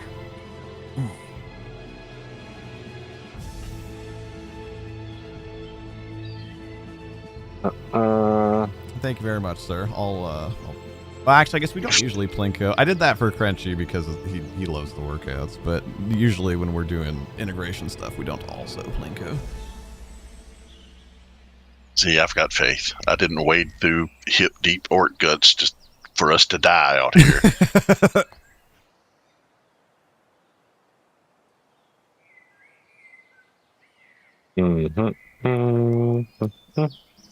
Atma's like, you got faith. That's a weird way to pronounce credit card. Sure.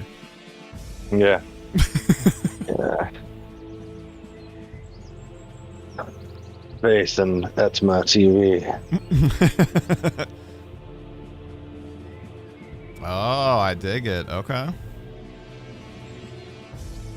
Not taking any risks, and that's 50% of your max HP. So, not the difference. So you're not healing 50% of 21. You're healing 50% of 32. No, nice.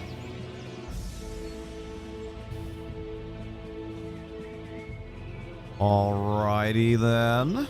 That's got you. I mean, as long as it doesn't crit you, at least that gets you back above one-shot range, probably.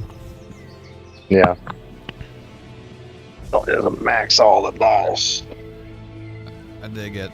And thank you very much for the bits, sir. Appreciate you. You're welcome.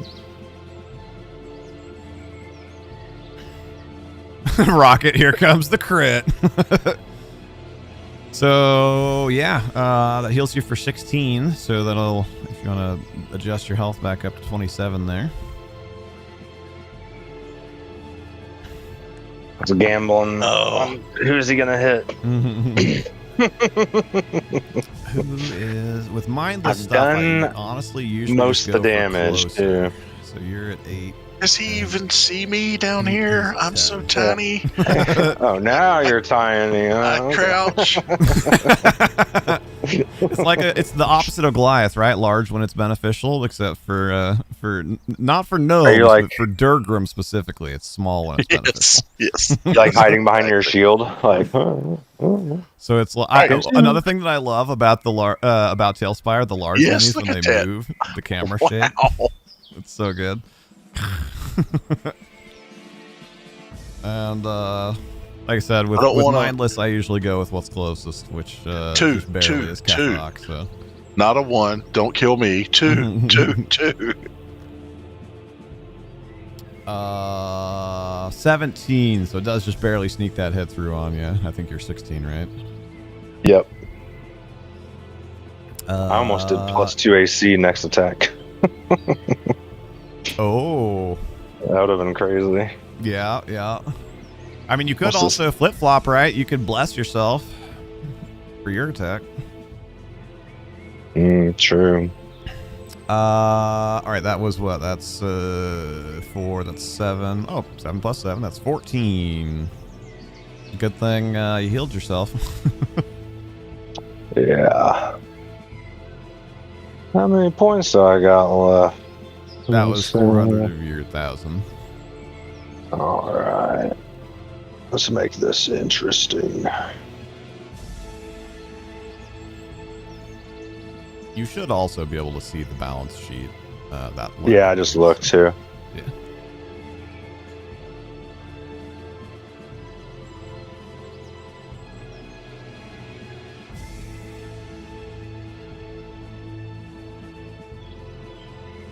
Boom. See what happens. Oh. See some RNG. Okay. Okay. I'll let you roll for your fate here. You said that was sorry, how much damage? 14, right? Yes, sir. All right, 13. Go ahead and roll 1d6 to determine the positive effects. Ooh, that is, hey, exactly what I suggested. Plus, no, never mind. That's the +2 on the AC. Never mind, not the +2 on the attack. +2 on the AC against the next attack against you. That's still good. All right, here we go.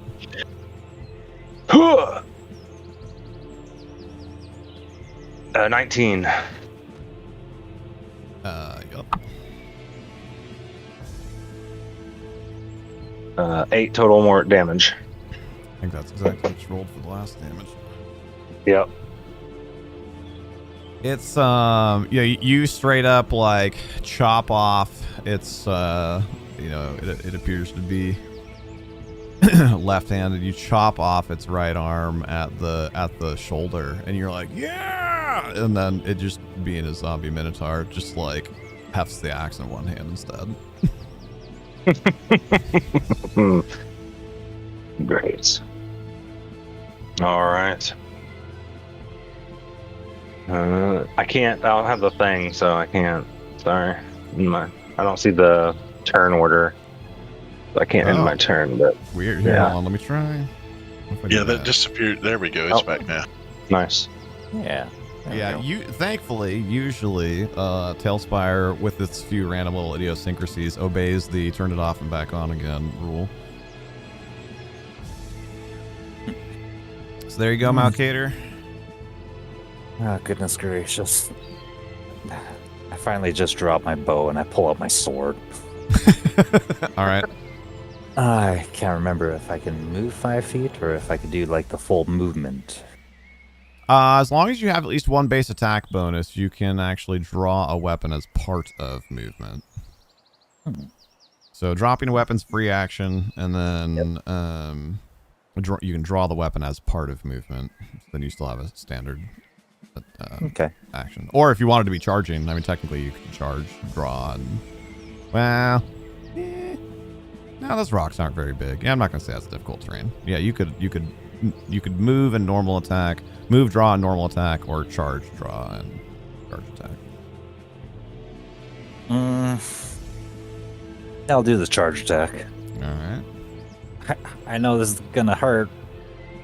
That's +2 for your attack and -2 for your AC until the start of your next turn. Yep.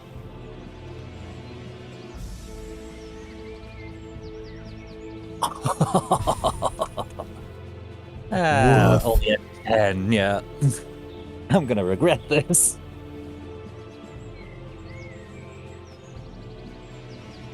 Oh, I see you, Emma. Hold on. Hold that thought. There might be about to be some divine intervention. Sweetie, you want to...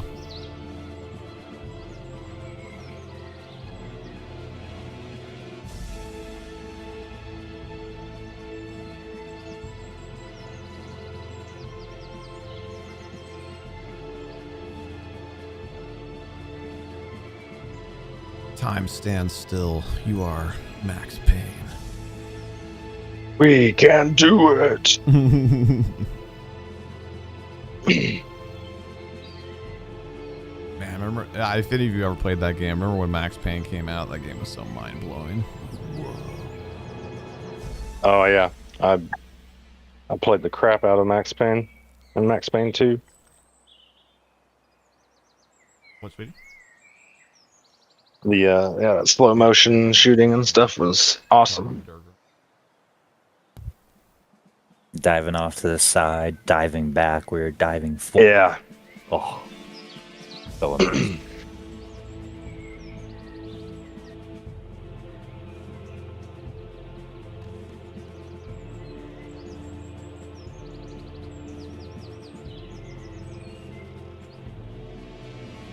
Well, it was literally from one extreme to the other. Mm-hmm. Yeah.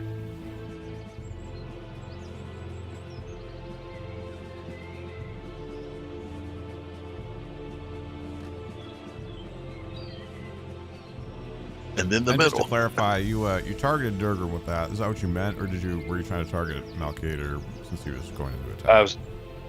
I was trying to target Durgrim because I didn't think I could get it in before Malkader's turn was Got up. it. So, yeah. What was it, sweetie? Ah, that's actually pretty cool. All right.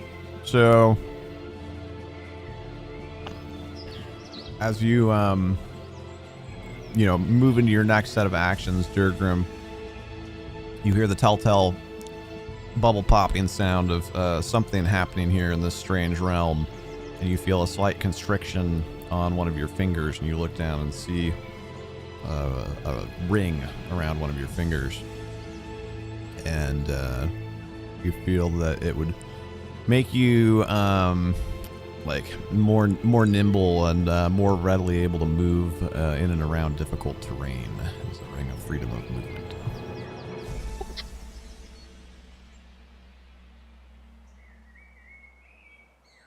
Don't know what to do with that though. Yeah.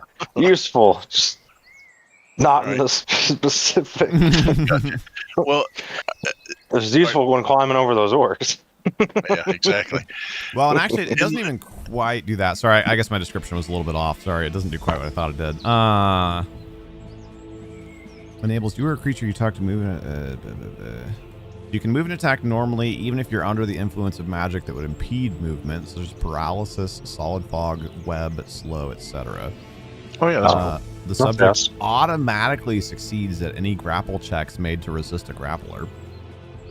Wow. That's Yeah, that's you crazy slide out of strong. it or whatever. Yeah.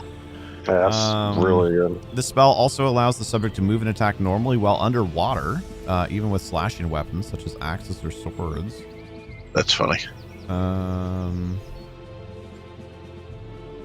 The spell, however, does not allow water breathing.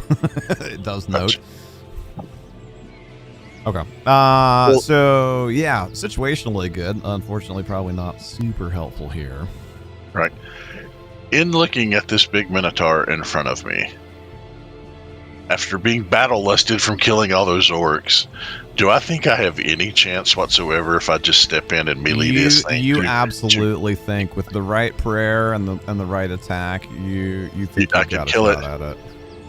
All right. Is it flanked now that Malkader is over there on the side of it? Technically, yes. It would be flanked to what would more or less be this square. Alright. So I can move there, right, though, and then attack? Because this is just do or die. This is... Yeah. I know It I've would only be got one flanked to hit those two point. Squares. All right, well, I'm just gonna... I'm not gonna charge because I don't want to lower my AC. I'm just gonna move in. Yeah. Well, and you swing. couldn't charge anyway. You're too close to it. Oh, too close, right? You gotta be 20. Yep, just moving in. I got my eye right on that kneecap in front of me, and I'm gonna blast it. And I'm a blast them.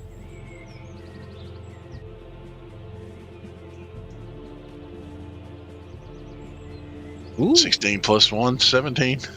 Well, plus There 2 for we flanking. go. And then I didn't know. Yeah, I don't know what the flanking does exactly. Yeah, plus 2 to attack. So, Okay, cool. So 19, you 19. absolutely hit it. All right. Come on. It all comes down to the damage dice.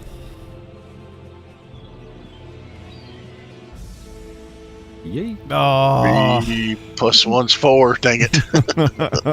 They've been good to me all night. I killed all those orcs and wasted my good Yeah, levels. you needed one of those rolls, I'm afraid.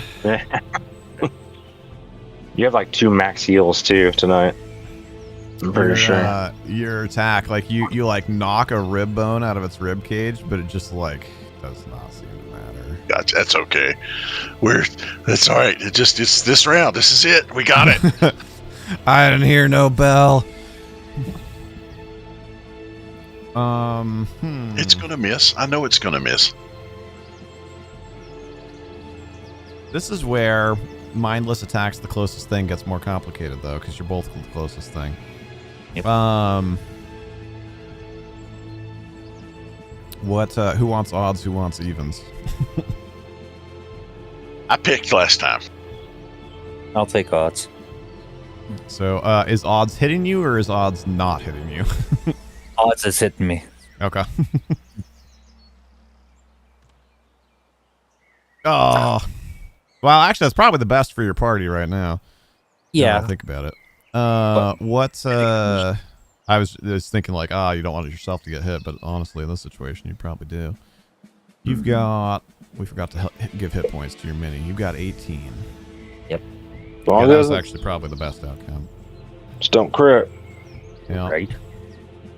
See, I like the old, we flip a coin, heads I win, tails you lose. Yeah. More or less the same thing, right? Just gives people a little more agency. He didn't crit me, and he did like 20 something damage. So Yep. you know, low dice. Oh. Holy shit. Sorry for that outburst. Wait a minute. Wait a minute. Well. Ooh, that's gonna be close. What is your AC? 15. Oof, that does confirm the critical. That base was what, 12? Oh, man. All right. Well, let's roll. So that's hold on. What are we at right now? That's 12 plus 7. We got to double the 7 also. So it's 12 plus 14. Oh, Jesus. 12 plus 14? That's like, what, 26? No. That's 12 plus 14. Yeah. Oh, wait, you double the number too? I'm pretty sure. You double the motto? Oh. I've done all my crits wrong this time. Plus 10. Oh, it's just a flesh wound. I mean, so even if I'm wrong on that, it's 22 on the die plus 7, so. I was thinking retrospect, he would have another 6 HP down. Who would? The Minotaur from when I crit him. I thought it was the double dice. I mean, now I'm doubting myself, but I'm pretty sure. Sounds good. Just go. Yeah. I'm just curious now. With the flow for the end of the. Yeah, for sure.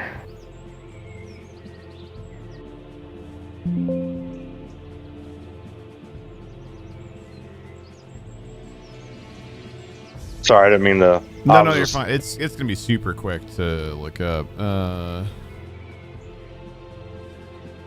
Critical hit means that you roll your damage more than once with all of your usual bonuses and add the rolls together. Yep. So yeah, you get the bonus twice, or however many times as well, 3 times. Oh God, I never even thought about that part. Yep. Yeah. You could do times 2 or times 3. I So think it should have 6 less health. 6 less health, you said? Yeah. This is my modifiers plus 6, but Okay. No, I mean that's easy to retcon. Oops. Although I typed 5 because fumble fingers.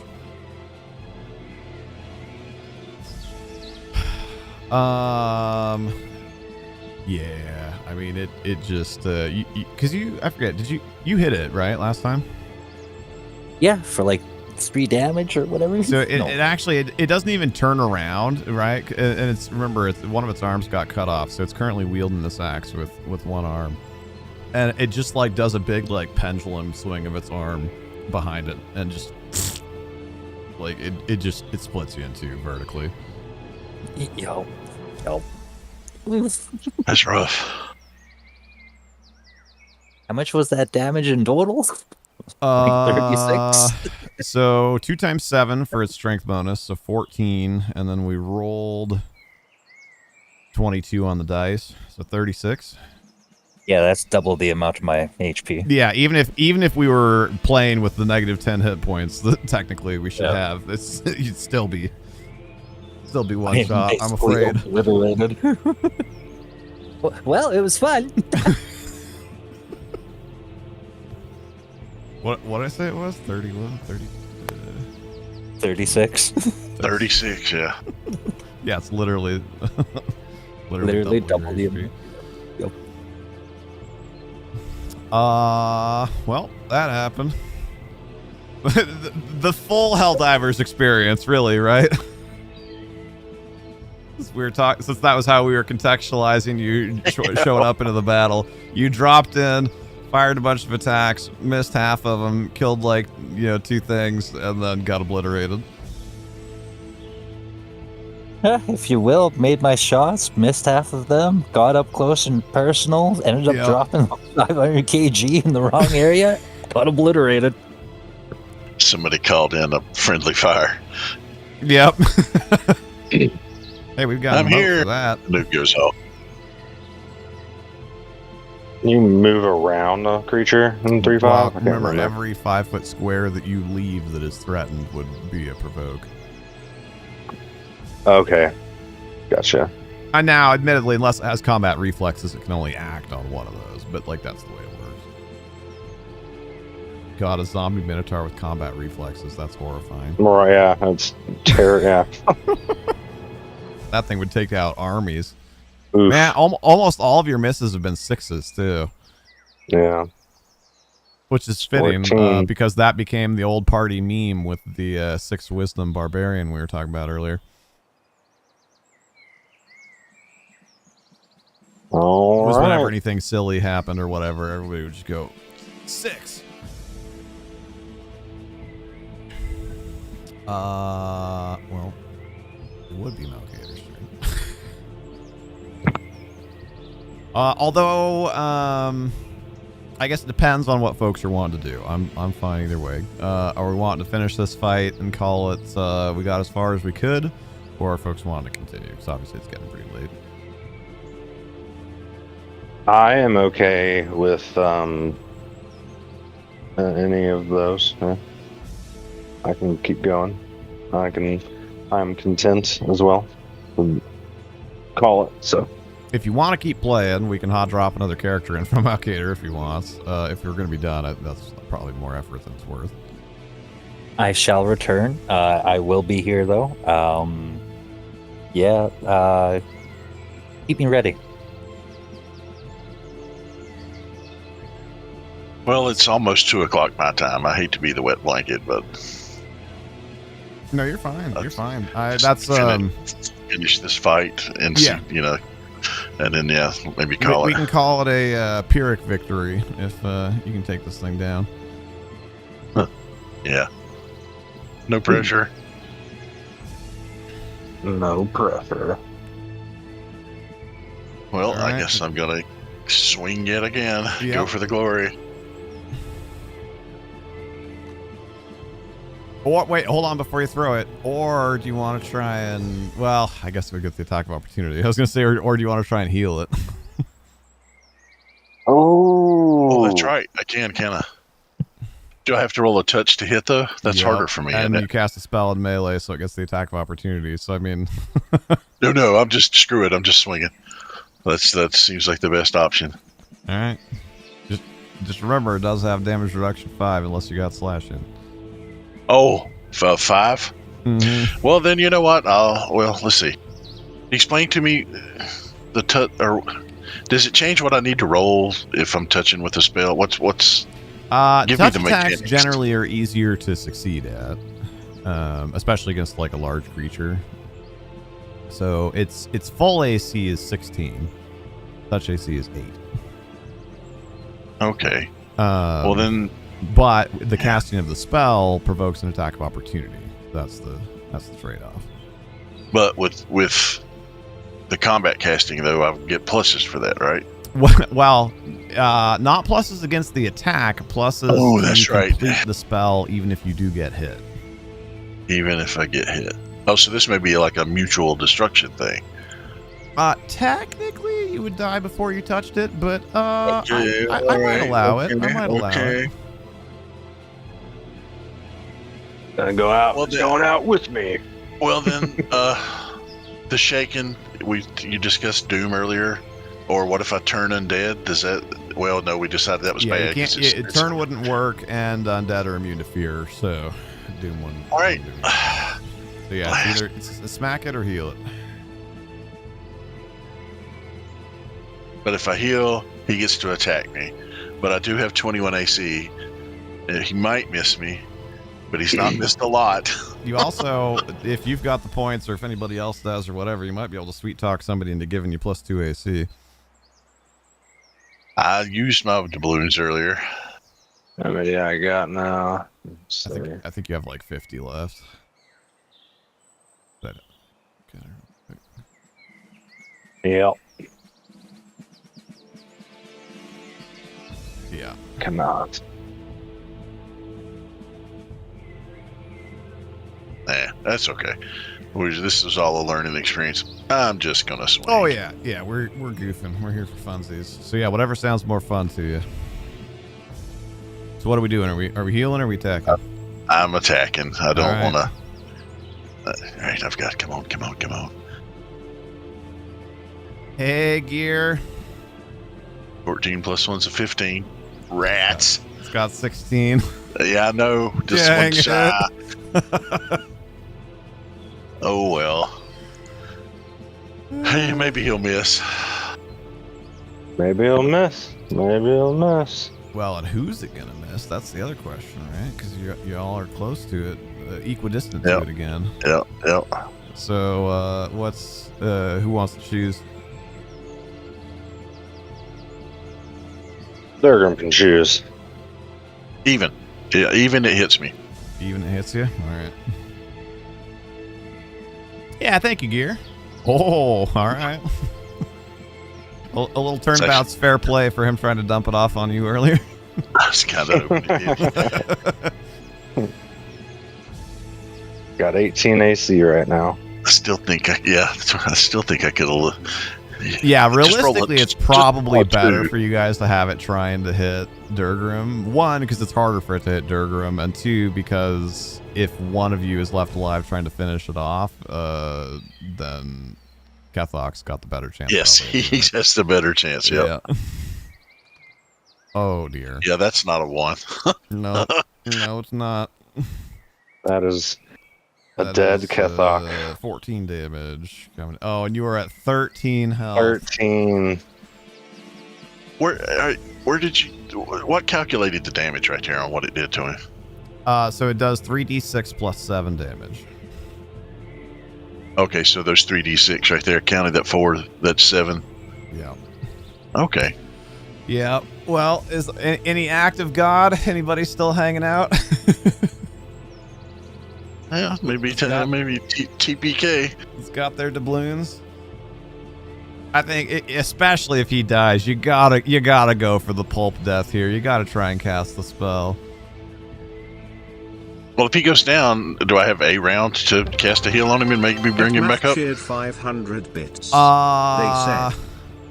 not? He's just that Technically, dead. yes. Although Atma might be intervening on your behalf here, or his behalf, out of somebody's behalf.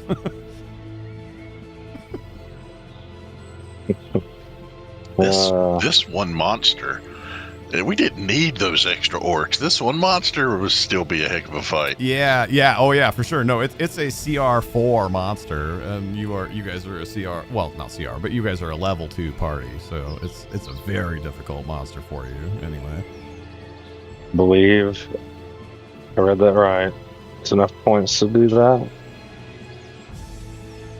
Per Yes. bit? In fact, you'd have 150, I think, left over.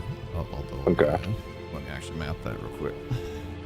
We will take it down. Oh, although I typed the wrong number. It's your 500. I almost typed 300 in short John accident. All right, so there's plus 500s. That puts you at 550, and then it's 400 for the heal. Yeah, so you have 150 left after that.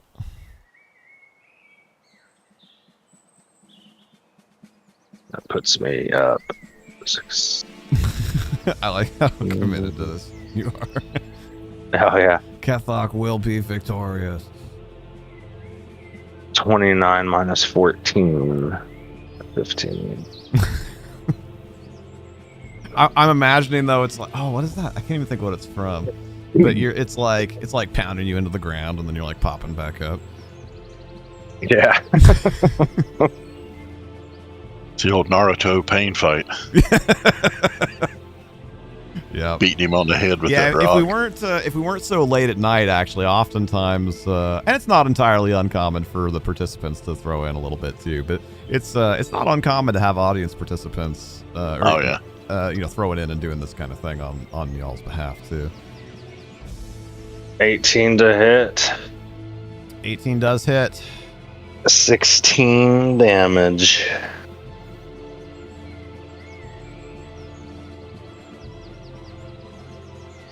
Yay! It is down.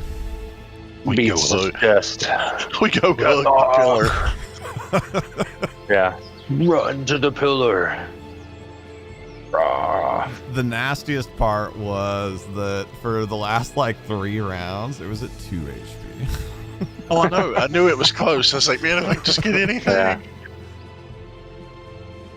It was an 8 before, and then you're reminded, and then we figured out about the extra that should have been there from your sword crit. So it was an extra 6 off it to drop it to 2, and then it was just at 2 for like 2 or 3 turns. No, this was fun. Yeah, it's a good time. I'm glad you had a good time.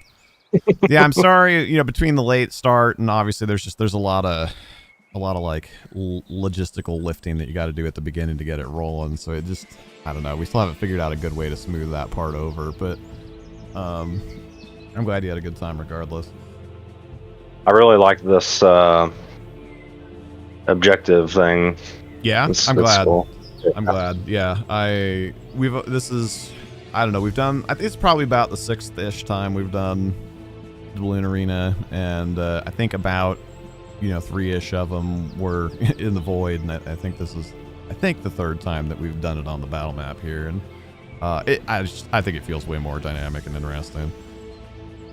Yeah, Yeah. pretty. Yeah, And honestly, I think I really like the 1d4 rounds between random summons too. That changed it a lot, because like both of the other parties that lost like back here. So because we were rolling for random summons every round that somebody else wasn't summoning something, and it was just too much. And 1d4, it's like it kept stuff coming, but it also like gave you enough time to move and loot and do other things that it felt like you had a little bit. It gave a little bit of tempo, I guess, to it. Yeah.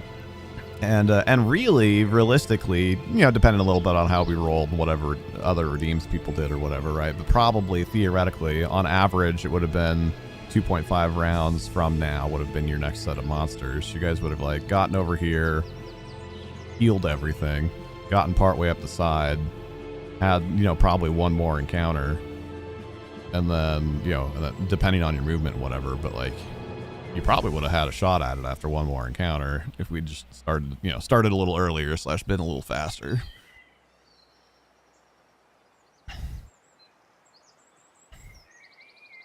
But yeah, no, you guys did great. I mean, you were cruising. Honestly, I was really worried with what we started with. I was like, oh, this is going to be another death at the beginning. But oh yeah, that was a good thing we were able to take that thing out relatively quickly. Yeah, over time, what I'd love to keep doing is add some more redeems. Also, let people like level you up. I think would be interesting. Oh yeah, that'd be kind of cool. It'd have to be fairly expensive because obviously that's like super strong. But yeah, have you ever played Hero Quest? I've not. This is very reminiscent of Hero Quest in that you've just got a set number of people, and they're real specific in their job, and then if you complete the adventure you can carry some coins over, and or like his Vorpal sword or his this or that, and you just keep going from battle map to battle map to battle map. Cool. Yeah, I mean I did not know about that, but that's more or less kind of what we're working on. And also we were talking about maybe adding some redeems to change the battle map, so you might potentially get like upgraded or downgraded to like a harder or easier battle map depending. Oh yeah, it's kind of what Durgram's mentioning. Yeah, like if you're trying to end up, end goal is like a league. Like if that person can keep that character alive, they can keep playing it with what they've assembled throughout the season. Right. Yeah, and I think the next step, at least for the ideas that I've had thus far, is going to be to record some video tutorials, both for players and also for audience participants. And then that way we can cut down on the logistical lifting at the beginning there, because the players, we can be like, hey, RSVP, let us know you want to play, pick a character, and go watch the tutorial video. Just add that extra step, and then that saves us 10 minutes or whatever at the start of showing everybody these are how the Tailspire controls work, and this is these are your abilities, and this is your character sheet, and blah blah blah. We can cut out probably 10 minutes at the start there, and then if we did the same thing, although we didn't get too bogged down with it, but if we did the same thing for viewers or whatever, for one, we might even be able to get some people to watch it before we even started. But instead of stopping and explaining everything at the beginning, hey everybody, here's how it works, yada yada, which again, obviously, it's fine, it's what we need to do right now. But if we could outsource that to a video, then we're all sitting down and getting situated, load up your get in Discord, get your drinkies, connect to Tailspire, blah blah blah. Then we can be directing people to watch those videos. You could even make it a scene, like an intermission scene, right? Right. The video. Right. And then we might be able to shave 15-20 minutes off the start of it. And I think that's the next improvement that we can make just to the runnability of it, for lack of a better word. Yeah, I mean, like I said, I'd love to have however many hundreds or thousands of dollars it would cost us to pay a programmer to go whole hog and make a full-on app out of it. Because I think that's really, from a technology side of things, I think Dakota did a really good job of setting all this up for us. And other than tweaking a little thing here or there or whatever, I don't think there's any major efficiency that can be gained on the technology side without a huge money and or time investment. Yeah, for real. Other than the straight up automated app, I don't think there's much more to do. For sure.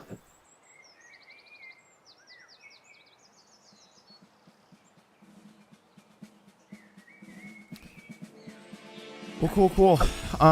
Thank you guys for playing. Thanks for making the effort. Hopefully Mama's in bed by now, but if not, thank you, Mama, for joining, and of course, Malcater for joining in when he could, at Med Durgram. Appreciate you guys' time. I'm glad you had fun.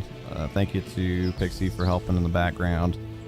And that's another thing too. We'll try and, whether it's Pixie or in the past we've had moderators and stuff help too. So whoever it is, but try and make sure that we've got that extra time to make sure that whoever's helping on the back end gets a nice tutorial on the sheet and whatnot too. Because Pixie did a good job, but I just didn't have a chance to show her how to do the ledger stuff and all that. So that would have sped things up a little bit too.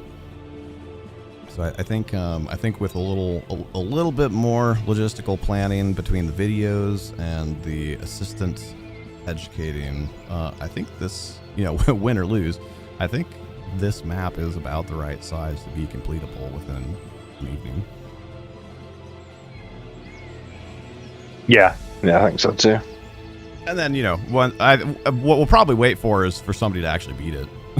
Right? Let's all build up some institutional knowledge. Well, going that way didn't work as well. Maybe we'll try and climb up the front or whatever. And then once it gets beaten, then we can add another one or something. It'd be kind of fun. Cool. Get some rest, y'all. If you're going to be joining us for EQ tomorrow, of course, look forward to seeing you there. If not, have a great Sunday. Yep, you too. Thanks. Yeah. Yeah, and thanks again for coming, Durgam. I'm really glad you made it, and I and that you had fun, and hopefully, if you end up doing any more fiddling with Tailspire or whatever, I've used it a fair amount at this point, so feel free to shoot me any questions or anything. Sure. What level is Static at right now? I think the average now is probably 48, 49. I think the lows are 46, 47, and the highs are like, well, of the characters and people who have mostly been playing with the group. And the highs are, I think, 51, 52. We have had a handful of people have been bringing, other characters they've been having on the side or whatever. Because at this point, like I think Cal brought his, what was it? Was it his Ranger? I think it was his Ranger because it's 54. So it's like, well, 40. At that point, that's not really that much higher. That doesn't really affect things, too much. If my 42 Necro can show up, I'll be there. Because since the wife's out of town, I'll be able to make it. Gotcha. Okay.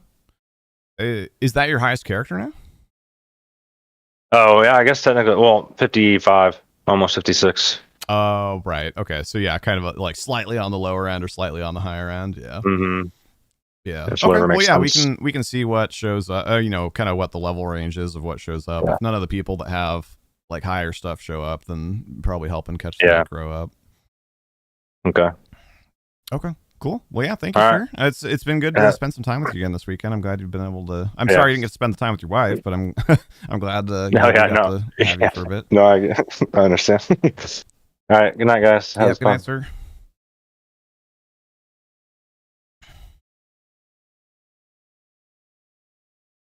And thank you as well, Malkater. I'm sorry.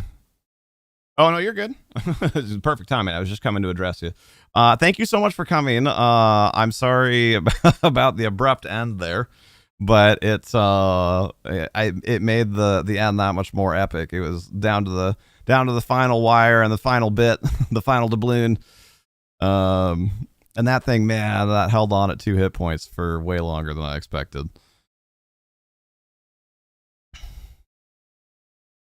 The strategic misses. Although I will say, on the whole, y'all attacked and moved and whatnot quite well. It's just the what's the word I want to? I can't think if this is the right idiom. The bottom fell out of the barrel. I can't think if that's the right idiom or not. But all those rolls came to a screeching halt near the end there.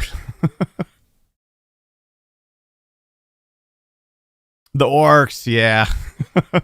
Yeah, if not for the orcs, I don't want to say that you would have like handily beaten, like that Minotaur was going to be hard no matter what.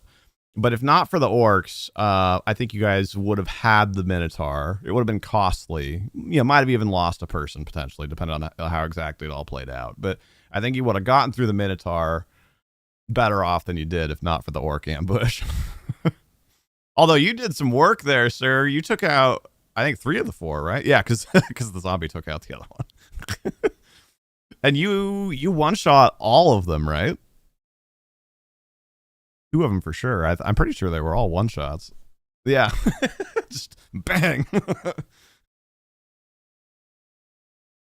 Cleric for the win. Indeed. Yeah, seriously. I'm really glad you could join us. That was blast. That was a blast. Well, the goal in general for this has been to do it about every 6 to 8 weeks, just kind of depending on availability and whatnot. We ended up, for a number of reasons that for now are not important to the conversation, we ended up having a bigger gap in between Battle Arena this time around. I think our last one was sometime in November or maybe even October. But I definitely don't want that to happen again. Because also, right, as I'm talking about logistics and whatnot, although I didn't think that we got super, it didn't feel super slow or chaotic or bogged down or whatever. Like, there's been times when we've run this where I'm just like, oh my God, we could have done so much better than we did at running that. I think it was fine, just a little bit on the slow side. And I think a lot of that really just came from the unfamiliarity. Like I said, we hadn't run it in potentially 4 months. Like, it had definitely been a while. So if we can do it again within like a month or two, kind of like our plan, used to be when we were working on this project more last year, we'll be a bit faster as game runners and as players. it'll, to be familiar. Glad to be part of the battle arena. It's getting you to be more persistent into diving back into D&D. Oh, cool. I'm glad to hear that. Heck yeah. Heck yeah. So I don't know exactly when we'll be doing it again, but we'll shoot for before the end of March at least. Oh, you know what? We also before the end of March would otherwise be a good goal, but early to mid-April will probably be our next subathon event. We don't know for sure when yet, but we usually do one sometime right around then. So if we don't get to Battle Arena again before the subathon, because it'll just depend on scheduling, right? If we don't get to Battle Arena again before the subathon, at least the subathon's coming up in 2 months or less. So there'll definitely be Battle Arena during the subathon either way.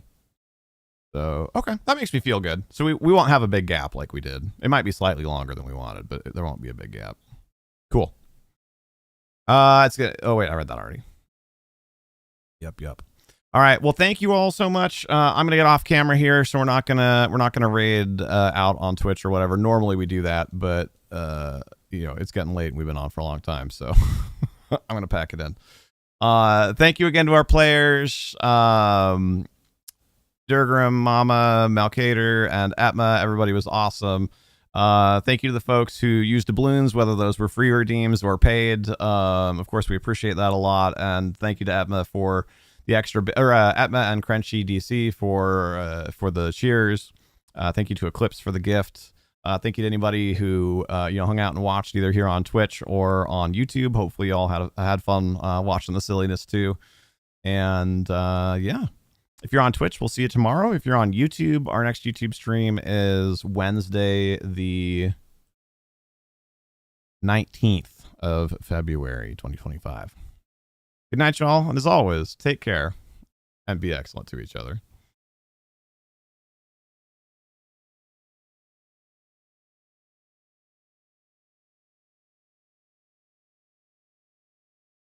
Oh yeah, and I said it earlier, but I didn't say it during the closing thoughts. And thank you to Pixie for helping keep everything running.